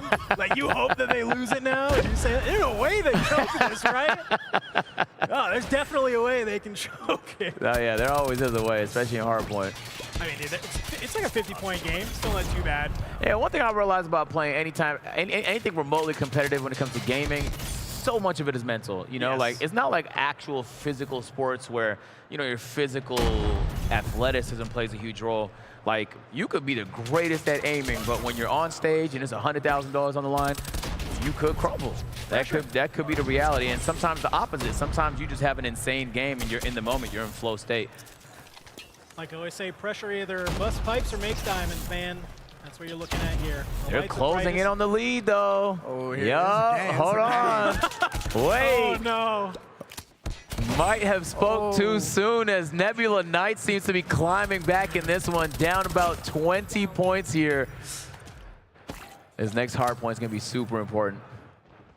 And they got it. It's this upstairs one, too, so if you get a couple people on in here, it's going to be super tough to try and get them on out. Yup. If I'm them, I'm switching to the akimbo pistols. Okay, wait, no Emmy, no Emmy, no Emmy. No! That's huge. That's a huge break. That might be the game. That might have been That might be game-winning play. And look at this. No way! What? Oh my God! How? Oh my God! Jez absolutely cleared the point there before getting deleted himself. See, this is still 17-point though difference. They've now made it on. You're gonna get some of this scrap time, which is sick. But like, even if with the scrap time, you'll even it on up. You're gonna bring this one all the way down to the end here. Yeah, if I'm Nebula, I'm squeezing out the scrap time. I'm trying as hard as possible to break this next point. I feel like they have the momentum right now, and they took the lead. And took just the lead. like that. First time in this map, I think, which is huge. Let's see if they can find a way to gain control of this next hard point. I mean, whoever wins this one right here. Yeah, I think this ends here. I don't see this going back to another full rotation. We'll see it on this last final point here. Everybody sensing what's on the line. Only 20 more points needed for momentum to take map number 1. There we go. Nebula's in there. Contested. They broke the site. 232 to 224. Nebula has control. He set up. Oh, he's whiffing. In space, look, he got it. Yes! Wow. He's nuts. He's insane. He's insane. As Nebula's running away with this one, can close out here 242 points. Oh, they needed space for that one. I ain't gonna lie. It's all good though. Can momentum challenge in time? Can they hold seconds. No! Nebula Knight takes game 1. Woo! Oh, look at the pop-off, too. What a Iceman comeback. Oh, they're feeling good. He's ready to roll. I'm taking credit for that. No, if I didn't say what I said, they wouldn't have came back. Ooh, they heard you. That must Yeah, that must that's been all what it me. was. They said, I cannot believe Agent's doubting us this much, man. We gotta lock in. We gotta turn up, baby. Hey, man, every time Space got that laser pointer in his hand, he was decimating everybody. I know. I think it comes from the last set. Like once you lose and you win, you're able to adjust better. Like your team has been able to like problem solve. Like when you come from a sweep, you haven't been through trials, but you don't gotta adjust. Yeah. They're coming in ready to adjust. They know what to fix and everything. Wow. So I was kind of wondering if like they obviously had a lot of time to like hang out in the break. Like were they just talking about you know what they needed to do, how to win this map, and obviously whatever they're doing feels great. Comes all the way down to the end, man. I mean, Look at these shots, though, man. And that, that's the so, loadout. I think we need. Everybody needs to use that loadout. I think we should maybe have a conversation here mid-tournament. I think we need to ban. Oh my God! Look! That got too much range, man. There was a double kill there. Oh my God. Oh no, it was kind of cool though. I mean, we saw it all the way come down to the very. I mean, this was insane too. I mean, Jez just absolutely mows them on down to rip them off the point, but it's just an answer on deck from Nebula. Yeah, way to keep their composure, man. Nebula could have definitely just crumbled and thought about like, all right, let's get him next game, but they held it together, you know, by the leadership of Space. I mean, he was kind of just crushing everybody, but I think as Dylan was saying, like some of it is just adjusting. You feel me? Like you see how they're playing, and it's like, all right, let's adjust. So one of the first things we noticed was the akimbo pistols. So if I'm the other team, I'm now going to load up with some of those myself, especially on a hard point where you're playing close quarters. Like, it was the difference maker. No, I mean, I think we were a little bit surprised to see some of the stuff coming on out there because, yeah, I don't think any of us were literally ready for akimbo pistols to apparently be the best gun. Yeah, you put those in my hands, I might get a killer. I knew the room was cleared whenever I see the akimbo pistol come out. if off of space has that laser, that point is held. That point is held or taken. The Tempest is like crazy because like people forget like that thing like comes out in Black Ops 4 and it's just like basically a lightning rifle that if it hits anybody, it's gonna stun them, right? And if you manage to get a headshot, like you're getting kills with it too. Like, it's crazy. Like so, it's like with all those confined spaces, when he's able to let that thing fly, he's gonna be able to absolutely bring people down. But map number 1, man. Yeah. Someone call it an upset. Someone call it an upset, man. I'm ready Some for this people, 3-1. some people to my left name Agent might call that an upset. You know, like, who knows? That's it. I think we need to ban you from making any more predictions. But look though, that made for a great game. I think game one of the finals, it was cinematic. You feel me? Down 100 points, clawing their way back, point by point by point, and then clutching it out at the very end. So we can get more games like that. We might just go to a game 5. I'd love it. Yeah. I mean, if we're here in grand finals, might as well, right? Yeah. Hell yeah. All right, map number 2 though. We gotta talk about it. This is the 1v1, baby. This is the 1v1. This is all mental, realistically. All mental. It is. Well, this is what I was like telling Bass. I'm like, if you go down like 5 kills to your opponent, man, like that early on, your mental's checked. It can break. Your mental's checked. Like, you up. gotta have like insane just grit to be able to like come back on in and be able to like bring that lead back in your favor. But you know, we got 2 very talented players being able to kind of load on in. We got Space and Jez. Yeah. We're now about to go out in that 1v1. And I'm most excited for this because I feel like, you know, we saw it earlier where the 2 Call of Duty Mobile pros kind of battled it out super close all the way through. I think it's going to be the same here. Right. You can tell us a little bit more about their experience, both Jez and Space. Yeah, so Space, he was he went on a 30 tournament win streak in Call of Duty Mobile. It was crazy. He also won Call of Duty Mobile World Champs. And in 2022, that's the Wayne Gretzky of Call of Duty Mobile. In 2022, Jez, he's able to win COD Mobile Champs. And he actually did it with Marshy, who was one of the other captains that we had here today. So definitely both very, very talented. We can already come on in. And Jez, he's already claimed first blood. Yeah. Gonna get 1 on the board. You got overkill. You can see. Oh. Those are two primaries, right? Oh yeah. I think I'm taking Space for this one. Yeah, me too. I know. I can't bet against Space. All right. Sniper does make a lot of sense on this map. Should be a lot of head glitching. Ooh. Or they call it snaking. Okay. Can you snake on mobile? Yeah, you can do. Listen, that's the cool part of mobile. You can do whatever you want. We allow all the guns, all the maps. You can snake, bunny hop. Oh, chat's saying I missed this map so much. Me too. Me too, man. Nah, Kill House was definitely one of the ones that I think you'd love to kind of just 1v1 your friends on. Yeah, well, Jez takes first blood here up 1-0 for Nebula Knights. I won't lie, Space, obviously, with a ton of experience and accolades. Ooh, nice shot there. Sometimes you need to see a shot go in. Let's get the momentum going. 4 kills already for Jez. Make it 5. He's already 4 up onto Space. Space, you got to kind of get some of these back-to-back kills. I want to see some spawn kills coming on in. There it is. I'm not gonna lie, Jez is surprising me right now. I know. Dude, he looked insane in that 1v1 against Marshy in the last series. I think it was kind of the map that like helped them light it on up when they got ready to move into the S&D. And I will say, winning a 1v1 also does numbers for your morale. That's what I'm saying. The whole team Like, morale yeah, is boosted. I'm alive after a 1v1. I feel like I can fight a war after a 1v1. So, especially just losing that last one, I think momentum, Space is gonna have to. You really don't have much of a choice here. You don't want to go down 2-0 in the best of 5. No, that's what has me worried. Since you're obviously going into this search and destroy, you're down 0-2. Like S&D is such a mental game too. So like. S&D's next? S&D is next. Fire. Okay, bet. I'm so ready for S&D. All right. Space, you've been able to. See, look, it's pull out 30,000 that. on the line. Yeah. I'm sitting in the back hard scoping. That's me, though. That's me, okay? If it was for free, I would probably rush, be aggressive. But for 30 bands, I will be sitting in the back hard scoping with my thermal. You can't stop me. Hey, listen, you got to do what you got to do, man. You can't stop me. Money's on the mind. You do whatever you can. And it's so funny to see Space. He's like so committed to this Type 63. He used it at our draft show during that free-for-all. Like, he absolutely loved it. He comes into the 1v1. He was using it against Zim earlier on in the first series, and he was cooking with it. And he said it's one of his favorite guns, and oh my God. Turned on it. Good shot, Space. I'm not going to lie. It does look particularly challenging to quickscope with your fingers. But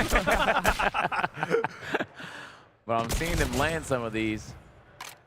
Aim assist on mobile has to be. Yeah, I think he just, There's like none. He just tied it up. There's like too. none.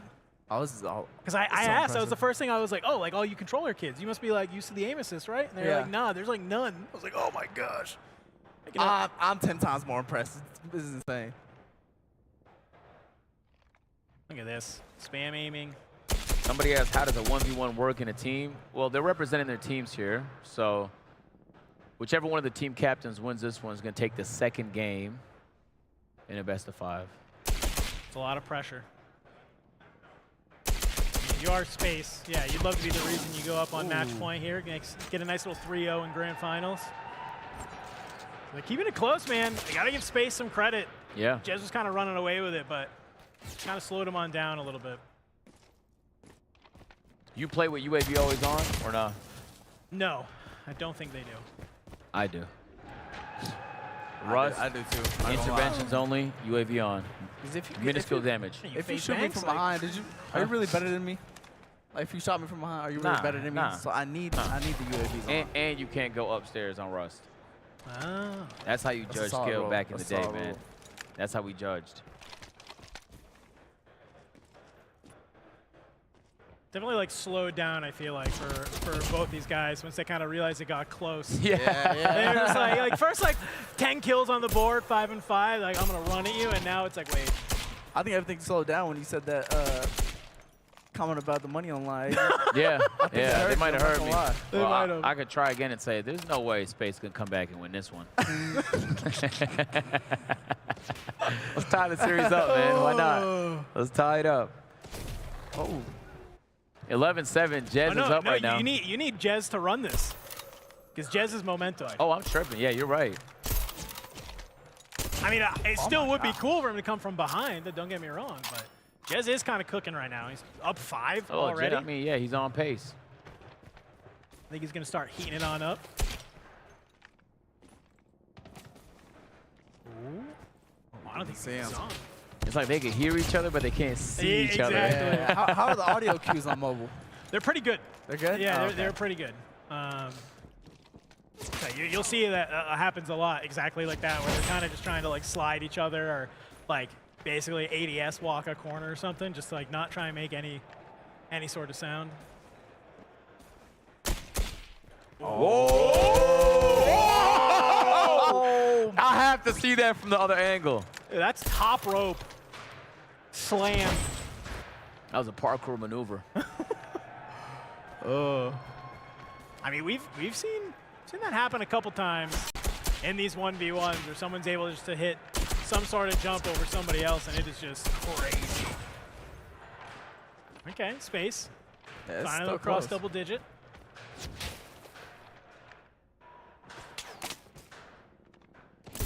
Oh, Wow. You gotta hit that. Oh, he tried it. I respect it. Well, just gotta let the shots fly, especially when you're trying to hit just like a wall bang like that. Oh, Tried it. That was close. Oh, he's feeling it.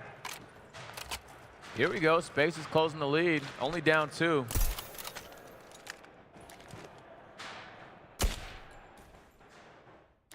He knows it. He knows it. Yep. Oh my God, what a that shot. was a crazy play.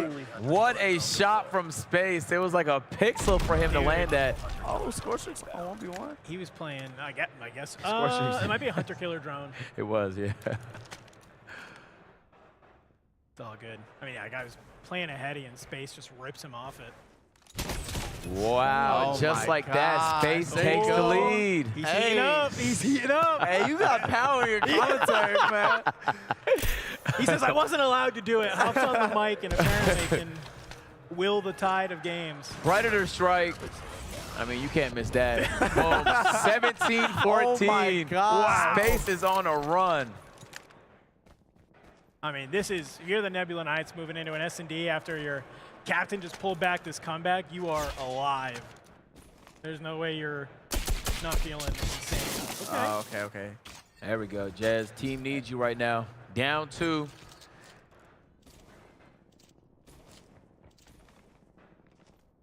Good shot. There you go. No, I want those gloves. I wonder if they're feeling nervous. Good shots. Way to tie it up. 17 apiece. It's first to 20. You also only have a minute 50 on the clock, too, so I was going to come down to it. that's the thing. If they don't All manage right. to win by actually Wow, getting what the 20, a shot from Crazy Jazz. game. This is a crazy game. To retake the lead, 18-17, first to 20. Oh, you see the shots. You see the shots. Okay. Oh, my God. Tied up. Space. 1 minute 30 left on the clock. They can't camp if they wanted to. Nope. Oh, Here wow. it is. Space. Wow. I would camp. Yeah, if I'm Space, if I'm Space, you're right, you're right. That's exactly what I would do. Oh, wait. Okay, he sees him. Oh, that would That would have been nasty. This is game point. Oh, he's playing aggressive. I respect this. I mean, he could even just wait this out if he really wanted to. Make Jez play to him. Kind of lame, but hey, a dub's a dub. He sees him. He sees him. Oh, there I'm it backing is. up. Yep. There it is. Yep. That's exactly what I would do. 1 minute left to go. Space can win it here with the kill. No, just Picking missed. it. Oh my God, dude, you are literally looking for a pixel right now. And Jets is not Oh pushing my him. God. Yeah, I mean, Hit marker. You gotta do something if you're Jez. You have to move. No. Space is just barely missing, but Jez doesn't have much time. 40 seconds left. Oh. And he's playing into it. If I'm Jez, you just have to run after him. Yeah. I think the problem though, Space knows exactly where he is, so he kind of does this check and. Oh, here it is. Here we go. Here we go. Oh, Here we go. He doesn't see know. him. He doesn't. He doesn't see him. Whoa. Oh, there's a pick. Oh, no, he's sold. Oh, wait. Oh my God! Just like that! Space takes it. Let's go. 2-0. What a clutch. Jez off to a really hot start, but kept his composure, man. Yeah? Hey, dude, even that, you were talking about it. Winning a map like that helps jazz up the team. Yeah. Loki and Iceman Isaac, they look more excited than him that he just clutched that, dog. Commentator's Chris is 2 for 2, by the way. I know. Yeah. You're going crazy with these Yeah, I'll stop calls. talking. No. Keep it going. It's been close games, though. I can't lie. They make good clips, and It's that's been close really games. what matters at the end of the day. All right. Their movement, though, how do they do that? That's like it makes it's actually genuinely unfathomable that they can move around like that on mobile, man. That's very, very impressive. Yeah, no, it's honestly like super insane. I mean, especially when we look at like some of these clips and yeah, just watch like it's just like this. It's the slide cancel into the snap, and it's just like when he's using that semi-auto Type 63, it's just like your ability. Yeah, right here, right. His This is the shot thing was that one, nuts. bang, Yeah, like that oh was my great. gosh. Like there are people who like would dream about doing that on controller, Yeah, or keyboard and mouse. Yeah, exactly. And obviously it's a lot different when you're playing on a Samsung Galaxy S25 Ultra. The greatest way to play your mobile games. Oh, nice little hype you gotta moment. be juiced. There we go. All right, Man. well, hey, Hey. 1v1, done and dusted, dog. Now 2-0. that's 2 really close comeback games They right did there. not disappoint with that 1v1. No. I knew that was gonna be my favorite part, Yeah. but hey, we still got a S&D's couple games next. left. I know S&D. S&D's next. S&D. We still That's got true, that's true. S&D next. I'm trying to remind myself. Oh, yeah, firing range, baby. Yeah. Classic. S&D. Okay, I like that. All right, just came back to obviously Black Ops 6, so hopefully, you know, everybody is feeling pretty good about how that map looks and feels, but it's been a minute, I feel like, since we've seen really anything, and it's kind of cool because in Call of Duty Mobile, firing range is like a staple of the game. It's like That's fire. they have it in series all the time. It's like a competitive map. People love it, so obviously the COD Mobile pros, they're going to be helping, you know, hopefully helping out the squad of how they want to go ahead and play this. Exactly. Yeah, I used to wreak havoc on that map back in the day. Oh, yeah, hell yeah. I remember Black Ops 4 firing range with the SOG, and that was it. Just playing that hut on the right side. Just What did rapid fire. did I use a Galil? I don't remember. Probably. Was I a Galil guy? I was a Stoner 63 guy. Oh, you was one of those. Yeah, you went up on that ladder up top. I did not care. And you did not move. At first I was like that. Once my friends started talking about KD, it became an ego game completely. Yeah. I needed to boost it. Yeah. Some maps are ego maps. Firing range is one of them, man. Yeah, I think there's a lot of, I'm going to be really curious, especially obviously we see like a bunch of snipers coming on out. Like we're going to see people just like looking down range with a bunch of the snipers, just trying to be able to catch these people off. But let's just say hypothetically, Momentum come back and they win this firing range S&D. We go into a Hacienda hardpoint. Need that. I need I'll that. be honest with you. I think I would love to see Momentum like put up a fight, take this search and destroy, feel good about it, and put us to a Hacienda hardpoint. Okay, now the real question for me is firing range a top 10 map all time? Yes, Ooh, easy. yeah. Yes, easily. That's the question. It gets remade too many times for not being. Yeah, I feel like if you remake it like twice, then it should be in the conversation. 3 times? You're It might be the most. It might be the most remade map we've had. It's up there. It's top. Is more than Nuketown? No, Nuketown's Nuketown got to be done. Nuketown. This conversation is without Nuketown. 100%. Nuketown not in there, but it might be up there. That's a good. That's a good shot. I think it definitely is fun to look at. I think it's my favorite off BO1. Is that crazy? I think it's my favorite. I'm trying to think of what else. I think that's a solid pick. I think that I don't have an argument for you. Nuketown. I think that was Nuketown's intro, wasn't it? Yeah, that was excluding Nuketown. Yeah. Yeah. I mean, at first, I think Nuketown was everybody's favorite, but then, like, once you start playing it, I think Fire Range. I think you have to say Nuketown is the most goated if you have to exclude it from every single Yeah, combo. you're saying have a combo. But you have to say, besides Nuketown, what's the best map? You're like, okay, then I guess we just have to know that Nuketown is. So we got a Fire Range S&D Game 3. It could be a 3-0 sweep, or it could be the beginning of a legendary comeback. It could be. I mean, we saw Momentum earlier on. They won 7-2 on Express. So this is something I gotta let you guys both know, because I know you guys are COD guys too. S&D and Call of Duty Mobile doesn't play to 6. There's no round 11s. You play to 7, but you have to win by 2. So if you don't win by 2, it keeps going. That's so tough. Yeah, it keeps going. Oh, that's so crazy. So it was 9-7 in the game. Momentum. The game 5 that Momentum won was 9-7. That's tough. Oh my gosh. That's intense. Yeah, I think this is great. All right, here we go. Here we go. Loading on in, Firing Range S&D, Nebula Knights. They're looking locked on in, up 2-0. Let's see who's going to take the sandbag challenge. Oh, nobody took the sandbag challenge. That's like... Oh, A little shoulder peek there. It's okay. Raided's been here before. That's what somebody's saying. They said it was unfair. Last time they saw Reese on this map, he was in a jersey, so... Space wasn't too far from landing that wall bang right there. Ooh. All right, Raided first to drop. First blood going to Momentum. Oh, good shot there. Wow. I mean, and you find Jez too. Like, I think if you can take Jez off this map, you're doing a great Oh, job. what a shot! What a sequence from Space. He's putting the team on his back. He's helping him come through. Oh my and he's gonna walk right into it. There it is. Wow. Space, what an absolutely amazing start for him in Nebula Knights, man. Holy. That's a statement round. Wow. Not just the movement, but the accuracy, the poise, and the way to finish that round off, too, man. Space is doing a fantastic job. Oh, hit marker. He hit markers that. Okay. See, this is the nerd stuff that I was waiting for. I was like, what are the hop-ups? What are the pre-nades? Are you trying to hit these wall bangs? You can see a lot of these players of momentum. They're all trying to make their way over to this A site. Jacob in the chat said he wants to see a hand cam.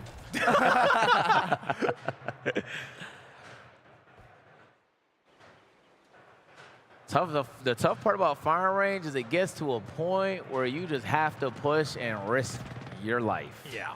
It's like moments like that, right? Where it's like rated, he's like throwing his shoulder, kind of looking in. You got two people looking at you. He gets taken down in his back, and just like that, momentum.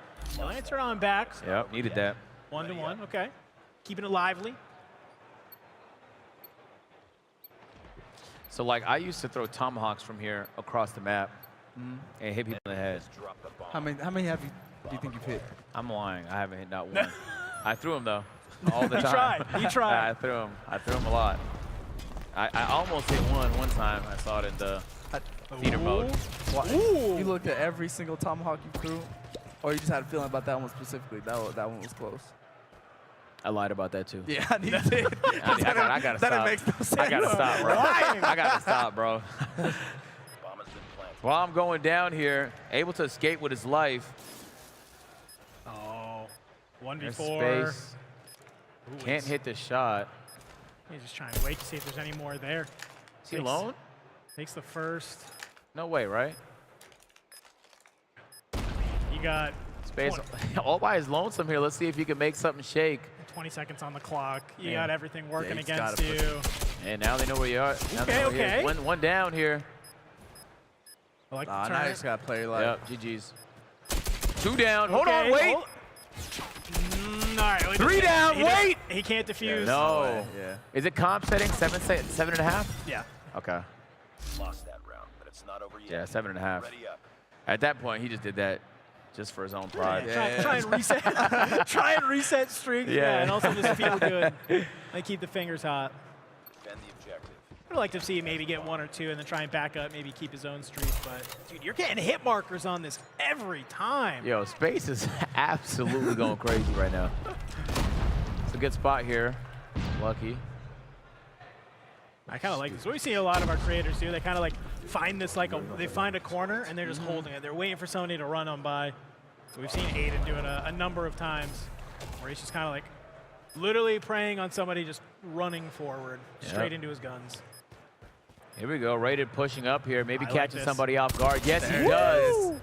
It's Noemi. Good shots. He's going to back the team up, too. 3v3 still. Momentum. Does have bomb planted. Take down Aiden, but the trades are there. It's still a 2v2. Last man standing. Finish it. Primrose, 1v1 against Jez. Oh! That's just disrespectful. Nasty jump shot. Oh, God. You only throw those out. That's a heat check right there. Oh, a jump shot? Wow. Spotted. We got the bomb. I mean, it was opportunity for Primrose to lock it on in. Hopped on the bomb. It's really all you can do in that moment, unfortunately. And you got Jez hitting shots like that. It's going to be tough. They're loving this A side. Yeah, everybody's, really only playing A. Is that Space that just dropped? Uh-oh. That was. Yeah, that's tough. tough. Just like, dude, we can't There even it talk is, about the round. Yeah, it's a that 4-1. Wow. That was the round. As soon as he said, as soon as Space dropped, Loki looked away. I'm not gonna lie, when somebody's so dominant though, you might as well just, your whole game plan needs to be just take them out first. Yeah. As soon as I get killed by him, I'm telling my whole team, let's get this trade. Yeah, if I even see him on the map, I'm calming that. Yeah. I gotta make sure everybody knows where Space is. All right, back on up. Okay, we could see kind of a wrap Looks like they have cleared B. Yeah, and I don't want to go for 3 for 3, but like, what would be the odds of a comeback here, 4-1? I mean, hey, it could happen. I will say, though, this Momentum team has looked insane at Search and Destroy all day long. Shots don't land. Okay, still 3v4. I mean, Space has an opportunity to do something crazy. I have the sun on my screen right now. Yeah. I don't really know what's going on there. Okay, I think Noemi gets dropped. 2v3 right now. Aiden from long range. There it is, yep. Wow, 5-1. This is Absolute domination is what it is. Might go 2 for 1 on these calls. Yeah. Hey, you guys said 3-1, man. Yeah, yeah. Oh, yeah, we did say 3-1. We did say that. You yeah. did. See, that's my curse now. now the comeback starts. Can't curse the curse, man. There's limits. I mean, I love this. Jez just kind of throwing bullets. Man, what an angle there, too. Like, what's the, like, how would you even know he's there? You would, 100%. Oh, I was going to say. Oh, he got shot. So tight.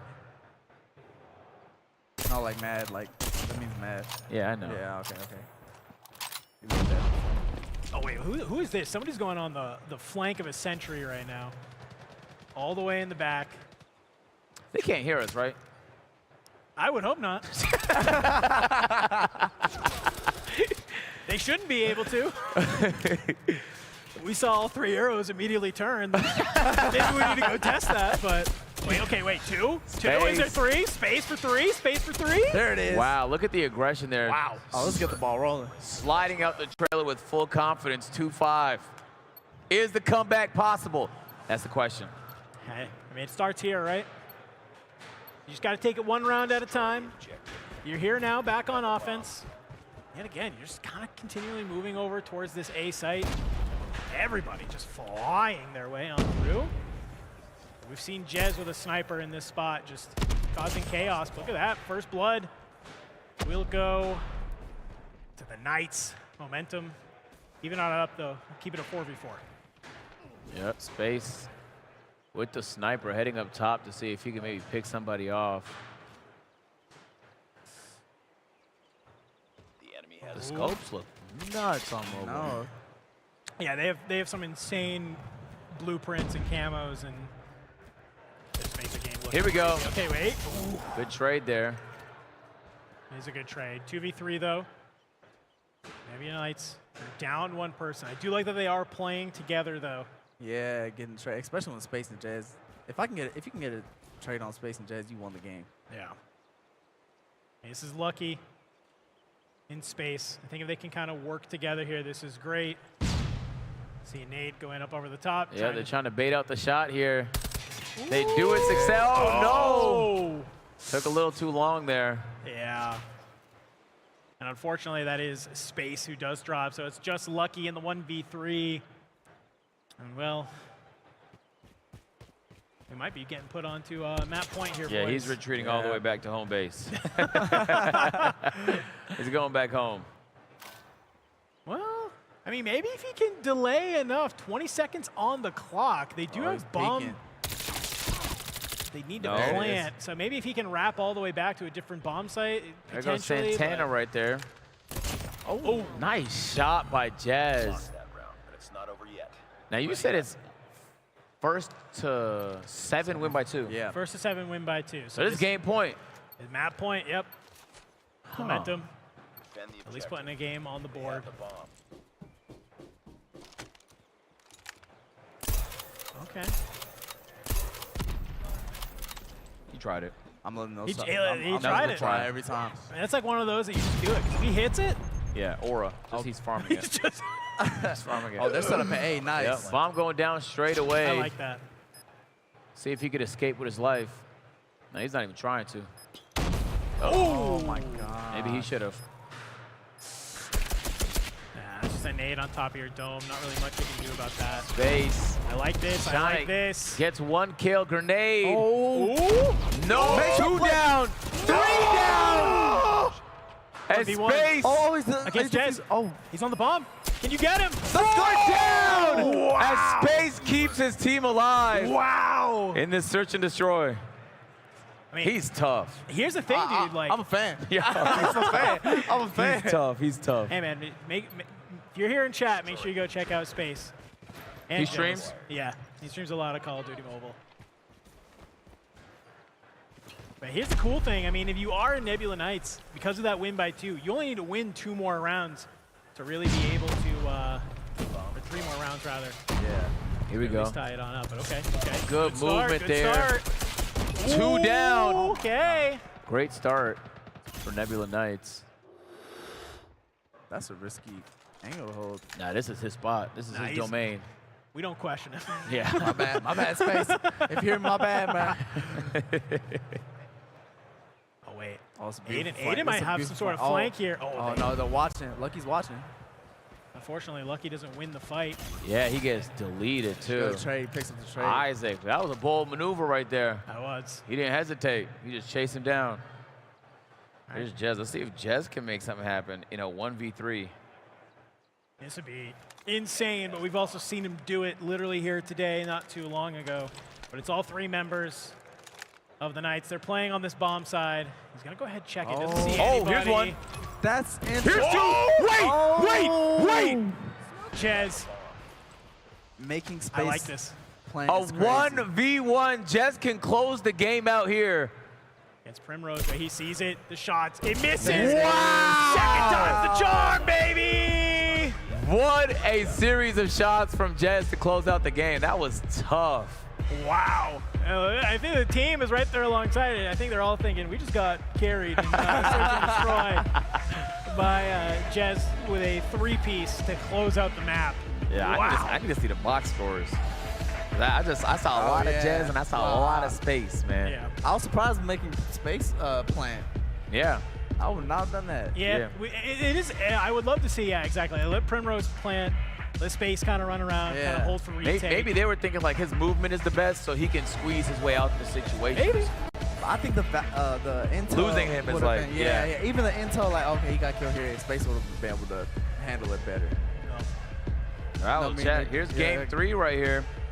Who would have thought? Crazy. I mean, I think you guys hit it on the head. We did. Space and Jez. Yeah, you guys. Yeah. You guys You actually literally said that about 25 minutes ago. I agree. Space and Jez definitely kind of felt like their show. Highlight moments from both captains here in the game, where just three-piece after 3-piece is really just all we saw from both of them. I mean, more importantly though, that was a fast S&D. Like, is the other thing is that like that isn't just we won the search and destroy. It's no, we won this convincingly. Yeah. It kind of feels very similar to that last series where they went game 5, right? So at least they have it here. If they can squeeze out a Hardpoint, they should hopefully be feeling pretty good on that game 5. Yeah, I was gonna say because game 1, they were up, they choked the lead, they lost. Game 2, same story. So game 3, I was hoping to see something a little bit different. And I think Jez finally able to, edge one out there, man. That was very, very much needed. No. So 2-1 now, heading into, you know what the next map is? Hacienda, baby. Come on, man. A little Hacienda Hardpoint. Yes. I love this because obviously this is being played competitively right now, so I know everything about the map, and specifically with Hardpoint. It's fresh on the brain, so I love it. It's fantastic. But I also think it's just like a sick map. Yeah. It's like it's a classic. I will say they did tell me there's no. There's like the water on the outside. Yeah. I don't think you can swim in the water, and there's no like out of bounds fence hop that we see today in like Black Ops. Oh, okay, in the okay. CDL. That's interesting. So That's interesting. it does. It kind of like shrinks the map a little bit. So we'll be kind of curious to see if that matters. It probably doesn't. It's probably okay. I'm gonna let you make that call. we'll go ahead. We'll see it. But man, I mean, as we get ready to hop on into the Hardpoint, we kind of talked about in that map number 1. It was like pretty close. It was. Until it wasn't. Until somebody had to curse it. until somebody made a prediction. It's not true anymore because in the 3rd game it didn't count. It didn't work. Oh, so we're yeah, it's all placebo. You could be 3 for 4 right now. That's true. Yeah. That's passing. Yeah, that's true. That's 75%. I'm glad it's a good series though. Like I came in kind of with expectations, but all 3 games have been close. It's just a matter of who's been able to close out. And here we go. We got map number 4. Woo! All right, loading on in. Here we go. Hacienda Hardpoint, ladies and gentlemen. We have, of course, the Nebula Knights currently up 2 maps to the Momentum 1. Here we go. P1 going to be that fountain right in the middle. Oh, they secured already. Oh. Wait, oh my God. That was, somebody held down the fire button a little too long. So you're going to have a lot of your teammates drop, unfortunately, to a bunch of team kills, which you hate to see. But really the thing here, P1, it's just scrappy. You're just, if you get any time on this, you're feeling good. But P2 is going to be a really, really big hole. That's that Lambo side. You kind of want to be able to hold the spawns, force them to push in through rock. I'll be honest, I'm farming score streaks right here if I got an AR. I'm not even going to bother. I mean, that's what we see a lot of people do. You're just playing these top halls, these top lanes on either side, and you are just ripping, if possible, if you can. So pretty low score after P1, which we kind of go ahead and we expect, but you're going to see there's that bottom left as it comes online. You're really trying to hold this on in, make this mixy. And you can actually see here, I love this. Somebody on Momentum was holding those back spawns for what we call ramp side towards this back. But man, okay, Nebula Knights, they actually win some key gunfights. They let you get back on the point. And oh, here we go. War Machine active, baby. Have we seen those dual pistols since that first one? Nah. We might see them here. Man, Nebula Knights just cleared it out. There's space again. He's doing it again. Tempest online, baby. Oh, wow. Okay. Being able to fight back and forth, that's what you love to see. Nebula Knights are still going to have a lot of these close spawns, though, so they're just going to keep hitting this one out if they can. Still plenty of time to fight over. Good shot there to knock him on the head. 2-piece. And that's huge. That's exactly what you need. Yeah. Get those last remaining seconds on the hill. That's like when we're talking about like closer to the end of the game and you're praying you got an extra 15 points. Yeah. Boom. All right, P3 over on that Fed side. You'll see it come on up. So I like this. Momentum, they're kind of already spawned on over here. You got 3 members from the Knights trying to figure out how can they start making an entrance here. But oh my God, okay. Lighting up the kill feed is there. You're feeling good. Trying to clear out some of these members of Momentum. You're just coming off spawn. You were just flying on I think through this clicked right there. I think you did. Hardpoint locked down. Hardpoint tested. Be advised. Hostile predator. Ooh, okay. Another War Machine coming online. I mean, this is kind of the fun part of Call of Duty Mobile, right? You have these specialist abilities, and things like that War Machine, the grenade launcher, it's just overpowered. That is crazy, man. Well, I mean, think about breaking points, right? You got everybody just trying to lay down on the hill, and you're just lobbing grenades right at their noggin. They're trying to just maybe gain some of this points. Yeah, it is perfect for Hardpoint now. Think about it. The flank there from Rated. Yeah, he's feeling right at home on this map. 100%. Yeah. That's where you got to calm to your team and let them know there's a sneaky man behind you. Well, they're also like hitting old right now, and I don't necessarily know if you need to be spending an opportunity of like trying to get some of this, you know, last final 2 or 3 seconds. This rock hill, you can really hold on to and start to either pull away a lead or get back into the game on. So if I'm Momentum right now, I would be fighting tooth and nail for this rock hill, and this is exactly what you like seeing him do. You kind of just set up this crossfire. If anybody slides out mid, you got to win the 50-50. Oh, Aiden unable to hit the shots there. Oh! Must have been Peyton Manning who lobbed that right in the pocket, man. Wow. Be advised. Hostile hunter-killer drone inbound. Oh, this score sheet was. Oh, he sold the sword. Oh. That's the thing. You can get the specialist, but it's all about what you do with it. Yeah, you gotta use it smart. Okay, good shots. Jez, maybe playing the front side. You just commit. At that point, you're just like, all right, He's for the people for that one. That's a good trade, though. Like, I'll take myself out if it means Jez. Jez also goes with me, bro. It's been pretty mixy of a P4. Oh, he takes down space. Brim goes down. Jez doing such a great job. Oh, my God, man. He is applying so much pressure. Can he keep going? Yes! Yes, he can. Give him the streaks. Jez absolutely slaying in this one. Oh my gosh, takeover moment. Yeah. Is that a 2K reference? No. That was a good reference, man. He has takeover. Facts. I'll be honest. So it's a decent amount of streaks for Jez. He'll definitely want. I think he's gonna hold on to that Predator missile for when they need to open up one of these hills. Probably P4 or P3. That's way more wide open. Too aggressive on that. Yeah. Yeah. That's a good trade. Not gonna lie, Jez has been performing. Oh my gosh. There they go, that War Machine. Yo. That's what I'm picking up. Yep. And you know, right when you were mentioning how useful the War Machine is on Hardpoint, I thought about that first Hardpoint. Yeah. And if I get a War Machine, I am sitting on top of that balcony letting it spray. I mean, this is exactly what you want to kind of use it for. A hill like P2 where there's only so much area that you can hang out in.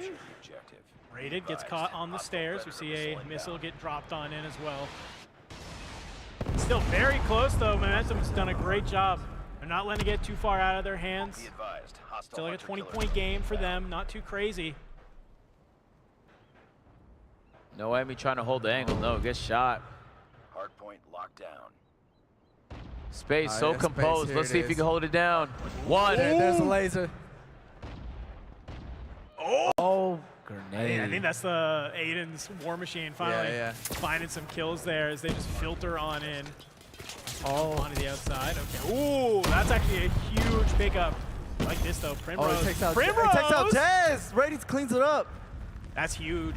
Yeah, that's a really good heal for Nebula right there, man. Honestly, I feel like they were afraid to answer because Space had laser. Tempest. I would too though. And someone told me he had the Tempest. I'm waiting outside. Let's wait for reinforcements.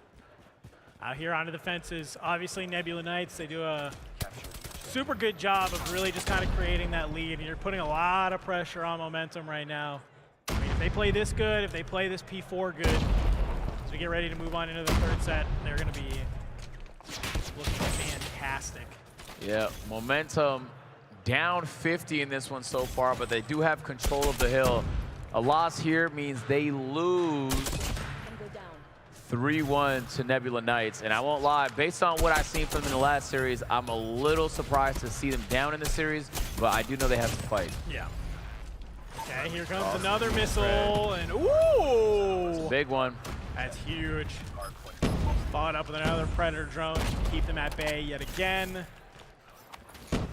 Final 20 seconds here on the hill. It's been pretty mixy, but yet again, I'll be looking towards that rock side right now. I don't really see anybody starting to play through the mid. Well, it looks like there's one player from Momentum that has made some sort of read, so you're going to get some of these spawns. Rock Hill will go ahead and get ready to pop in the next couple of seconds, so you're able to set yourself on up right now if you are Momentum. But we saw this last time around. Nebula Knights did a great job breaking it on open. But yeah, way to hold angles there. Yeah, got the War Machine in the back pocket too. Woo. Still though, 60 points. You literally have to play perfect. He pulled it out. That was a win for Space. Yeah, this is just where it gets mixy. Like all you need is the 1 or 2 to rip them off the point. You are just flying at it. Aiden needed to win that one. Nades yet again. And if you're Momentum right now, this is the last thing you want to see. Yeah. Nebula Knights has the ability to run away with it here. 30 seconds left on the hill. They need to break it. You need to at least contest it. I mean, keep it mixy.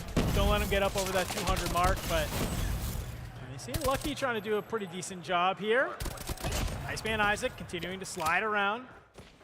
He's been feeling hype. He's been feeling good all day long, and obviously looking to continue to do so here. Just needed to lock in the shots. Yeah, good shots there from Santana. Might be a little too late, though. Next hill. Hostile hunter-killer drone inbound. There we go. Back on over to P1. Third set. Map will probably end here. There you go. There they go. There you go. Surprised to see it here on P1 and not any of the other hills that we have, but Jez aim got to be studied, bro. How? Like, I don't know how he's flicking on that. I know, I'm questioning some of these shots. You gonna phone check? Yeah, let's get a hand cam on. Let's get a hand cam on him. Look at his phone. Yeah, let's go take a look at his S25 expeditiously. Here we go. Flank here from Space. That's interesting seeing him on hill. If I'm Space, I'm playing my score streaks. I'm not. So in that situation, why not just chill on the balcony with your Tempest and gun him down? He's probably just trying to create space for his team, because at least if he can get a couple of kills off the hill, really get them out, you can let the rest of his teammate kind of flood in while he then gets bumped on up, kind of push on forward. So it could also just be he says, I have a Tempest and I want kills. I want to use this before it runs out. Definitely a valid thing to try and do. Okay, here we go. Yep, this hill is very, very important. Ooh. Momentum needs. Here we go, and they do have control of it so far here as it.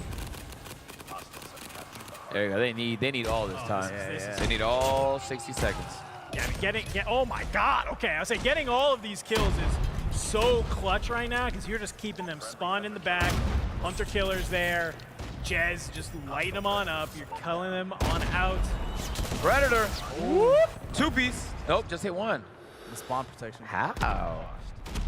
I don't know. Wait, Huskers. He's got his death Good machine shots. online. Okay, momentum. Yeah, this is exactly what momentum needed here. They have been in full control of this hill, and they have made an unrealistic comeback look a lot more realistic. Wow, they did everything they needed to. Here's space on the flank. Huge flank. Yep. Get a little bit of scrap time here, but fences will spawn. If you're momentum, you're already on over there, but I like this. Remember this one player that's already made the read, you might be able to kind of cut them on down. They're not expecting you to be on over here. So I'd love to see maybe some kills go that way.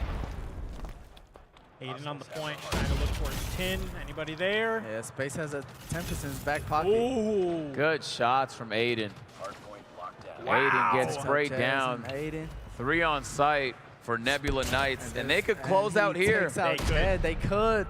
They could, man. I mean, it's looking real solid already. You can see the members of Momentum, they're spawning in the back. They're going to be able to sandwich the last final few players here as the shots go on out. Everybody's still just trying to run at this hill. Still an opportunity. Try and clutch this one out here. They're on the hill. Yep, 235 to 187. Nebula Knights with a chance to close out. No, it's going to take another hill. Yep, not just yet. Great contest. It's to P4. It's where you have to go. It's the Rock Hill. They've been so good at it throughout this entire map. I want to see it come back. I don't know if the curse is working now. Yeah, I think it needed to be about 40 points ago. Jez had a crazy comeback to help his team win in Game 3. Can he do it again here for Momentum? Oh. Already Lucky holding this one on in. He's letting the shots fly. You need to win these gunfights, but man. They do it. They break the hill. You're still getting close spots. spots. Nice. That was a huge pick by Santana. And if they could do what they did earlier all over again and milk this hill for all this time, they are back in it. Oh, that's a huge kill, though, from Space. Gets the player trying to be on the flank. Good shot! That could be this it. might be game. He got the Tempest going. Oh, they got the Dude, spawn they're in behind Narnia. him. They picked up Space. Wait, yeah, do you turn? Do you get this read? The shots are there. Do they line on up for you? It's a couple of great shots, but it's still just not enough, man. But you're still close. This could be it. This could be it. Space. You find a couple of good kills. You're on the point. Oh, and just took it like that. Nebula Knights take it. Wow. That was a good one. That was good. That was, you know what? Hey, 3-1. You guys called it, and it was close. Yo. W script. Space had that one shot with the Tempest late in the game. Heady to clear the site. Goodness, man, that's clutch. That's what I'm talking about when I say clutch. Put the team on his back, man. Congratulations to Nebula Knights. They were dominant. Yeah, look at them. They're stoked. They're excited. They're working together. You know that they are feeling good right now. Lucky. It was a nice little ball of emotion there. Oh my God. Okay, well, all right then. Wow. All right then. My God. If I win 30,000, I need confetti too. Yeah. I love it. I love that they're here. Definitely a hard-fought win, 3-1. You guys called it good. Yeah, definitely man. love it. Got to peek at the script a little before. Yeah, Oh yeah. I was told Yeah. you wrote it. Huh? I was told you wrote it. I dabbled in it. You dabbled? Okay. Yeah, Okay, that's what happened. 1v1, you know what I'm saying? So excited for it. Wow, congratulations to Nebula Knights. Yeah. $30,000 in a 3-1 here. I'm taking that. God Mobile. Yeah, you are feeling good about that. Of course, if you are momentum, it's 20,000. So it's still not too bad. Not mad at that either. No, that's money. That's I'm money mad, at the I'm end mad of the I day. lost, but that's money, man. Who No, cares? you're still feeling good for sure. Obviously, the captains, they're very ecstatic to be alongside their teammates as well. I mean, if you are the Nebula Knights, though, Space, I think he kind of really put on. I think, from what I saw, just based on the practices some of these teams had throughout the week, even from the draft, right? He was #1 pick in our draft. And he came in and said, I'm building a team to win. Why. And he, comes on in. It's looking, He was not playing. no, he was looking gross. And especially, hey, man, I mean, he's able to feel pretty good in that 1v1, and I feel like that's really where he kind of comes online. He won't be too far away from another 1v1. We got the show match right after this, but here's a couple of moments from that Hacienda, and kind of gives you a nice idea of how we got to this point. Man, Jez showed out. I feel like he needs some sort of like award of some sort, man. Some contemplations. Yeah, somebody needs to glaze him because he played really, really well. Consolation. Hey, man, I mean, he still has an opportunity. He could still win the 1v1. He could come back in our show match. He could still walk away with 10 bans. Not too bad, but yeah, I mean, it was just kind of felt like basically at some point the Nebula Knights, they did a great job and they just kind of ran away with it, right? Momentum never really had an opportunity to it never felt like they broke a hill and then got like a lot of time off of that hill from being able to get those kills and stuff, right? I feel like that was just kind of what we saw all day from them. It was like, great, we're seeing 2 pieces and 3 pieces all day long, but exactly. you're really not doing a great job. I mean, I love it. I love it. They're here. I'm impressed with what I've seen. I think the movement, especially from some of the more experienced players, super, super impressive. I think the aim, the flicking, the tracking, super impressive. And for some of these guys that don't have too much experience on mobile, they're able to pick it up pretty quickly. Yeah. No, I think that's what's super cool about it, right? It's like you kind of get invited to an event like this, and you're like, I've never touched COD Mobile in my life. I got a lot of Call of Duty, but hey, they're able to come on in and make it I would love to see a hand cam for Space. Maybe he'll be able to show you on the other side. But I'm being told that Mr. Bass from the past is live on stage right now, ready to interview our winners. Let's go see what they have to say. All right, we've got our winning team one more time. Give it up for the Nebula Knights. A massive congratulations to all 5 of you, and I've got some medals to give to you guys as well. Congratulations one last time.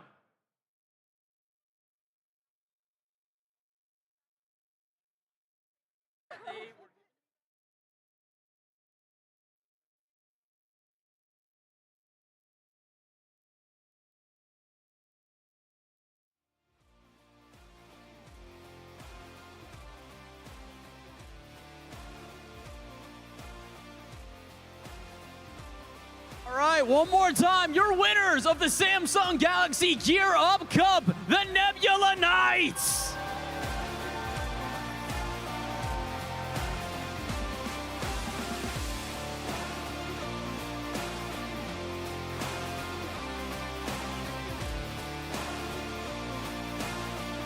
All right. Now that we've gotten some photos, some pictures, I've got some questions for your main man, Space. My guy, do you mind stepping over here? We gotta talk. MVP. First off, a massive congratulations. You drafted a team that has not only taken this entire thing home, you guys did so in pretty dominant fashion. A 3-0 for your semifinal, a 3-1 in the grands. What do you attribute it to? Listen, this is a team game. It's all teamwork. And I mean, if you looked at the draft, a lot of people were saying, oh, this is the worst team, this is the worst team. But they had no clue.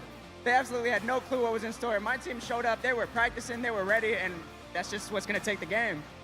You guys not only took the game, but you did so in style, like I said, domination across the board. But you in particular had a couple of pop-off plays. We gotta talk about it. What happened in the 1v1 in the grand finals there, man? You were down by like 5 kills and turned it around. I have no clue. Like, actually, I was struggling. I was moving real bad. I was getting stuck on corners.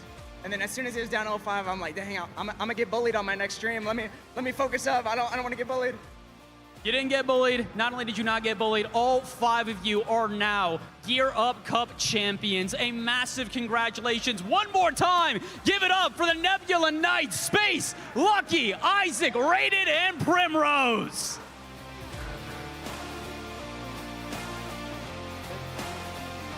Congratulations one more time.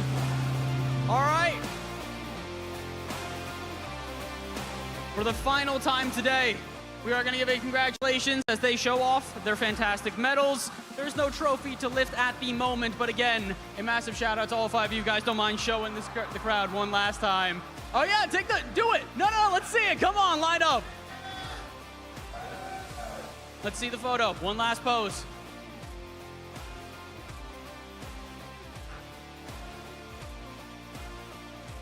All right, guys, we've got one last thing to end the night. We've got a 1v1 between our 2 captains in the grand finals. And, hey, Gemini, what would you do if you were going into a 1v1 in COD Mobile?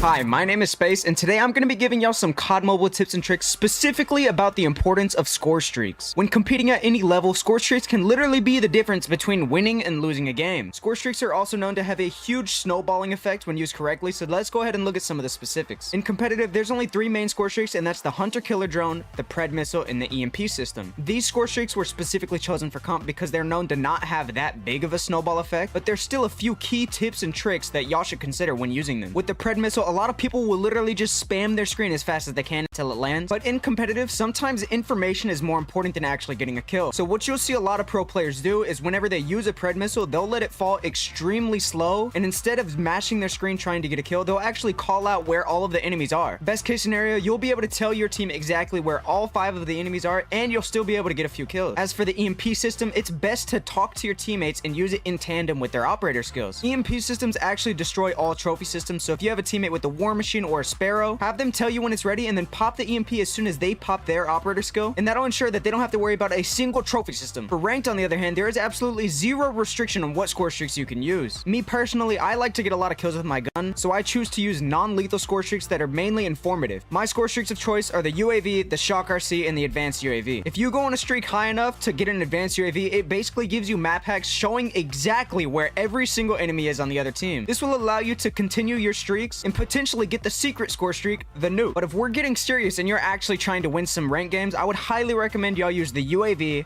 the Dragonfire drone, and the Goliath. These 3 score streaks just work so well together. You use your UAV to get some information, and with that information, you get the Dragonfire drone. Once you use the Dragonfire drone, have your teammates protect you, and shoot your bullets to tag the enemies on the map. Now you can see the enemies through the walls, and with the kills that you get from having these wall hacks, you'll be able to get your Goliath. These are literally the cheapest, easiest, and most effective score streaks to use in ranked, and if you really want to win those ranked games, I would highly recommend y'all use these. Anyways, guys, I hope that y'all can take some of these insights and apply them to your own game, and hopefully I'll see y'all on the battlefield.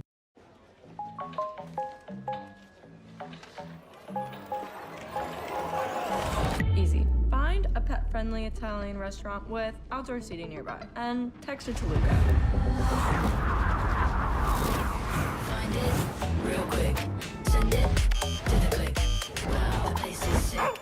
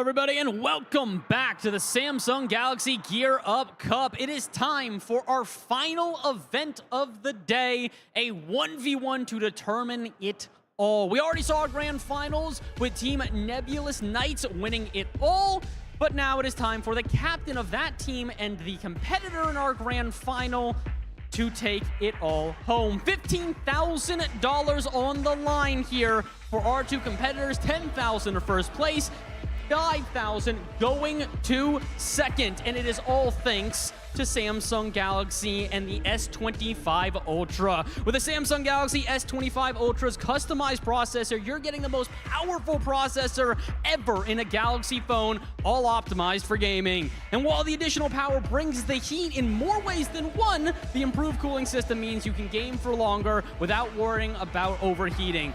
And it's a match made in the stars only with the Galaxy S25 Ultra. Once again, a massive thank you to Samsung Galaxy for this entire event. This is, after all, the Samsung Galaxy Gear Up Cup. But it is time for us to invite, for the final time tonight, our captains of our grand finalists to the stage.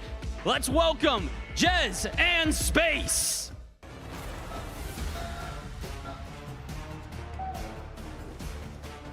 Welcome. Whoa, whoa, whoa, whoa. I hear you. Both of you come here. All right. Well, I know both of you are not only professionals at this point, but you've probably been here for some interviews before, but now we're going to make it a little different. No? All right, well, then this will be a first, so I'm going to let you talk a little bit of trash. First, I have to go to the winner of our grand final. Look, there's no secret here. You guys have already faced off in a 1v1. It was very close. How are you going to do the same thing twice?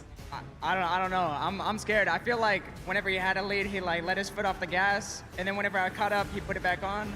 So I feel like this one, he's going full throttle. I have no clue what to expect. Well, it sounds like your opponent doesn't really know what to expect, but you probably have a little bit of a game plan. You've had some chance to get some revenge at this point, so what are you going to do to get your revenge? Just win. Just win is not the worst strategy I have ever heard.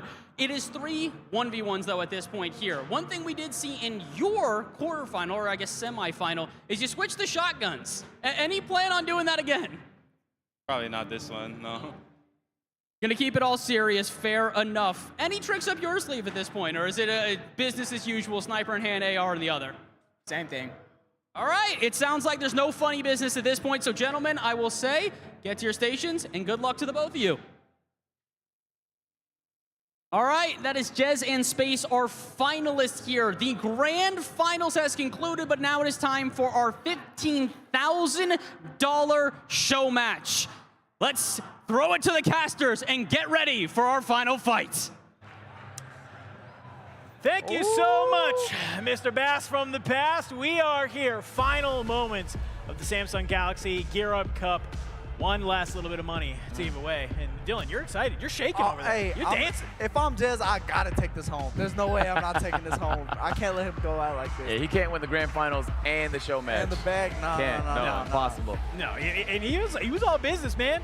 He's like, I don't want to do an interview. I want to get in the game. No, he was serious. Start playing. Are you sorry? No. No, I mean, this is crazy. I mean, Jez obviously is the superstar of his team. You don't manage to make it happen in grand finals, but you're able to at least maybe make of it for a little bit here. Potentially you take home 10 grand. Even if he loses, it's still 5. So I still feel like that's not necessarily entirely a bad day that we have come on in. But yeah, the grand finals though were pretty crazy. And this is what they were talking about, was this 1v1 between these two that they've already had on Kill House. And it was very, very close. But it was Space in the end who really came out on top. So you know, we go off by the maps. I think Space might be the favorite, but I think that 1v1 was already super, super close. So anyway, I don't really think we can say anything. Yeah, it was a close one. It was tied up at 18-18 at one point, so there's really no telling who's going to win it. I really genuinely think it's like a mental thing. So it's just really a matter of who can build momentum, who can lock in, you know, try not to make any unforced errors. And the good thing about a 1v1 is really strategic. So so like you could increase the pace or slow it down as you need to, but you know, depending on the game mode, like it's all really just a game of strategy. Both of them are really skilled. No, I agree with the mental. I think Jez has something to prove. I'm not gonna lie. I think he's gonna take it. Yeah. He looked cold. When he was on that stage, he was like, he looked cold. So serious. He looked locked in. I've never seen another human being a lot more locked in than Jez. Well, hopefully Jez can prove us right here. Getting ready to move on in. There's that winning moment, of course, obviously. I know that feels good, man. The Nebula Knights, they are pumped. I mean, here's the thing. I've casted over a lot of these guys playing for more money than they're winning here today, and I've never seen them that excited to win some cash. That was there. So, yet again, congrats to them for taking home the dub. $30,000 as a team. Absolutely crazy. Your momentum, though, like we said, not too bad. 20K as a squad. Man, that's solid. Not mad at that. That's solid. Well, congratulations to Nebula Knights. They definitely didn't have it easy. It looked like, based on Momentum's first round versus Gamers, because Gamers, they drafted a really sweaty team. Yeah. I was reacting to that on stream, and everybody was telling me, like, they got a good squad. So to see them drop in the first round, a little bit of a surprise, but I guess it just goes to show, man, it's all about matchups. Nebula Knights wasn't blowing anybody out, but they were winning the games. Like, they were closing out strong against Momentum, so congrats to them. And then the leader of them, Space, I actually low-key think, my prediction, guys, thanks for asking, Space. I think Space takes it. I think Space takes this one, man, if I'm being honest. All right, do I dare ask you a scoreline? It's only a best of 3, so there's only I'll probably there's say, only one of three, I'll probably two say, options I you think can say. 2-0, but I think it's going to be close, though. I think it's going to be close. Yeah. 2-0? It's Okay. a deceiving 2-0. It's a hard fought 2-0. I agree. I'm not going to lie. But I'm taking Jez, though. Oh. Really? Yeah, I'm taking Jez. I have to be the tiebreaker here? Yeah. Yeah, what's your thoughts? And now he goes I like mute. that. I like that. I like that. That's a solid I'll tell you take. after. I'll tell you who I was thinking of after. Great PR response. Yeah, listen, that's why they hire me, man. That's why we're here. No, I think it's going to be cool. I mean, I guess, like, to me, it's really honestly just more of a coin flip. Like, I think it's like literally pick one. I should have said that. See, that's a good answer, bro. That was See, I gave a name, and I should have said it's a coin Nah. flip, too. Now, one of us is going to look stupid. Yeah. Now you're just passionate, right? It's all it is. Yeah, You got a lot of passion. Chat, we all know at home that it's a coin flip. But let's take a look a little bit at the head-to-head between these two. A lot can be said about these two guys. Jez, a 2022 Call of Duty Mobile World Champ. Space, also a Call of Duty Mobile World Champ. Went on a 30-win tournament streak, which is an insane stat line across the board, I think to say, and maybe is part of the reason why we're seeing him absolutely pull up in some of these maps here. Why they do Jez like that on the picture? Why didn't you get the dynamic I think lighting? they submitted it. Yeah. Oh, those are own headshots, okay. huh? Okay, gotcha. There's some old So he headshots. did it back to in the himself. day. Yeah, he did it to himself. Yeah, Jez, Space is locked in from the get-go. Just based off the headshots? Yeah. Wow. Maybe it was a premonition. Maybe that was something to talk about. But I think it's gonna be. I think it's gonna be dope. I think it's gonna be really cool. I think we're gonna be kind of have 2 to 3 potentially really good maps. Let's talk about here where we're we playing. go. Oh. Let's go. Yeah. That's a good map I was selection, waiting baby. for it. I was waiting for it. Yes. I hope we make it back to Kill House now, man. I want a 2-1. Now you, because you just want to see the map. Yeah. Okay. Exactly. No cap. Those are 2 of my favorite maps of all time right there. Nuketown Rust. I think- Combination. Really. Like, both of Now, them. do you think they agreed to not go up top on Rust? Nah, they're for sure going up top. Okay. Yeah, all the tryhards used to go up top. The snipers used to stay down low. So, depends on what archetype you are. Well, Nuketown, it's a map we know and love. It's a 1v1 classic. Same thing with Rust. We've already seen Kill House today, twice, alongside there. So, dude, I'm pumped. I mean, I don't think we could have asked for any better. I mean, maybe like Slums, maybe? I don't know. I was trying to think, like, what other map? Shipments, maybe? Shipment would have been dope. Yeah. Shipment would have been cool. I was trying to think of any other 1v1 maps from Call of Duty history that would have been sick. But I mean, it's hard to get better than these 3. Nah, it really is. Yeah. Honestly. Well, we get a chance to see 2 of the best go at it. And it's a show match, but, I mean, they're playing for pride, too. Jez just lost. Him and his team just lost. And now he's not going to want to lose 2 straight. And there's money on the line. You said $15,000, right? Yeah. 10K difference. 10K. I just like, how would you feel? How would you feel if you lost 10K? Just because you weren't. Just because if I lost because I wasn't good enough, I'd be mad. If I lost out of luck, I wouldn't be too mad. Okay. So I would be upset losing in this situation right here, especially on stage, especially in front of people. Twice, that's what I'm saying. If I'm Jez, I'm going to be tight. If I'm Space, I'm not going to be tight. Yeah, it is what it is. All right. Okay. I like that. I think you definitely have to try and I wonder, lock it like, up. how do you rage as a mobile. Like usually. You're breaking the phone. Yeah, maybe that should have been one of our talking points. The toughness of the Samsung Galaxy. You wouldn't believe what this one's been through. Oh god. Ooh. Okay. Well, it survived fireworks. We're not going to show that one on screen. Before we get ready to head on in to our show match, we got to go ahead and we got to ask our friend Gemini one last question of, you know, you're coming into a 1v1, man. How do you lock in to try and win when there's a difference of 10 grand on the line? Let's go ahead. Let's ask Gemini. My name is Marshy, and these are Cardam tips and tricks. Today we'll be talking about the importance of your sensitivity and how to find the right sense for you. Sense is a very important part of your game. It will determine how skillful your aim really is. Let's take a look at some settings you should consider using. Fixed speed is the most often talked about since it brings the most consistency in this case. There's a 1:1 ratio between finger swiping and in-game reaction.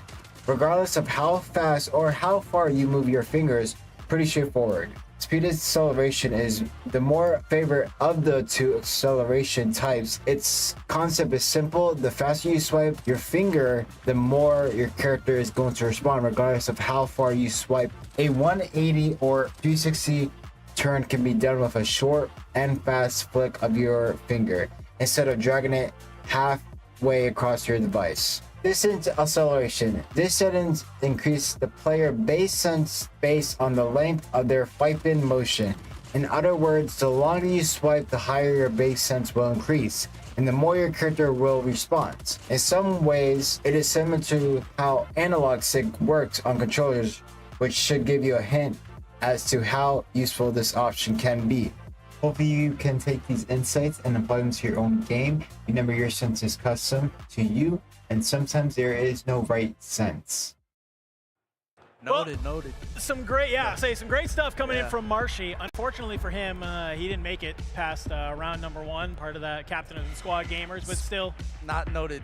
I'm gonna talk to Space after. I'm gonna talk to Space after. Wow, okay. Unfortunate for, of course, Marshy there. But either way, great stuff for him to be able to be there. Getting ready to head on into our 1v1. We're kicking off with Nuketown, man. In a 1v1, I don't think you can't camp in the top bedroom. That's rule number 1. Okay. That's rule number 1. If you camp in the top bedroom, you're disqualified. I'm You better not. Especially not with a sniper, man. Oh, okay. And we're already right on into the mix, baby. Here we go. 1v1. Good shots. Oh. Nuke? Getting a little crazy. Okay. Oh, good shots. Jez. That's a crazy reload animation. Yeah, there's some intense things we have going on in COD Mobile. Are these different 1v1 spawns than regular like console? I mean, I think there's still like it depends because you can see like obviously he just spawned back fences there, so yeah. But this is kind of what you have to be like worried about is exactly this. Like you get that kill, he's gonna move back towards the mid, and then he'll just kind of try and see this side, and he already has a good idea of, you know, you're gonna be spawning on the opposite side. And you're trying to scope on up. Loki has a good angle if he just holds right here. Yup, missed the shots though. That's surprising. Not used to seeing Space do that. I like that nade. That's a good nade. See, I wanted him to chow the left side. Throw the nade, force him left. Dang. Good shots from Jez. Good evasion, good strafing. He made himself hard to hit. Oh, we should have asked chat who they thought was going to win. Yeah, we've been doing predicts each time. Oh, yeah, we've been doing predictions this whole time? They're doing predictions the whole time, yeah. Oh, my God. All right, well, 53% of you think Space is going to win.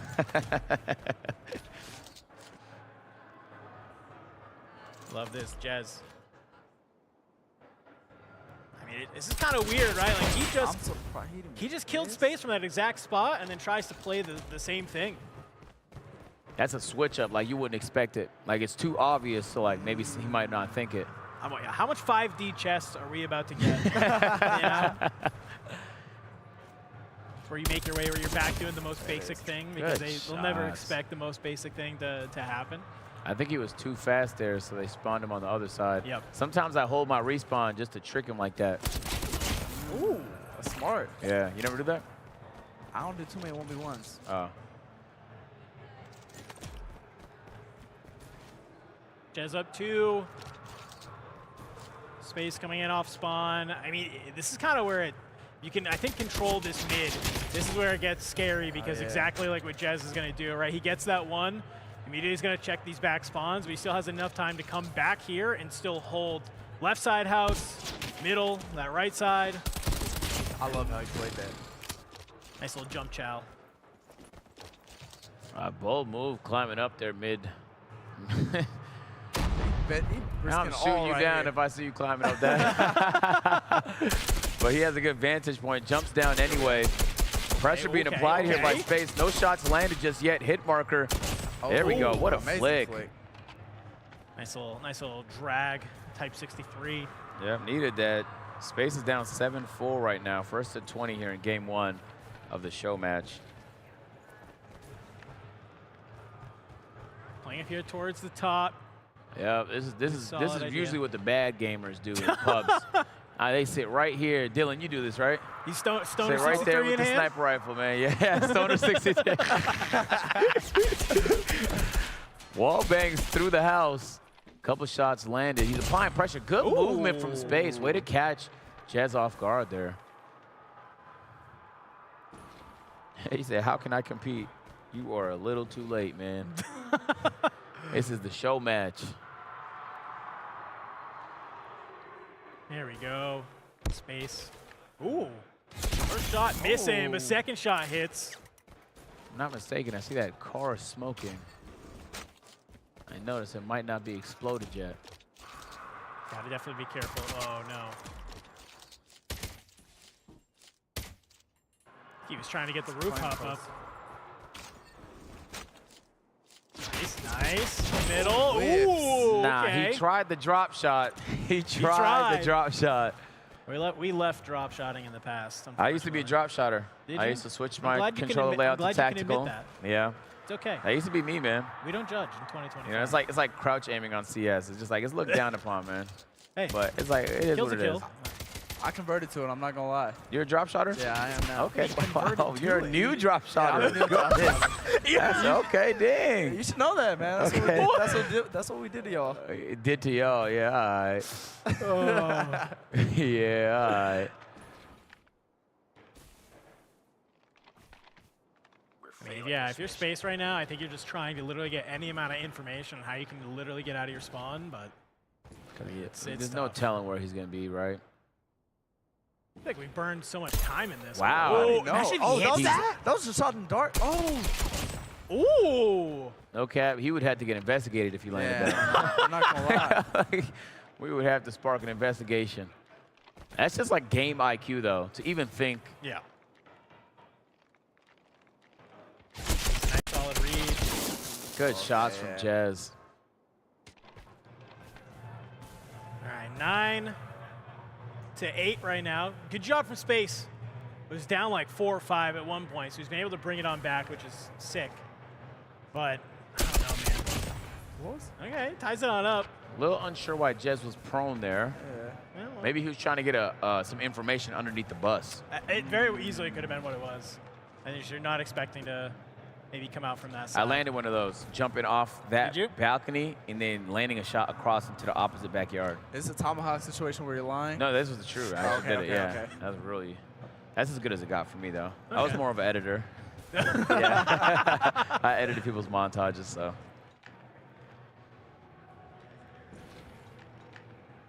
I mean, this is like respect right now. Yeah. Nobody wants to move. Nobody wants to, like, get a little bit too aggressive. That 10K difference yeah. is starting to creep in. Hold on, let me lock in. Yeah, they say, wait, either make 5K or 10K? Yep, he's going to land this one right here. I'm calling it. Good movement there. Space. Ooh. Sees his target. He's just dancing. Yeah, I would disengage too. That was... Here we go. Shots. That's wallbang. Ooh, what a wow. The movement there from Jez, goodness. A little bit of slide. Not expecting for it. I don't care how good your aim is. That's tough to hit. Tough.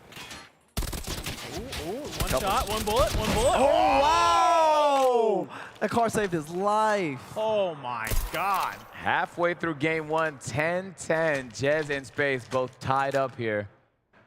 Only 2.5 minutes left, though. It's taking them like... Oh, I forgot about the time. Taking 7.5 minutes to get halfway through. So... And now every kill matters, because if you get a kill here, you might as well just sit back. You don't want to be the next person to die. That's exactly what you want to do. And you just find this kill. Make them come to you. I don't even know where he is. And wait, oh. Gotta check this. Uh-oh. Oh my gosh. Oh, wait. Oh, they that both puts him in a swung. tough spot. At the same time, Jez takes it though, and now Space is playing on the back foot. Yeah. Okay, wait. Early shots from Space onto Jez. Nade will go in up over the top. A little bit of do-si-do here around the mid. Oh, big shots from Jez. This is going to be tough. Yeah. Puts him up two with 1.5 minutes left to go. And just based on the pace of this one, that might be enough to take the game. He just has to... No, not the throw. Oh, that might be the nail in the coffin. Yeah, I'm he's playing foot on the this throat slow. right now. And Dylan, you might have been right, man. I don't see Space catching up. Unless. Unless. I mean, it is. Hey, man, it's a minute on the clock. You got to start playing aggressive. You got to start flying on through. Wow. But Jez GG's. gets number 4. GG's. Way to close out. He just setting up his mental for the next game now. That. If this was me, I'm holed up in my bed, in the bedroom, tucked in. We know. Yep. Yeah, we know. Man, it's just... Look at this. This is the heat up for Jez, which is not what you want if you are... An absolute avalanche of eliminations from Jez, who just can't seem to stop. Space, I guess, just gave up at this point. 16-11 is the score, man. Jez, that's a surprise. I mean, to me, I don't want to say a surprise because Jez is good, but this is probably the biggest margin of win we didn't see in maybe the entire day. Yeah. Well, it's kind of crazy, too, because they were like so even, then all of a sudden Jez just goes, all right. Yeah. I'll take over. It's fine. Momentum's in 1v1 is huge. Well, good thing the next map is Rust. Right. Good thing the next map is Rust. That's going to be a good one. Ooh. Wow. Wow, Jez. I wanted to see him get 20. Me too. That would have been good. He's in flow state now, though. Like, he's landing his shots. He's playing aggressive. Yeah, I love to see it. Yeah, that's really, honestly, all you could really ask for. Oh, he's super locked in. Yeah, he's locked. We got the hand cam for y'all. He's ready. Oh yeah, next game. Come on, let's start it. Yeah. Hey, okay. A little shout out to the crowd. Little tiny pop off. That's what we like. He's feeling good. Oh, he has the headset on. We're good. We could yap about comps and stuff. I was worried we were giving people's position away. Oh, no. Nah, we're good. We are professionals here. They're wearing the double earphones and everything. They can't hear anything besides their teammates, but a little bit of a slow pace, which I don't think we were necessarily surprised with in this first map, but I think what was crazy to us was just like, Jez comes off to a hot start. Yep. Space is able to catch back on up, and it basically goes into a stalemate until like the last 2.5 minutes. Then all of a sudden, Jez is like, all right, I'm going to shoot my gun, have fun. And it comes out with a solid lead. But sometimes all you need is one kill to get your confidence. And that might have been the swing, the moment right there. Right there, yeah. When they both swung, because that was just really all about reaction time. They had the same idea. Jez was able to conquer. And then from there, it was just absolute landslide. Absolute land. That's great. I love that. Absolute landslide. Yeah. All right, map number 1 of the show match done and dusted. Jez is up 1-0. He lost in grand finals. So far, your prediction's right, though, Dylan. Yeah, I know. I think this Russ was is your gonna be segment. You were That's what I'm pumped about saying. this. That's what I'm saying. I think the Russ is going to be completely different than what we just watched. This is going to be so fast, I think. No, you can slow Russ down. I don't think Jez going to play it slow. Yeah, you're I don't think right. Jez going to play it slow. He's feeling it. He's feeling it. I mean, listen, when we did our little draft captain free-for-all, like both of these guys, they were 1 and 2, and they were just flying. It was crazy. Obviously, Good, I like that. 4 people on Russ is a little bit different than just 2, but either way, they were both just absolutely popping off. So very curious to see yet again, like, how does Rust play when it's a 1v1, man. And That's true. That's true. we got Type 63s and snipers and all kinds of 10K difference 10K, on line. yeah. The 10K on the line to be able to try and get it. Really insane to be able to kind of expect that here on Rust between these two. Yeah. Because I mean, you got to think, if you don't manage to win on Rust, if you are Jez, you then got to go, of course, to Kill House there in game number 3. But I'm being told, players, they're ready. I love Let's this. do it. They're Game just like, two. get me in, get me out. We love to see it. Let's hop on in. It's going to be game number 2 on none other than Rust. Yeah. I am so excited. I said earlier, I can't believe I'm casting Arsenal from Black Ops 4 in 2025. Here we are casting Rust in 2025 as well, man. I love it. Here we go, baby. One of probably my favorite map of all time. Here we go. Jazz gets things started off. First blood. Well, I guess that answers that. They're willing to take height. Okay, they running around crazy. I'm not gonna lie, I'm disappointed. No gentleman agreement. Sniper won't be once. They'll do it, but that 10K is enticing. Yeah.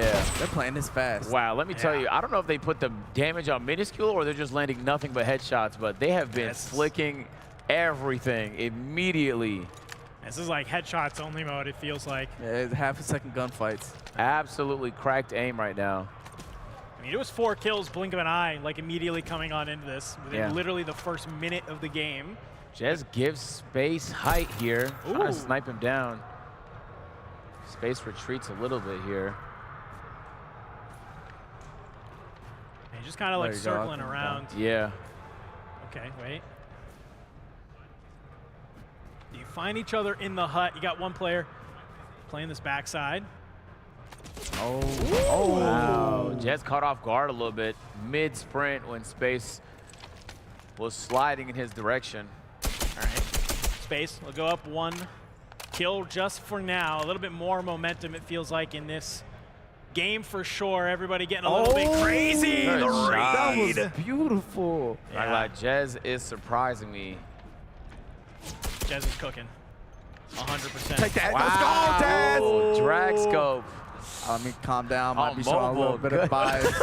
I might be. Oh my God. Yeah, you know what I'm saying. Let me show. I don't want to show too much bias. I mean, if you literally picked him at the top, I think that's okay. Oh, he sold that. Yeah, see, still keeping it close though. Like I like that. You know, Jez is popping off. He's here, but Space, he's not letting it get too far away like he did on the Nuketown. Still doing a great job of. He might have the flank. He might have the flank. He can. Ooh, I don't know if Jez pipe. knows. Oh, can he get out of there? Oh, good aim so there from close. Space to tie it up. 5-5, they're 25% the way through this map 2 here. If Jez wins, he takes the show match. A little bit of a get back after losing the grand finals. Nice quick little kill. Space still up 1. Ooh, Jez answers right back though. They're He's going on up. He's playing like Renton do. Oh. And Jez took the lead back just like that. He sees him. Tried it. Hit it. Hit it. Give me something crazy off the top. Give me a nice little Oh my 360. God. Okay, yeah, that's something crazy off the top. How? That's just immaculate aim. There's no other way to describe that. And he gave up height too. I think what I Good show. His aim is nuts.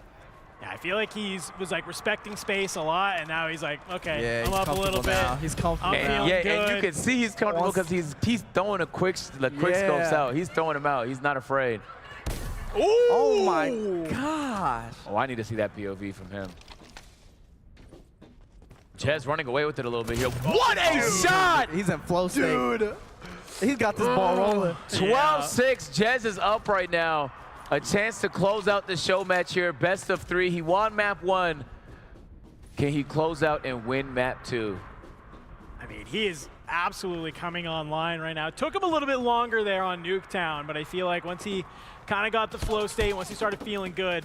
There it is. Goodness, bro. He just had no idea. No. Jez's movement has been so good. Dude, Space had no clue where he was. He's just full sprinting. Yeah. He's so aggressive. Doesn't care.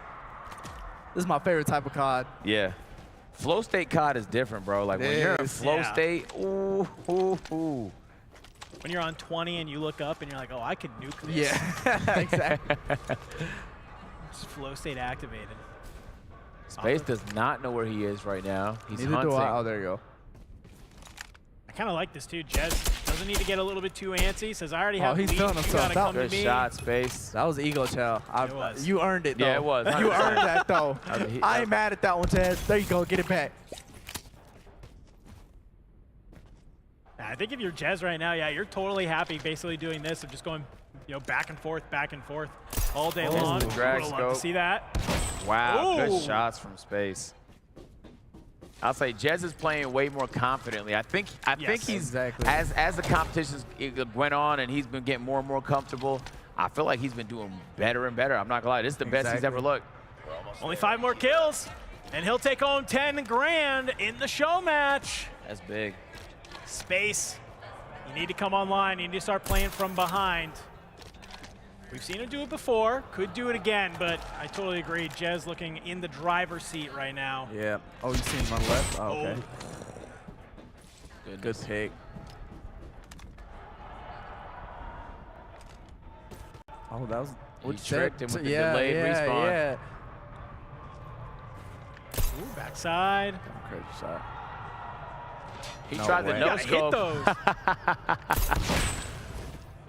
Hey, Space trying to climb his way back in this one. 15-10. Can he do it and keep his hopes alive here in the show match? Anything can happen. He's got time. He's got plenty of time on the board to try and make this happen. Good shot from Jez. What a quick scope. And I love this. You see he gets that kill and he immediately tries to make his way back towards the mid a little bit. Yeah. Just so he can kind of hopefully read this spawn and have a little bit of a better power position. Yeah, I will say it's not too challenging to figure out where your opponents spawn in Rust. Yeah. So, especially you got that sniper, you can basically shoot him out his spawn. Good shot. Goodness. Gosh. Dude. Jez showing off at this point. That was borderline a trick shot. So, somebody get this guy an editor. Just edit this whole round I'll freshen up on After Effects. I got you, Jez. Wait, that looked like he was trying to go for a little Here we go. slide 360. Now, see, that right there is playing with your food. Like, you can't play with your food. That's one thing you can't do. So he needs 3 more kills to make this happen. 2 make more. it 2. Yep. He said, say less, agent. Let me wrap this up. Hey, this is not a free game, man. Oh, my God. Nice. Gets it back. There's still plenty of time left. 3 minutes. He's on mobile, no way. I know, that's what I'm saying. He's flowing like he's on controller or keyboard, but it's looking nasty. Yeah, it's just his straight skill. Space though, he's kind of putting something together. A little bit of pause right now. Okay. A wall One bank more. right there would have fed generations from Space. What are we seeing? Oh, Trick shot.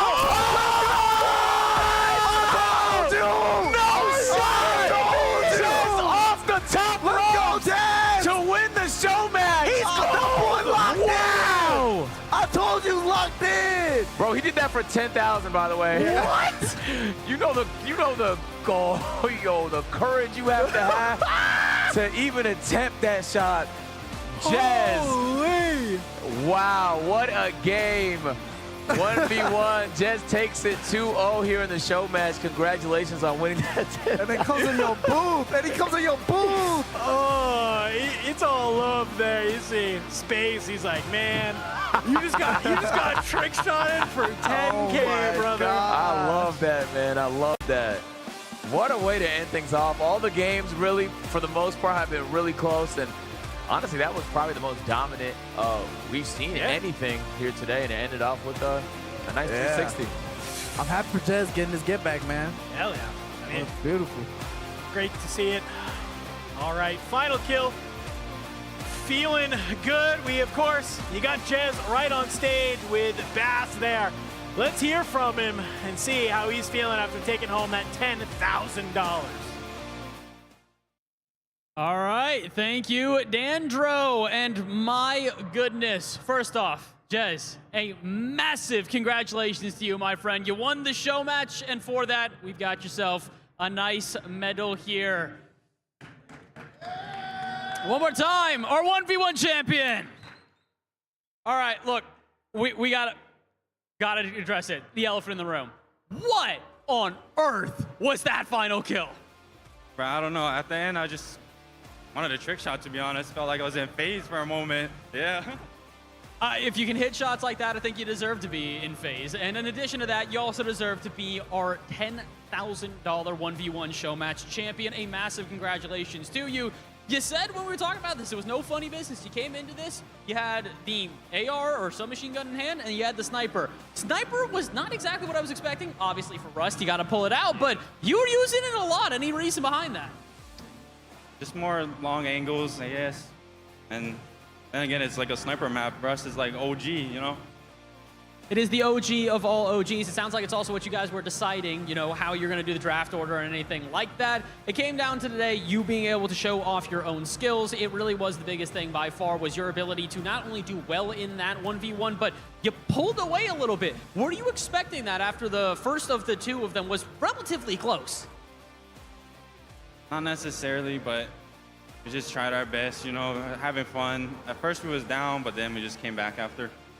Hey, look, you get revenge for your team in the grand finals. A 3-1 loss there, but a 2-0 victory. You sweep space here in the 1v1. Any last words, my friend? The stage is yours.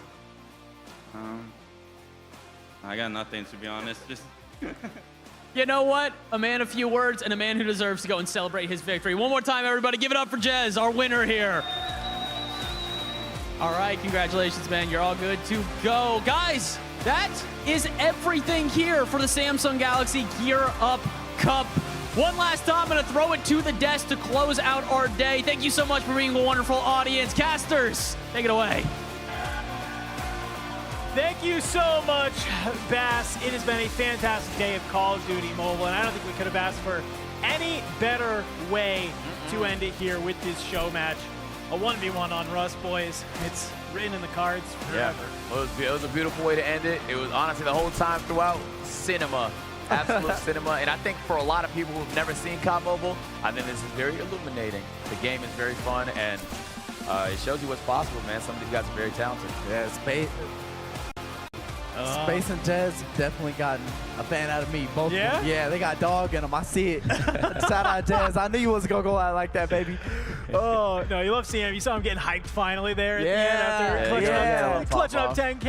Yeah. Oh, it's been awesome. I love that we are able to get you guys on here for this kind of final segment here of obviously our grand finals and our show match.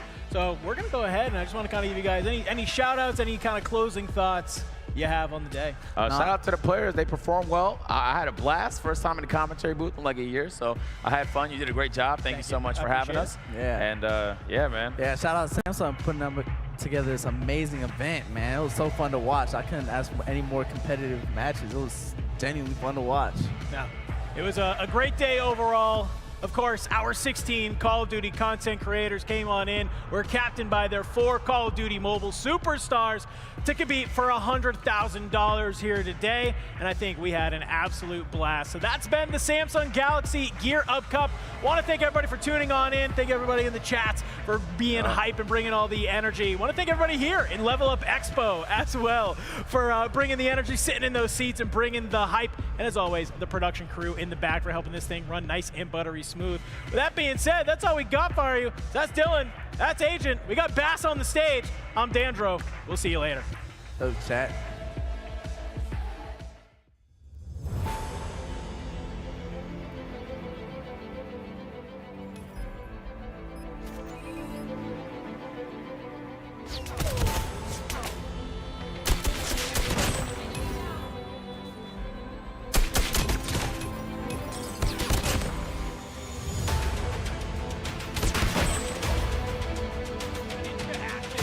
On the inside, you're not ready for the slide.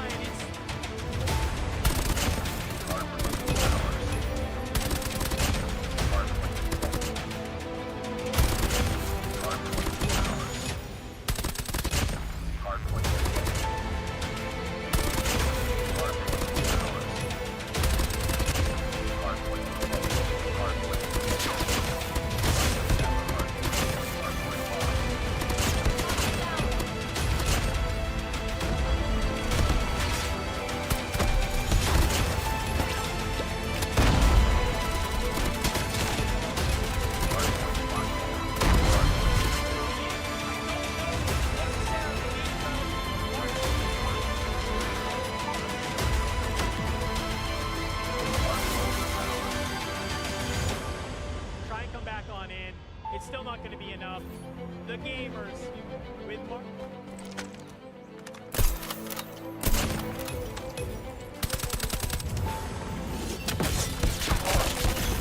Bomb has been